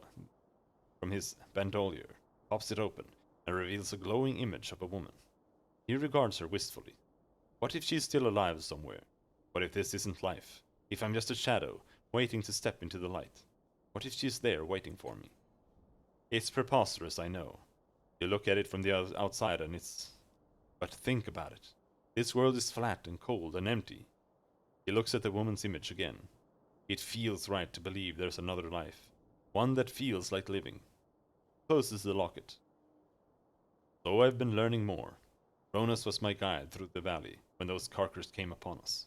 We crawled into a sepulchre, behind those boards, and, well, you know the rest. Okay. All right. Dagger? Shadow flower. This flower has an everlasting pulsating light blue glow that becomes stronger with few lights around. Curiously, the pulsation period is approximately equal to the heart rate of a relaxed human. On occasion, and for no apparent reason, the pulse quickens, as if in fear or anger. In absolute darkness, it blooms with the light beyond the visual spectrum.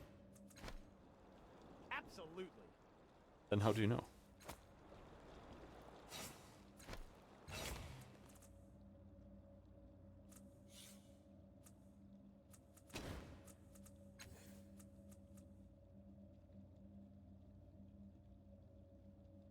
Yeah, your dagger is better. This is just a normal dagger.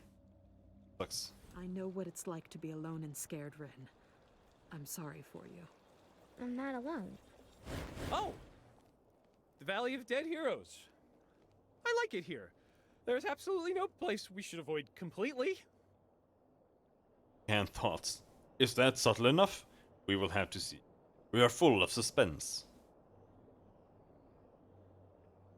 Are you trying to hide something from me? No, Heritage says with a fixed grin. Sweat gleams from his brow. I just like it here. Who wouldn't? I don't. He swallows hard. We didn't tell him to say that. His mind is pushing against ours. Making a note.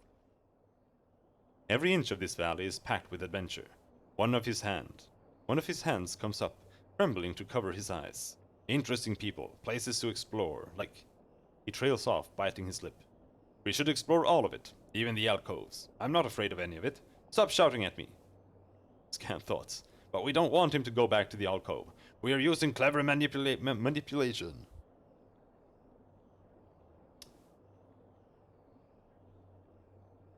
Why are you trying to manipulate me, Eritis? He rocks backwards, on his feet, almost as if your words had struck him a blow. His eyes fill with desperate tears. I'm not. Please, I'm not. Help me. Scant thoughts. What is happening? Let us direct him. No! His glow returns and he sinks into it. Gratefully, smiling. I don't even know what that word means. He mumbles. I'm fine. Everything is fine. Forget I said anything. But his gazes slip from yours, to fix on the empty air. Where is this alcove you mentioned? The easy smile falls from Erich's face. He looks away. I wasn't talking about any alcove, just alcoves in general. In the Valley of Dead Heroes. I'm not frightened of them. Blinking rapidly, he gives you a fierce look. I'm not. What do you know about the Valley of Dead Heroes? Well, it's full of dead heroes, he says, concentrating. I think that's somewhere in the name. He stares around. On second thought, I didn't die here, so maybe the name is wrong. Grimacing, he holds his head. I remember someone sleeping in here, in an alcove. He sighs, smiling in relief. And then I woke up, and I never saw the alcove again. The end. Scant thoughts. Hero is talking about our prison again. Whose idea was it to remind him? Yours. Why didn't you stop us? Sure.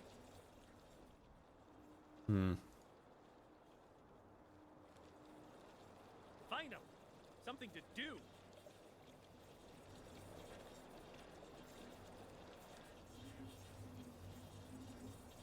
On it. This. A patch of darkness hangs before you, like a black spot on your retina. Except it doesn't move when you move your eyes. Looking into it is like looking into an abandoned cave. No breeze or sound or shadows stir within it, and its edges are slowly disintegrating. Try to determine the nature of the darkness. Darkness.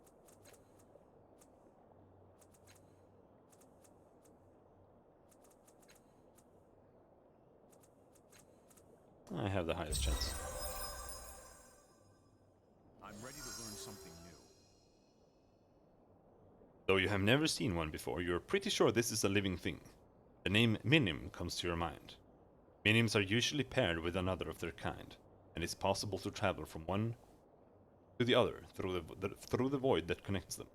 This one, however, seems to be dying, and the void within it has no other exit, as if it had lost its mate. You also notice that the disintegrating edges of the darkness are blowing away, like ash or pollen. You can actually catch the flecks of darkness in your hand, but they dissolve away like black snow almost immediately.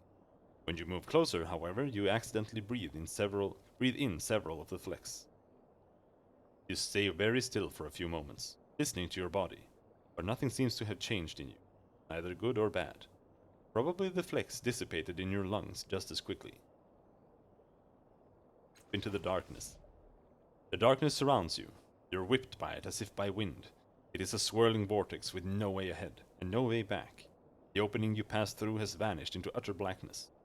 A hail of tiny objects batters you in the dark, thrown by the wind. Rocks or bones or grit, you cannot tell. Then something large and sharp slams into you, and you wrestle with it for a moment, before realizing it's a skeleton, though not human. As you try to shrug it off, you feel an object in your hand. You pry it free and the skeleton falls past you. Then the wind lofts you towards a bright spot in the darkness and you tumble back out of the opening you entered. clutching the stolen object in your hand. Got a stim, confers 45% on non-combat tasks. Okay.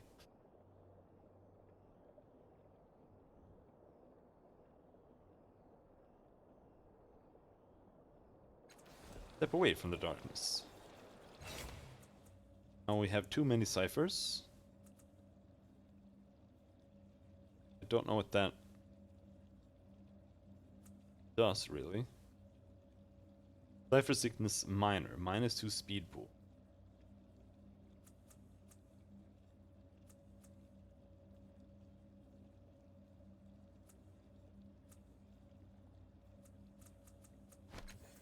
You can have the grenade.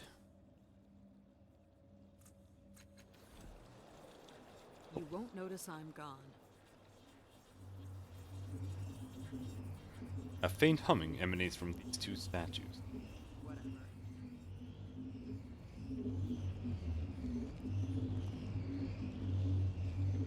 This is the wasteland we wander in exile. No hope remains. All right. This corpulent mass is almost too large, but slowly you realize it is three beings somehow melded together into one. A fleshy jumble of three faces on a single head protruding from a shapeless mass of a torso. Two of the faces track your approach, while the third mutters under its breath. When it speaks, the three voices blend into one buzzing, angry harmony. Tell us who you are. Tell us what you want. Do you also seek the mask? Did you climb the leaning obelisk here in the valley, held aloft by Saint Proverbius? The third face begins cursing and drooling. Slimy Jolian, wizened, hate them, cold and red. Trails off, as if dazed. When it resumes, it's looking in another direction entirely. Ill, so ill. All three of their thoughts assault you at once, impossible to distinguish from one another.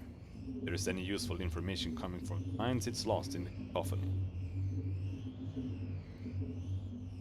How did you come to be this way? We climbed the leaning obelisk to seek the Mask of Prosper. Everyone should climb the obelisk. We entered the portal. We emerged on the other side as you see us. A maze surrounded us, over which the painful shadow of a deity was cast. It was a labyrinth of straight corridors, right angles, full of traps, puzzles, and monsters. At last we emerged, and now dream of the way to return, to optimize our experience.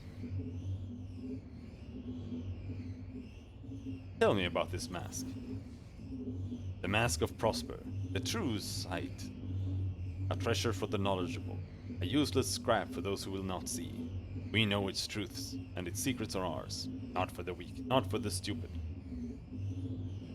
What can you tell me about the area? Place of ancient knowledge, a place to rest, recover, think, discuss. The memorialists have helped to locate and understand, but they are being supplanted by new. The third face mutters, hate new. The head nods vigorously and proudly. The second face says, the new leave us alone. They fear Blob of Three. The third face adds, as should all. We are prestigious. What are you? An astute question. We are three, a glaive, a jack, a nano. Missing but one. We require a fourth. We seek knowledge, here in the valley. We pursue the wisdom of the ancients in this fallen age. We assess, we judge, that humanity is on the decline. It is only through purity and adherence to the old ways that we achieve enlightenment. Well, if you're looking for someone with wisdom, look elsewhere. We scoff in the face of wiseness. We laugh at danger. We lost the train of thought. No matter. The blob stares at him, incredulous. You have the aura of a hero and the mind of a simpleton. Can your lineage truly be so solid? When you say you need a fourth, what do you mean? A fourth to join us, to complete us, to square our circle. Someone to sing to us, to unite us. Suggest someone. Please leave me out of this. He whispers at your side, says Rin.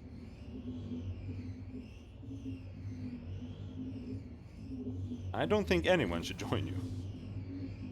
The three faces faces all strain to seize control of the body, and they stare at you, as best as they are able. What? What is wrong with us? We are perfect, pure, old guard of old ways, protectors of the truth. The blob pauses for a moment, but respect you for speaking mind. The second face says, need one who is similar to us, who knows songs of power. The first face replies, there are none like us, none. We are pure, pure. The third face gibbers profanity. You don't understand its words, but its meaning is clear. It hates everyone and everything but itself.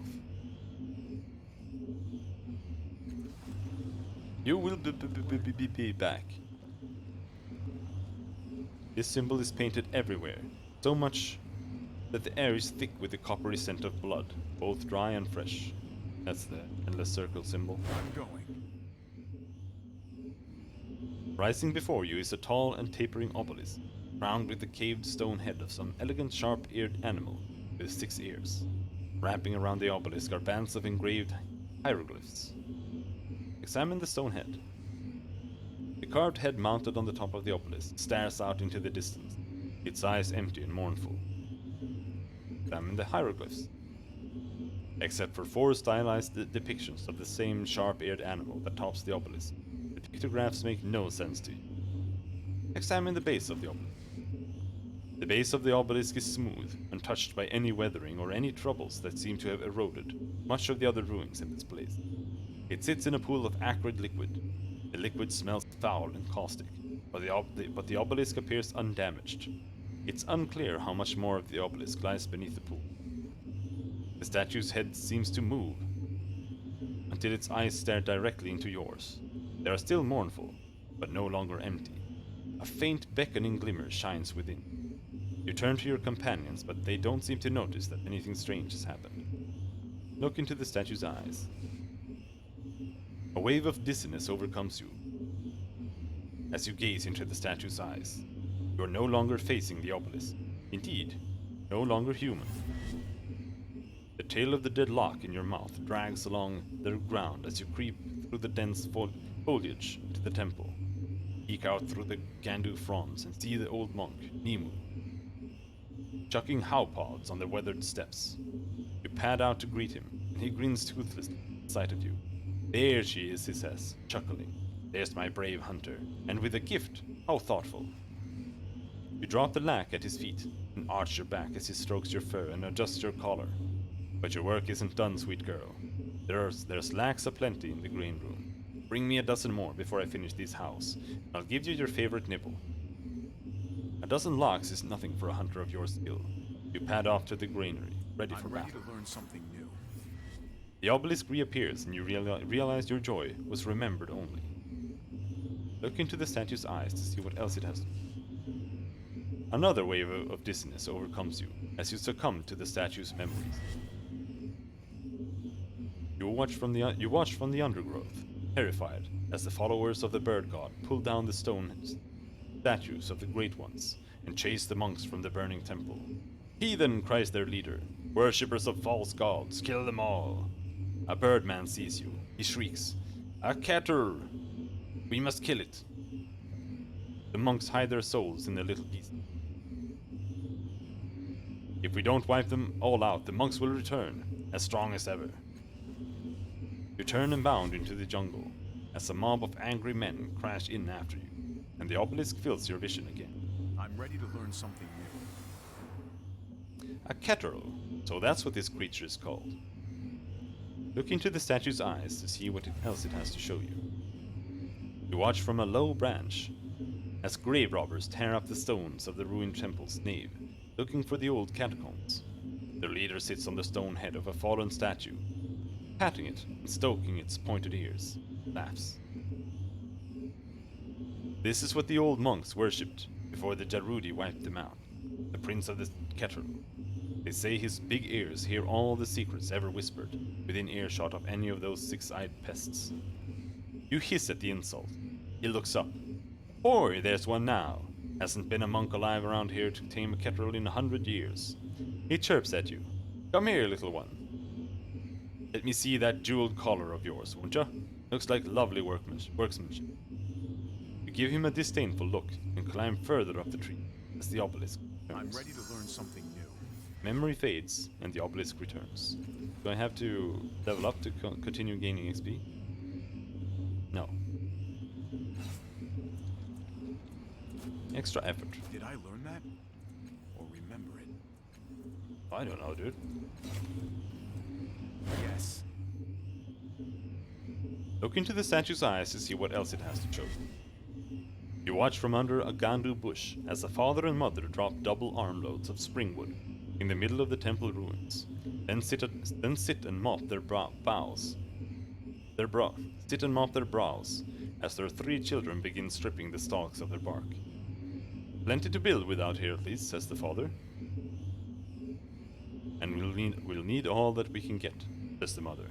Without a perimeter fence to keep out the balls and skullhounds, we'd be dead in a week. What about the locks? Said one of the children. What about the locks? One of the children cries. The father laughs. Pray to Guni, daughter. Maybe he'll send one of his servants for us. He's the prince of all Ketterl, you know. Your ears prick up. At last you are wanted. It's time to hunt. The eyes of the statue fade, though they do not go out entirely, as though it has divested itself of a responsibility. Why it did so remains a mystery. Okay. Let's go all. You and me.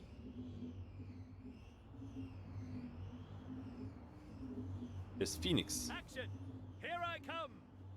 It's hard to tell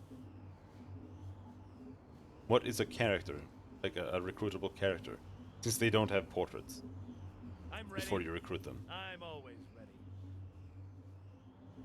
Polo, you're seeing things that aren't there again. Of course it's there, Natalie. It's just not here. We've been over this. Here is the only place that counts. Ah, the other you said the same thing 5 minutes ago.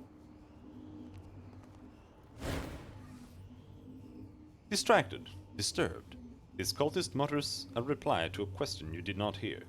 He barks a laugh to a quip that was not told. Indeed, he seems only loosely aware of anyone else's presence.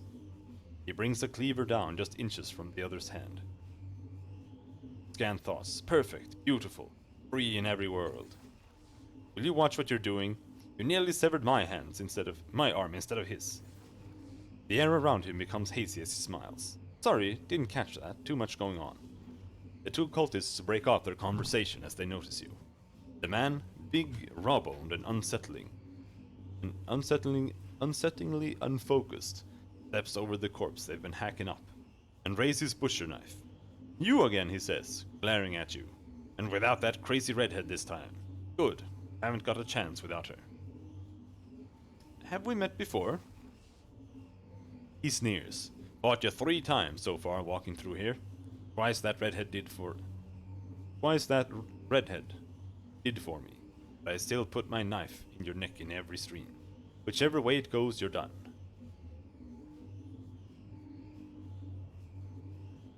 What redhead are you talking about? The one like me. Top 2 of my lines so far. He grins. But she's not in this one, is she? Scan thoughts. Callistige, that was her name. You can see into other realities? I see everywhere, meatbag. Everywhere. That's completely useless for fighting in the now. It's probably actually just a detriment. Gonna be distracted as shit. Try me.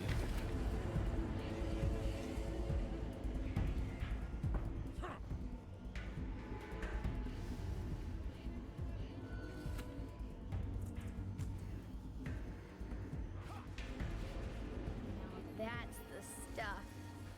Yes.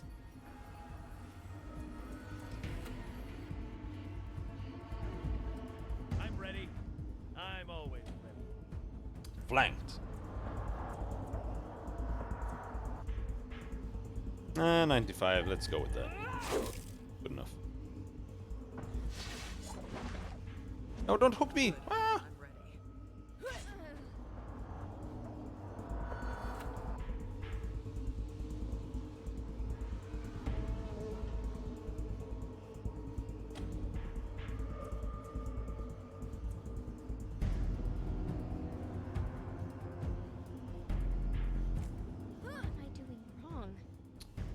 Damn it. That's best.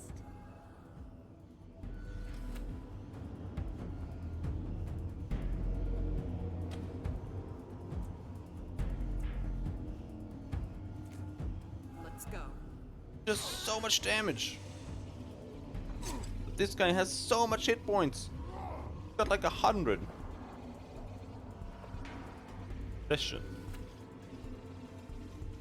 I have no idea what you guys are doing.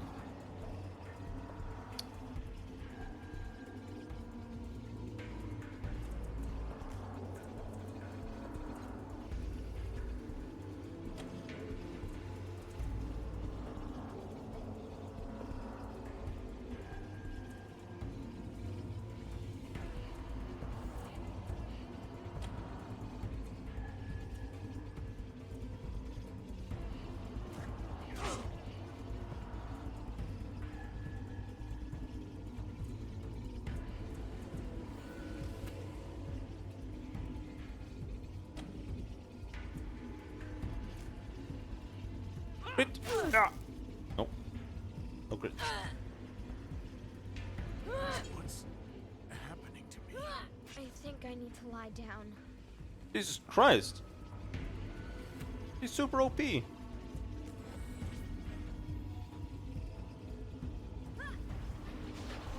is that? That feels great.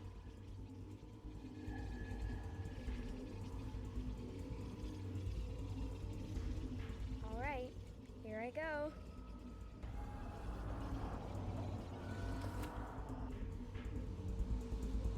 Can I kill this one? Okay. They call me the White Death for a reason. I'm faltering. I'm hurt.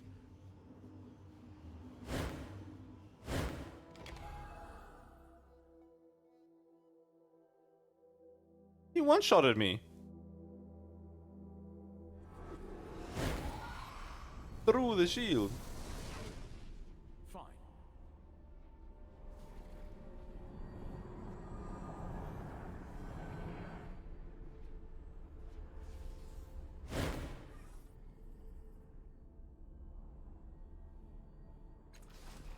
Let's go.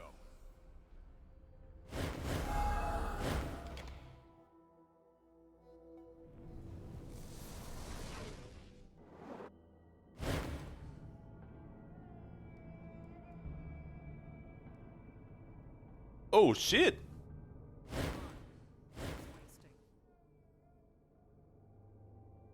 Oh, we got a special encounter for losing there. That's interesting. Oh, I was right.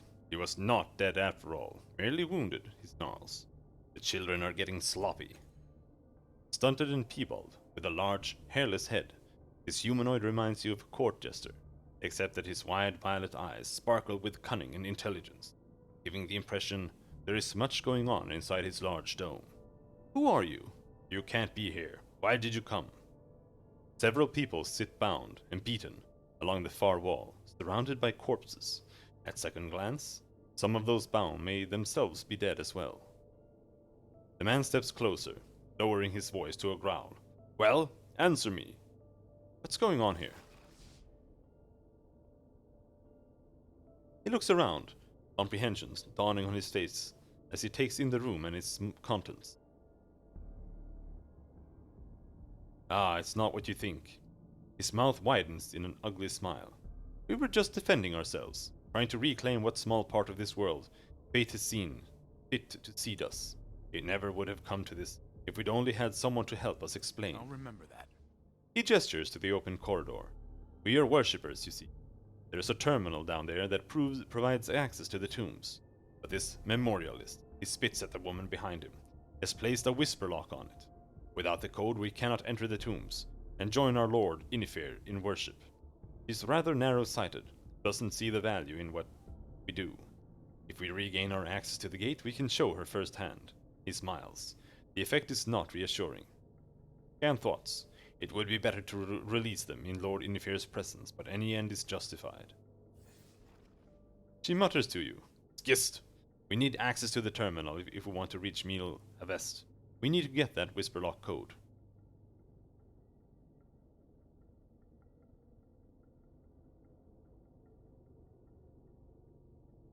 Let them go. Oh? A hint of a smirk plays at the corner of his lips. And what if we don't? We have our own names, you see. Forget it. This ends now. As you will. As you will it. The pudgy man snarls. He backs away, calling to his comrades. Children, to me. We must protect Lord Inifair.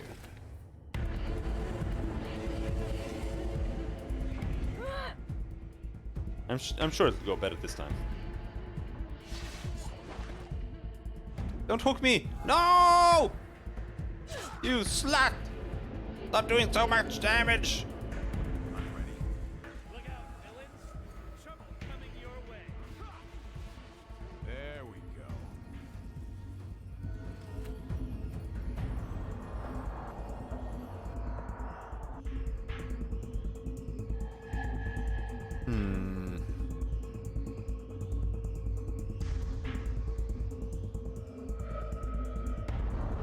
Let's try to deal with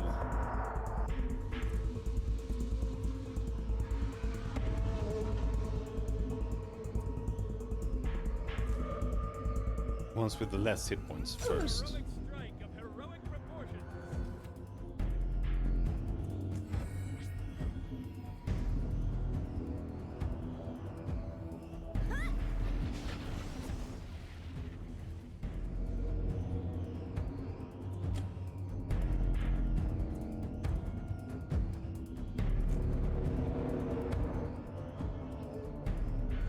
Oh shit, what? Oh! That's super OP!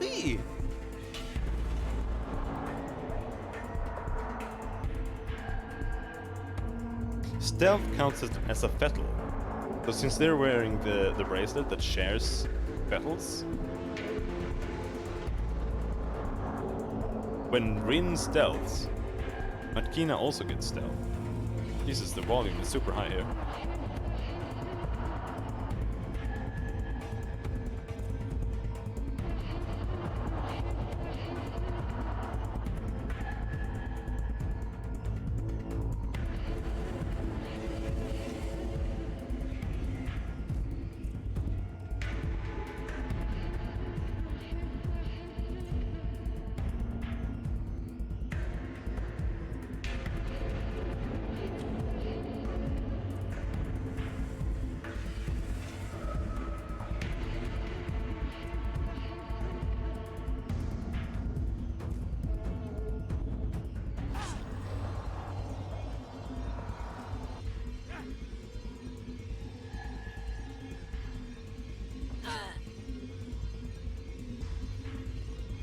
Hey now.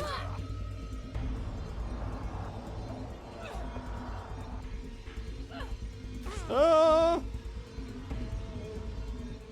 Did you just attack your party member?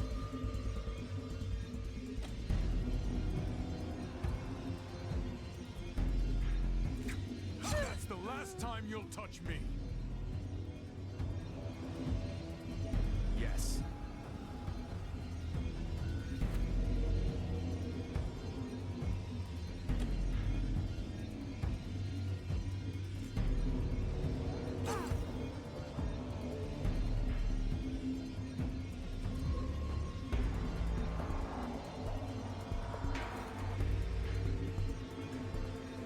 I feel like I can take on the world.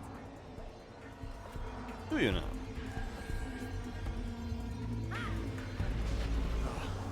Much better.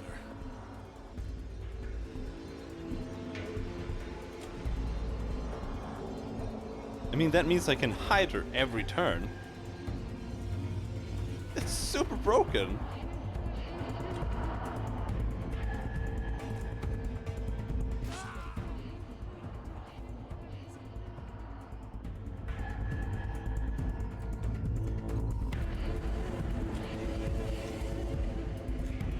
But I guess you can also do that normally, to be honest.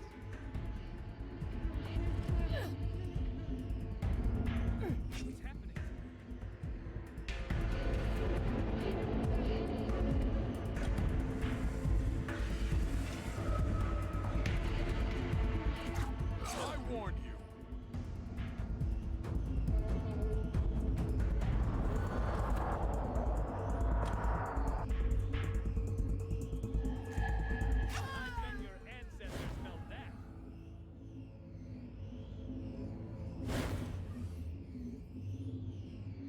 Thank you, stranger. I cannot express my gratitude enough. The memorialists owe you a great debt. She steps closer, lowering her voice. But though we are safer here, now, the true danger still lies beneath. You must stop the children of the Endless Gate. Their gate is within the necropolis itself. Close it, and you may free this valley. I will help you in any way that I can. Tell me about yourself. My true name is Talira Kyo. I was buried here long ago, to await the coming of paradise. What is this paradise you speak of? She considers you anew, as if determining your worth. My people are the memorialists, those who have discovered that this world is already filled with the dead. Though we walk and talk, we do not live. Such is the paradox we face. The only escape we have is to remember who we were. We have been placed here as a test, to see if we, as a people, are deserving of the good that is our birthright. Together, we must rediscover our graves and the true names we held in life. If all could do this, paradise awaits. But should all forget, stares beyond you, at a future only she can see. The world will be cut off from paradise forever. The circle of rebirth will continue without purpose or end.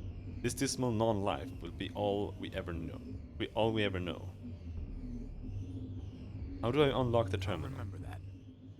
Oh, of course. The password to the Whisper Lock is Goonie. I suppose we don't need it any longer, now that the cultists up here have been dealt with. Can you tell me how the terminal works? She laughed softly. Would that I knew. The necropolis is a vast underground complex, so vast that generations of memorialists have yet to explore it all. The terminal and those like it, in the tombs themselves, will take you where you want to go through its magic. All you must do is press the correct key sequence. The ancient memorialists carved numbers into the terminal, so that we could more easily record and return to any location we desired. The pedestals in the tombs themselves have additional features. Pressing the central button will return you here to the surface, while the button surrounding it will take you to an adjacent tomb in either direction. It is through this discovery that we have been able to explore the necropolis in a more orderly fashion. All right. So basically, we died at the beginning, and then we got carried to the end. Trust and honesty are our bonds. I'm ready. I mean, his corpse is curled pitifully on its side, as if anticipating another kick to the ribs. Their eyes are opened in horror at whatever happened to them. Whoever this person was in life, they are unrecognizable now. The combination of starvation, beatings, and torture has rendered all but their eyes unreadable. There's an indentation on the middle finger of their right hand that might once have borne a ring, but that too is gone. Close the corpse's eyes. With 2 careful fingers, pull his eyelids closed, shut his horrified mouth.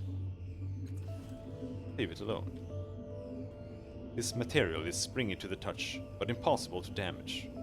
You can make out only diffuse shadows beyond it.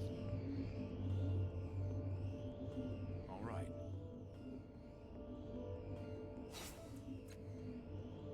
Am I stealing offerings right now? Kandiru bonded item artifact. +4 damage, +1 damage per effort applied, max +8 on unarmed attacks. -1 training level in endurance skill, -1 training level in healing skill.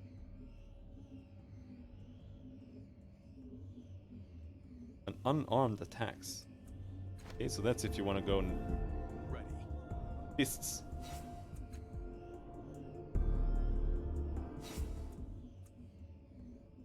Heavenly Submission. This otherworldly gem is unlike anything you've seen before. Cut so fine they are beyond counting. Thousands of names scroll across the surface of the sphere. There's no indication of how they died, assuming that's what the names mean.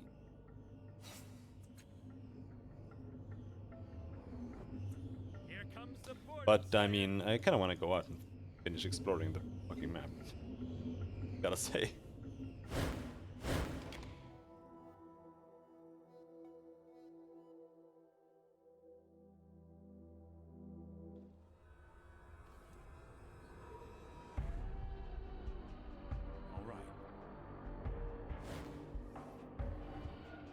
Floating darkness before you looks a little like the dying minim you saw earlier, only this one is even more closed. It is furled tight in a black, unblossomed rose, as if it was looking for something to bring it to life. You have a sudden gag reflex. Something lurches in your chest. Something inside your body is reacting to the minim, trying to get out. Step closer, expel whatever is trying to get out of your body. As soon as you open your mouth, a slick black cloud surges out, emptying your lungs of air almost completely. It's the black flecks from the dying minim, but they changed, somehow inside your body. The cloud floats toward the minim, where it touches. The minim becomes more diffuse, less a clot and more a cloud, expanding, unfurling, until its dark center is revealed. Within that center, a pulsing red light, a welcoming warmth, carries with it the echoes of sounds you are not hearing around you. Yet the black sludge continues to spew from your lungs. You're unable to control it, retching out more and more until finally, when it feels as though you're going to pass out, the last slips past your tongue. You feel weaker, but at least it's out of your body now. Took 2 damage to Might Pool. Well, okay. It's only reduced. I was afraid it was my maximum that got lowered, but it's not. Examine the tearing space. The more you look at the minim, the more it seems to you like an unpollinated flower. It is dormant, and looking for something to bring it to life. But what? No, we already did that.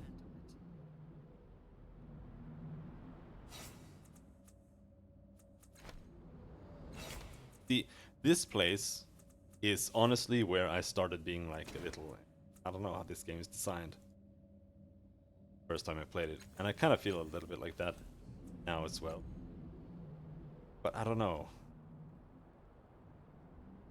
It's just that the map just feels like there's just a bunch of random bullshit just placed all around the place. No fucking reason. But I guess it makes sense from the context of it being like 400 million years into the future and the 90 million super tech civilizations before us that have all collapsed. But it's still kind of weird. Like, it doesn't feel like it entirely makes sense. A lot of it. All right. A huge crystal floats in front of you, seemingly unaffected by the wind that washes through the valley. Within, red and blue patterns lazily cycle and twist. The crystal hums softly, almost invitingly. The crystal swirls madly. Your mind is pulled back into memory, but not your own. This is a stranger's life. A life of torment. A lifelong torment. From his first conscious moment, he has been surrounded by monsters, a sacrifice to the unseen. A hair's thickness from consensus reality. Horrors crawl and gibber, and he must howl with them or be devoured. When at last he can open a door to the world of sanity, to escape this endless pain, he does, and he steps through into an abattoir. Robed and hooded cultists devour the dead, and they revere him for the journey he's undertaken. In their adulation they strive to follow his path, wallowing in their own shame and agony, an endless burlesque of horror they hope will end in transcendence. He flees from them, from a darker menace inside them, but they follow, inescapably, his children.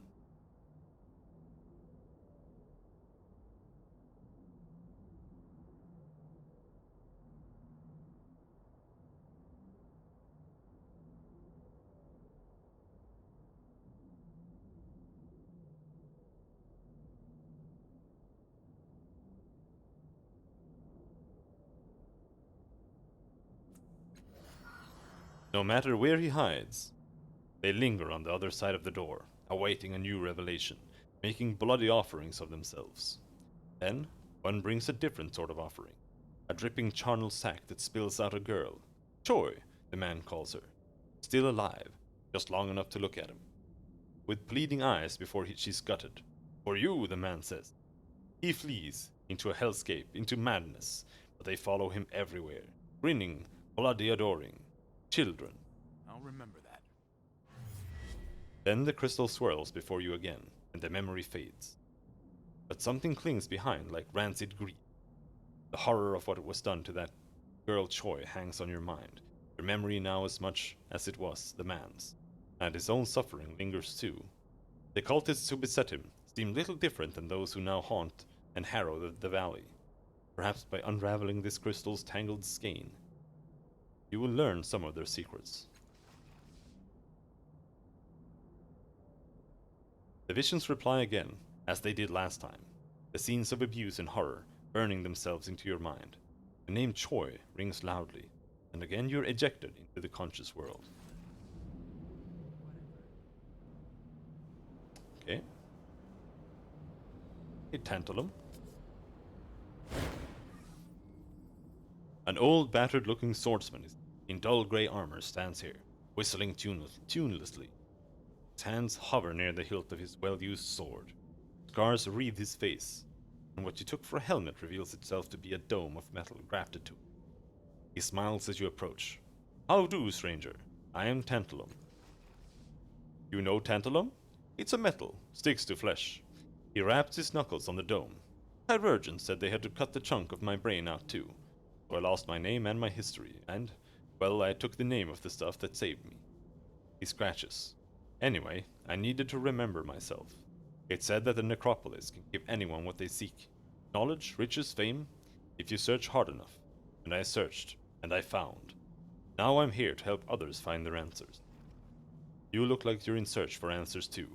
There are hundreds, thousands of tombs in the necropolis. Legends say if you read them, learn from them, then you'll find the answers you seek. He gives you a warm smile. I promise it will be worth your while. Damn thoughts. You'll certainly find some answers, friend, even if they're not what you seek. Alright, I'll check it out. Fantastic, he smirks a little. Fantastic, he smirks a little. And if you find anything you want to trade, let me know. I'm looking for a specific tomb. Friend, I don't really keep track of most of the tombs. And like I may have said before, my memory isn't what it used to be. But let me guarantee this. If you explore these tombs, you're bound to find what you need. What is this tantalum metal anyway? It's one of the only metals that adheres to living flesh. Rare people like me, maybe only me, can turn that property on and off with the power of a thought. That's why I've got this built on in helmet now. It lets me control my blades. She eyes the man speculatively. This metal, do you know where I can get some? No idea, he responds cheerfully, then turns back to you. My sword, for instance. He slaps the hilt, and you see that he wears no belt or anchor. No belt to anchor the blade. His knives are likewise anchored directly to his flesh. If I want the sword, I need but think on it, and it's in my hands. Likewise for the knife, and then... And this is the part I like. When I've buried him in an enemy, the blades are stuck there till I say it's time for him to go. Good thing this metal is bonded to respond only to me. If someone else could control it, why I don't know what I'd do. He clamps his hands over the dome, protecting his brain. Honestly, I'd be running away holding this on. Can always find more swords, but I've only got one brain. At least as far as I can tell. His smile is a little harder. Some folks have tried to take this stuff from me, to make it work for themselves. That didn't go well for them. Based on the bodies, I'm guessing the cultists don't bother you much. He nudges one of the corpses with his foot. They've tried a couple times. Once they even came to my tent at night and tried to cut my throat with my own blades. Idiots. My knives are made of tantalum and stuck to my flesh, and the cultists woke me. If they'd used the tools they'd brought, like normal murderers would, instead of being impressed by mine, I'd be dead now. As you can see, I'm not. And the situation's markedly different for them too. Why are you standing around here? Waiting for any passers-bys that are seeking truth like I was. I found my answer. I consider it my duty to help others find theirs.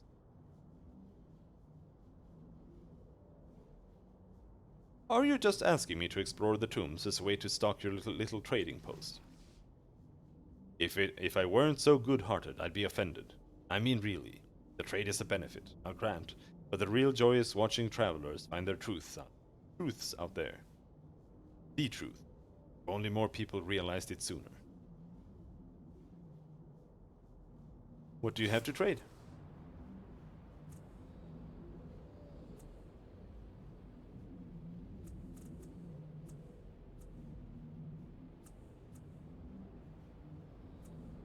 Finally, some fucking armor. -3 to might, -3 to speed, -15% on esoteric attacks. That gives 4 armor, 2 resistance.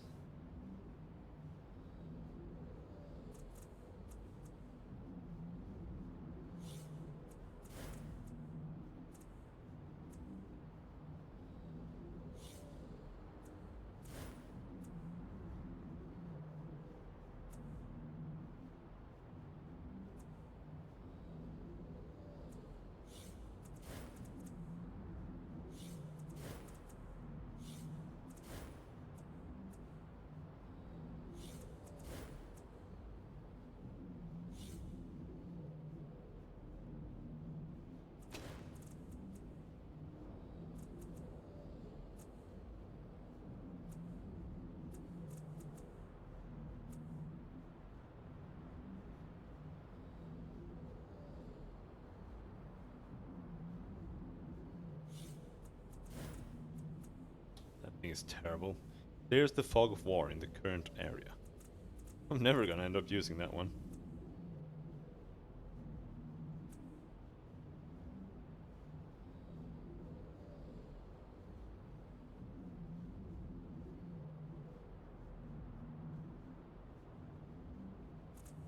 Alright.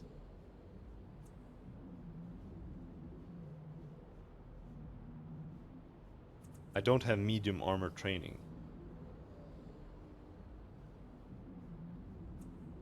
Think. But this is 2 armor at least. Barrel of Indomitability. Heals 6 points of health per turn. And plus 100% damage. Active entire crisis. Wow.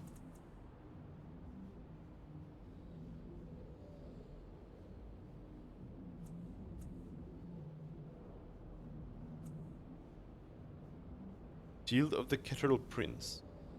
When hit by an attack, confers hobble to the attacker.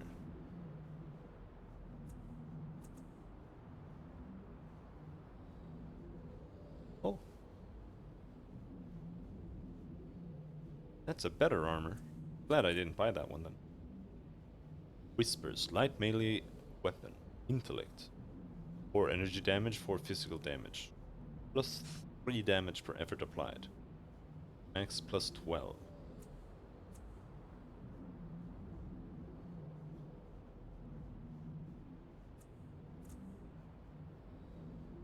Great Axe. Thunder Cannon, heavy ranged weapon.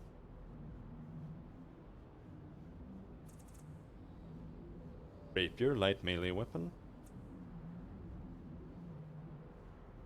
Ogeo Cipher deals 18 chemical damage. First bleeding to all characters in range of the target point.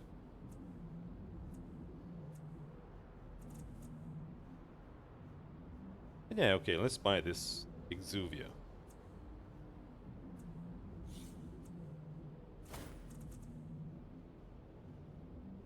Gives us 3 more armor and 1 more resist, 1 int pool.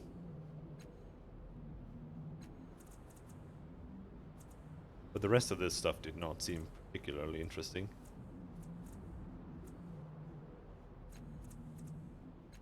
I mean, I can afford these. Stat healers. Never know when you need them. And they're kind of rare. If trouble comes, Rin, stick by me. I'll keep you safe. I was planning to hide. Honestly, I was hoping to hide with you.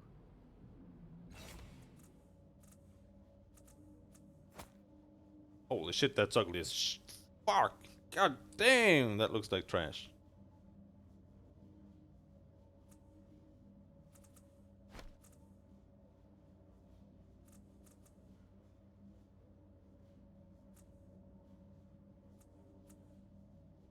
Scrawled note. This note was in Motley's pocket. The ink is brown and cracked and might be blood. Most of it is illegible, scratches in a hasty scrawl, but you can make out 4 numbers at the bottom. 5143. This place is cancer. Yeah, that's something I could do. Because the necropolis is like eternal. To action! Because you can go in there and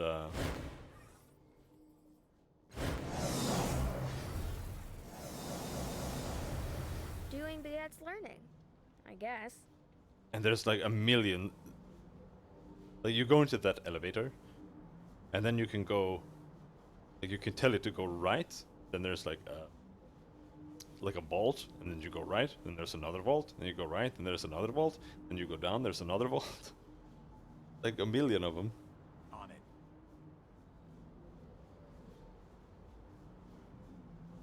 Like a whisper. Oh. Go. This 5-meter-long black slab of basalt, basalt, or perhaps obsidian, has been smoothed by age. A stone statue holds the slab at angle, lifting it to the sky. Or he is lowering it. It is impossible to determine whether the incline is real or if you imagine it. At the top end, you can see a window into another reality, a portal wide enough to step through. On the other side is what looks like a harsh and angular world. Examine the slab.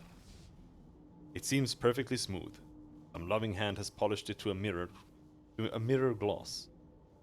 Though distortions beneath its surface change your appearance with every slight movement. As you lean in to examine it, your reflection appears unspeakably beautiful. A few centimeters closer and it becomes a shrieking horror. This close you can feel a dense psychic weight around the obelisk, as if a culture's hopes and expectations had been packed into a single solid form. The thought of meeting those expectations and ascending the incline is daunting.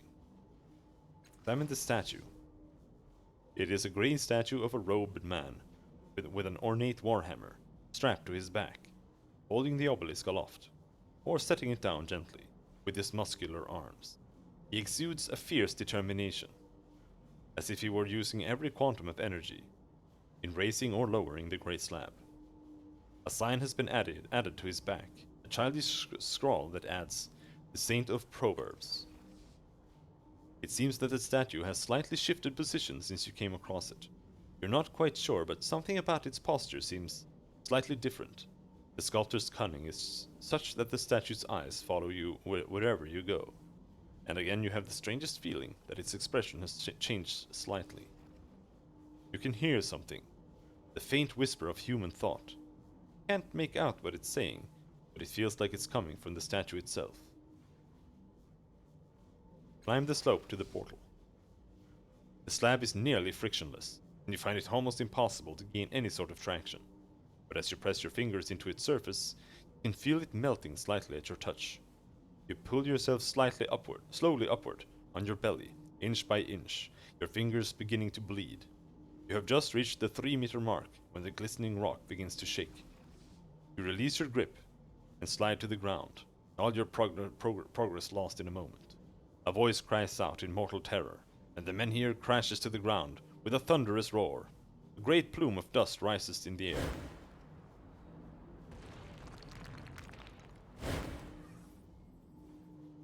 When the dust settles, the portal has vanished. You can barely make out the fingers of a hand protruding from beneath the rock, holding a scrap of grey fabric that looks almost like a mask. The fingers twitch once, twice, and are still. A trickle of dark fluid dribbles out in a thin stream. Take the mask. Sorry, dude. As you pick up the mask, its ashen gaze fixes on you. The grey fabric feels like flesh, a slab of wet meat, draped across your fingers. A whisper caresses your mind. Prosper! You feel an unconscious revulsion, and then you turn away from the fallen slab.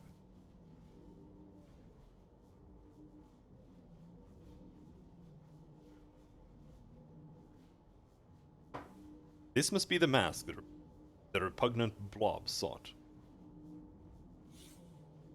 Face sculpted from a soft gray material, gazes through and beyond you from ashen sockets.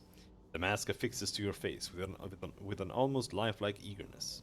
It is clammy, moist to the touch. Viewed through its lens, the world takes on a nightmarish aspect. Once mundane objects twist with strange new angles.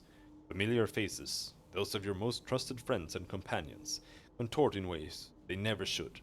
In the corners of your eyes,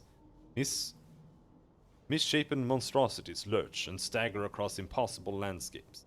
The effects are subtle at first, but the longer you wear the mask, the more horrifying the visions.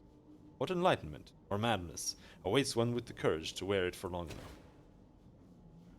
Examine the hand. It is grey, the color of stone, bleached of life. It has no other distinguishing characteristic. Walk away. I'm sorry, dude.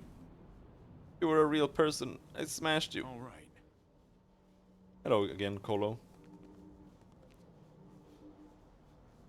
Get away from us. Of course. What's that supposed to mean?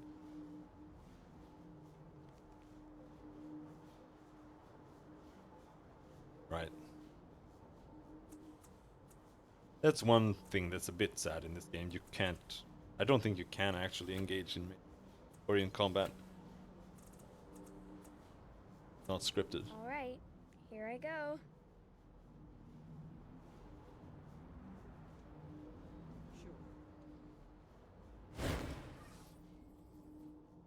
The man looks nice enough and seems unassuming at best. But, and this is the strangest feeling, it's almost as if he doesn't exist. As you try to focus on him, a sense of dread builds in you. You're not afraid exactly, but you know you aren't safe. You'll want my name. It's been long since I spoke it. Let's see. How about you call me Fence? No, that's terrible. That's terrible. Hang on. He starts muttering. Binks? Wins? Phoenix? Yes, that's it. Phoenix. Call me Phoenix. He steps forward and puts a hand on your shoulder. You have come here. Perhaps you obey the call of the tombs. Give me what I need. I tell you, I need answers. Someone gave me a note. It said to come here and I would find my answers. I would find the truth, but I can't understand this note. His eyes burn, literally, though his face seems untouched. What use is power if I cannot understand? What is the purpose of my power if I cannot see? Ask me. I do not know. Scan thoughts. Does he know? Of course not, but perhaps his questions can lead us both to knowledge.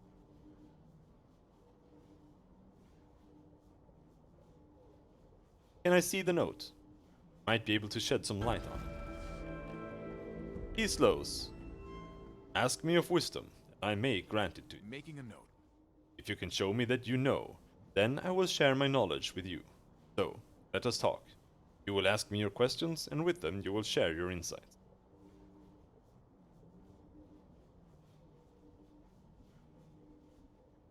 Have you had any trouble from the cultists here? He smiles. Trouble? Not for me. They have come for me many times. They do not leave. The fact that he stands in the middle of the valley, alone and safe, supports his story.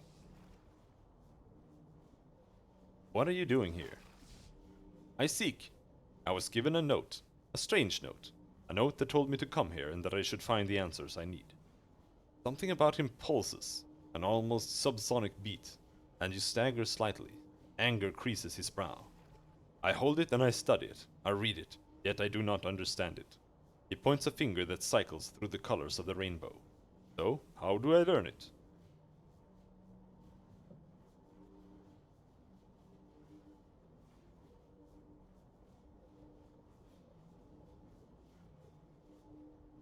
How can I answer that without looking at the note? He nods his head. A good answer. A knowledge seeker's answer. You do not learn by assertion. I can study it more, or perhaps you can help. Why don't you remember your name? Names are a construct of consciousness. But is there some fundamental importance to it? Or to consciousness itself? Scan thoughts. If so, is life also important if it has no consciousness? How would it know?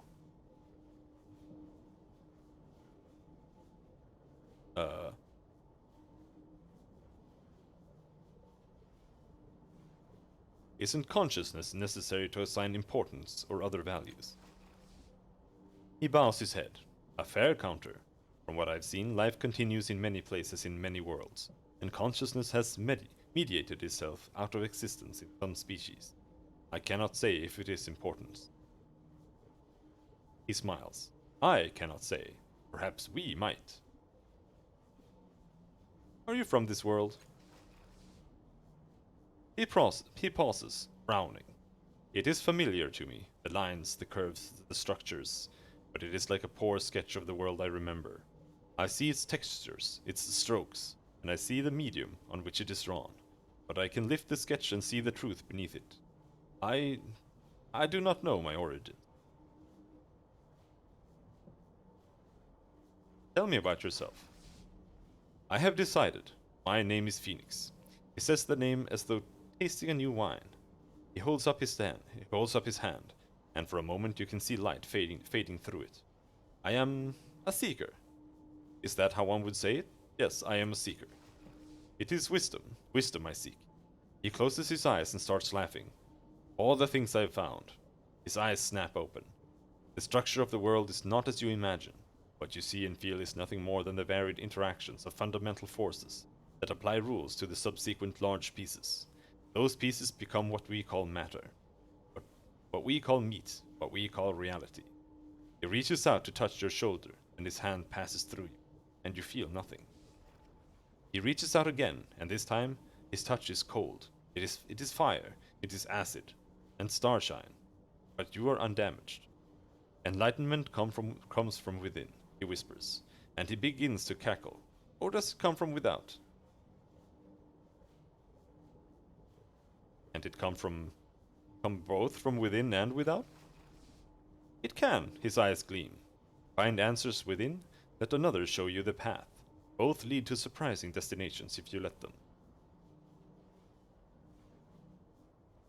Can I see the note that brought you here? Remember that. You have the mind of a seeker, not merely an explorer. Yes, you may take the note. He passes you a piece of engraved synth. Return if you're able to find my answer. Until some other time. This ragged synth square is engraved with scrawls and symbols, presumably some kind of writing, but it is mostly unfamiliar to you. Phoenix says the note told him to come to the Valley of Dead Heroes, and that he would find the answers he needs. He gave it to you because he has found no answers, but he has not so far. What? It gave it to you because he has found no answers, but he has not so far. He hopes you will find them in his place. Okay, that's a weird sentence. Although the engraved symbols are mostly incomprehensible, 4 numbers are written in the truth. 1 on each line of text. 1535. Well, that's super obvious what that is.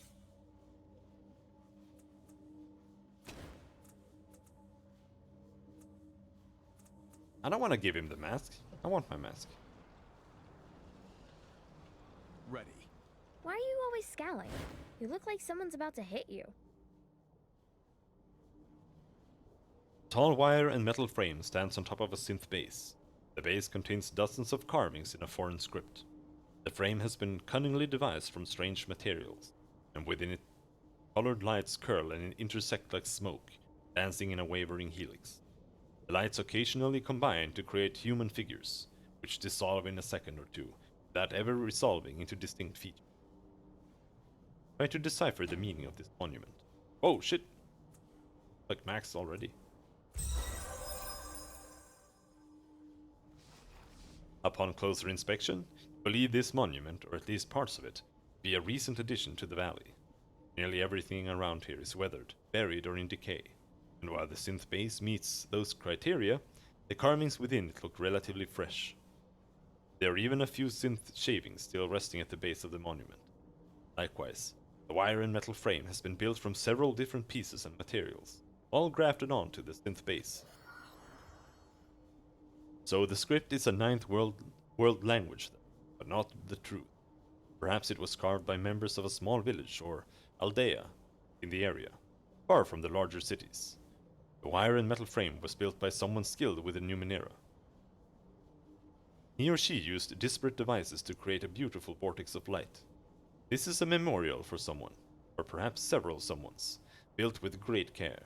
The artisan's loss weighs heavily as you look upon the artisan's loss weighs heavily as you look upon this piece. Perhaps that is its purpose. You reflect for a moment on the sorrow the artisan of this memorial must have felt, carving each word by hand, shaping their faces in light. Then it is time to move on. Yes. Now. Lava puddle. Bubbles rise from the pool before you, and its barren edges are crusted with a white rime. The acrid reek of the water makes your eyes tear up. The rime and reek around the pool suggest that the water has a dangerously high alkaline content. It would be dangerous to drink or even to touch. Examine the pool. Despite the bubbles and deep color, the water is crystal clear. You can see down into the depths of the pool. There's a brassy, metallic globe down there, caked with rime, but otherwise whole. Unfortunately, it's too far down to reach without diving in. Endurance quick fingers dive into the pool and try to retrieve the object.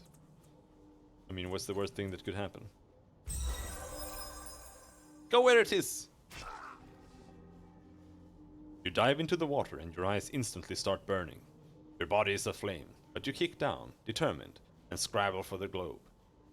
As soon as it is safe in your hands, you kick for the surface.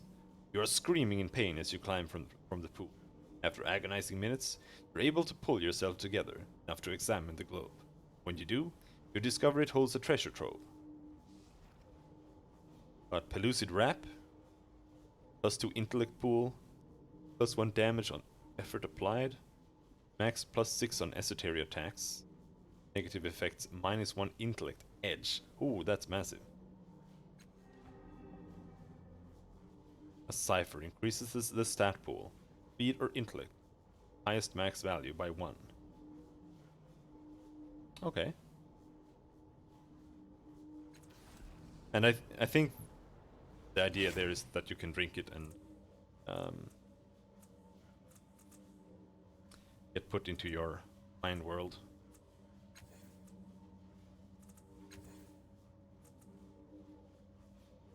Let's hear that.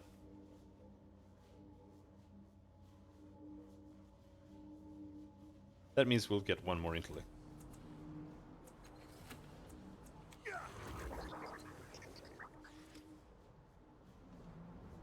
Yep. Find him. Something to do.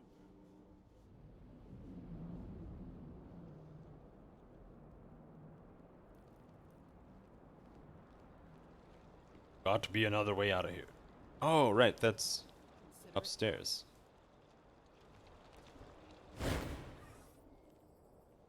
You climbed obelisk, crushed Saint Proverbius. Though you knew he lived, no matter. The future is built on blood and rage. You fell. What did you learn from this experience? I saw the portal, but it vanished when the obelisk fell. Yes, and from this we all understand that we cannot attain that height again. Portal exists only in our memories. All faces grimace in unison, as if trying for an unfamiliar smile. Here, you can have this mask I found. The blob reaches out with its deformed arms and accepts the mask from you. The 3 faces immediately start trying to control the creature's arms, so they can place the mask on one of the other faces. They lose interest in you for the moment. Give it to me! No, to me! Wear it, Tulk Sniffler!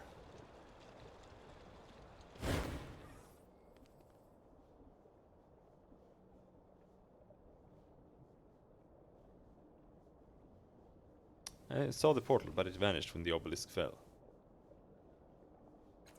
Okay, it doesn't say anything about thing there.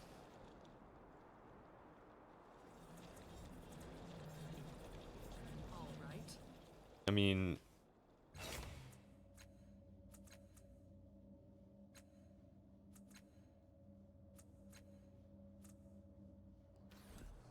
Like search the whistle. valley's alcoves, Are there more?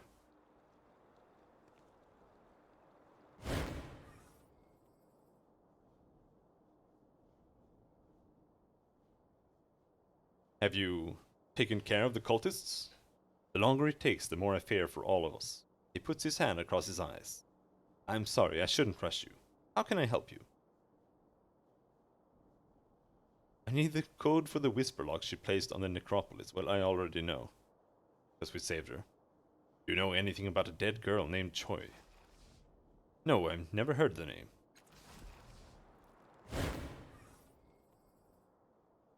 Do you know anything about a dead girl named Choi? Dated my journal. He seems taken aback by your question. Choi? I remember that name. It was from a tomb in the necropolis, though I don't remember anything else about it. The name only stuck in my mind, because of the strange way of the tomb. Made me see it. I can't explain it. You'll have to see for yourself. Just remember to hold your breath. He scratches his chin. I remember I had joined one of the memorialists for her rounds that day. A particular marker was in tomb 4221.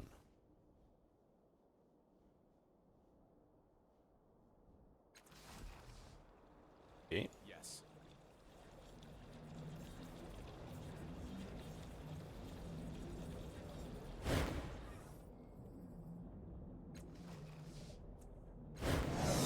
Wing! I am the very soul of action. There's a triangle.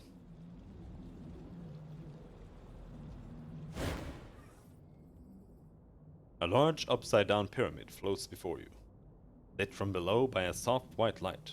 It's made of weathered stone, but you can see lights. Hear a faint buzzing through the cracks in its crumbling facade. You study it from every side. There's no inscription to explain why it was erected or by whom, nor is there any obvious way to interact with it. You do notice that the light from inside the crack seems to follow your hand as you slide it across, so perhaps it is reacting to you after all. Try to figure out how the pyramids work. Easy. Oh shit! You slide your hands across the pyramid, following not the cracks but the symbols and etchings on its surface. After a great deal of experimentation and not a small amount of luck, you discover a specific pattern which causes the light to grow in intensity. As it does so, a soft warmth envelops you, refreshing your body and mind. As you feel better, however, the pyramid seems to grow more dim. Sword 1 intellect, 2 intellect, 1 might, 4 speed. You stop, not wanting to waste the pyramid's obvious healing powers just yet. It should be saved for a time when you really need it. Okay. I'm ready. I'm always ready. Berikael Bruna. This androgynous woman. Oh shit, that's a woman? Projects an air of fearsome will. Her muscles are thin and wiry, and her body screams of sharp edges. She seems like a human stiletto. Her head is shaved, and she bears the tattoo of a cast-off on her scalp. Never seen you before, she says. I'm Berikael Bruna. Starts scanning the cliffside. How long have you been awake since you moved out? Of your body, I mean. Scan thoughts. He's got that innocent idiot look. Changing gods already left him. He's not joining Paj, Berikael. Not if I have anything to do with it. Not particularly interested in recruiting anyone, Matkina. Not my mission. She faces Matkina. You still mad about Colm? Still carrying that grudge? She looks at you and jerks her thumb at Matkina. All the people she fought so hard to save, they're all dead. Natural causes. She shrugs. But you don't carry a grudge for natural causes. I'm starting to remember why I left Mille Vest. Starting to remember why we encouraged you to leave. Turns back to you. Anyway, was on my way to Mille Vest with a message for Paj Reckon, but the portals are blocked. The cowards heard something say the Sorrow's hunting again, so they locked the doors behind themselves. Paj will get the message. Paj will get her message later. I need to return to the endless battle. Tell me about Paj Reckon. She flashes a quick look of surprise. Oh, right, you're new. Paj is commander of the 1st Militia. Look up the mantle, keeping our cursed sire's forces contained. Smart woman. Tough. Why would you fight the changing god? She sighs. He's going to kill us all if he gets the chance. He wants to erase us. Thinks that's the way to stop the sorrow. We're not his children. To him. More like broken clones. Byproducts. He'd never sacrifice himself, but that's because he's the only real person in his world. I thought the first was dead. She is. Kaj kept the name in the first's honor. He doesn't care for the glory. Besides, our creator's carked. Fighting him is the best bet. Using the first's name reminds everyone why we fight. What's the message you have for her? Maybe I could deliver it. Endless battle intelligence. Not for you. Tell me about the endless battle. If it's really endless, why keep fighting? She shrugs. Makes us stronger, faster, deadlier. More of what we are. Strips away the dross of life and makes experience shine. Peacetime life is dull and worthless. Like watching life go past through a veil. War clarifies life. Makes us better. Endless is a good thing if you keep that in mind. How are you going to get back to the endless battle? She points. I was looking at the path to Colne village, but it collapsed. Doesn't seem to be any way over these mountains either. No matter, I'll find a different way. She glances at you sidelong and sneers. Sooner rather than later, I think. What's cowardly about keeping the sorrow out of Mila West? Hasn't found them there for hundreds of years, but now they say it's time to close the doors, like it's going to traipse in. Been telling them that if the sorrow tries hard enough, it'll get in. Can't stop that kind of power. On that, we agree. Mila West is a false hope. She nods at your sister. Always were smart about that. Pity you're not so reasonable on the rest. I'll be seeing you. No, you won't. I'm done looking for a way over these twice-stand mountains. Gonna find a different way out of the valley. Been real good talking with you, though. The tone in her voice makes you question the veracity of that statement. Holy shit. With that, she strides off. Learning begets doing. Or is it the other way? Crisp, pungent water issues from an inhuman head. There's nothing further up the slope to indicate where the water is coming from. Denman Russ.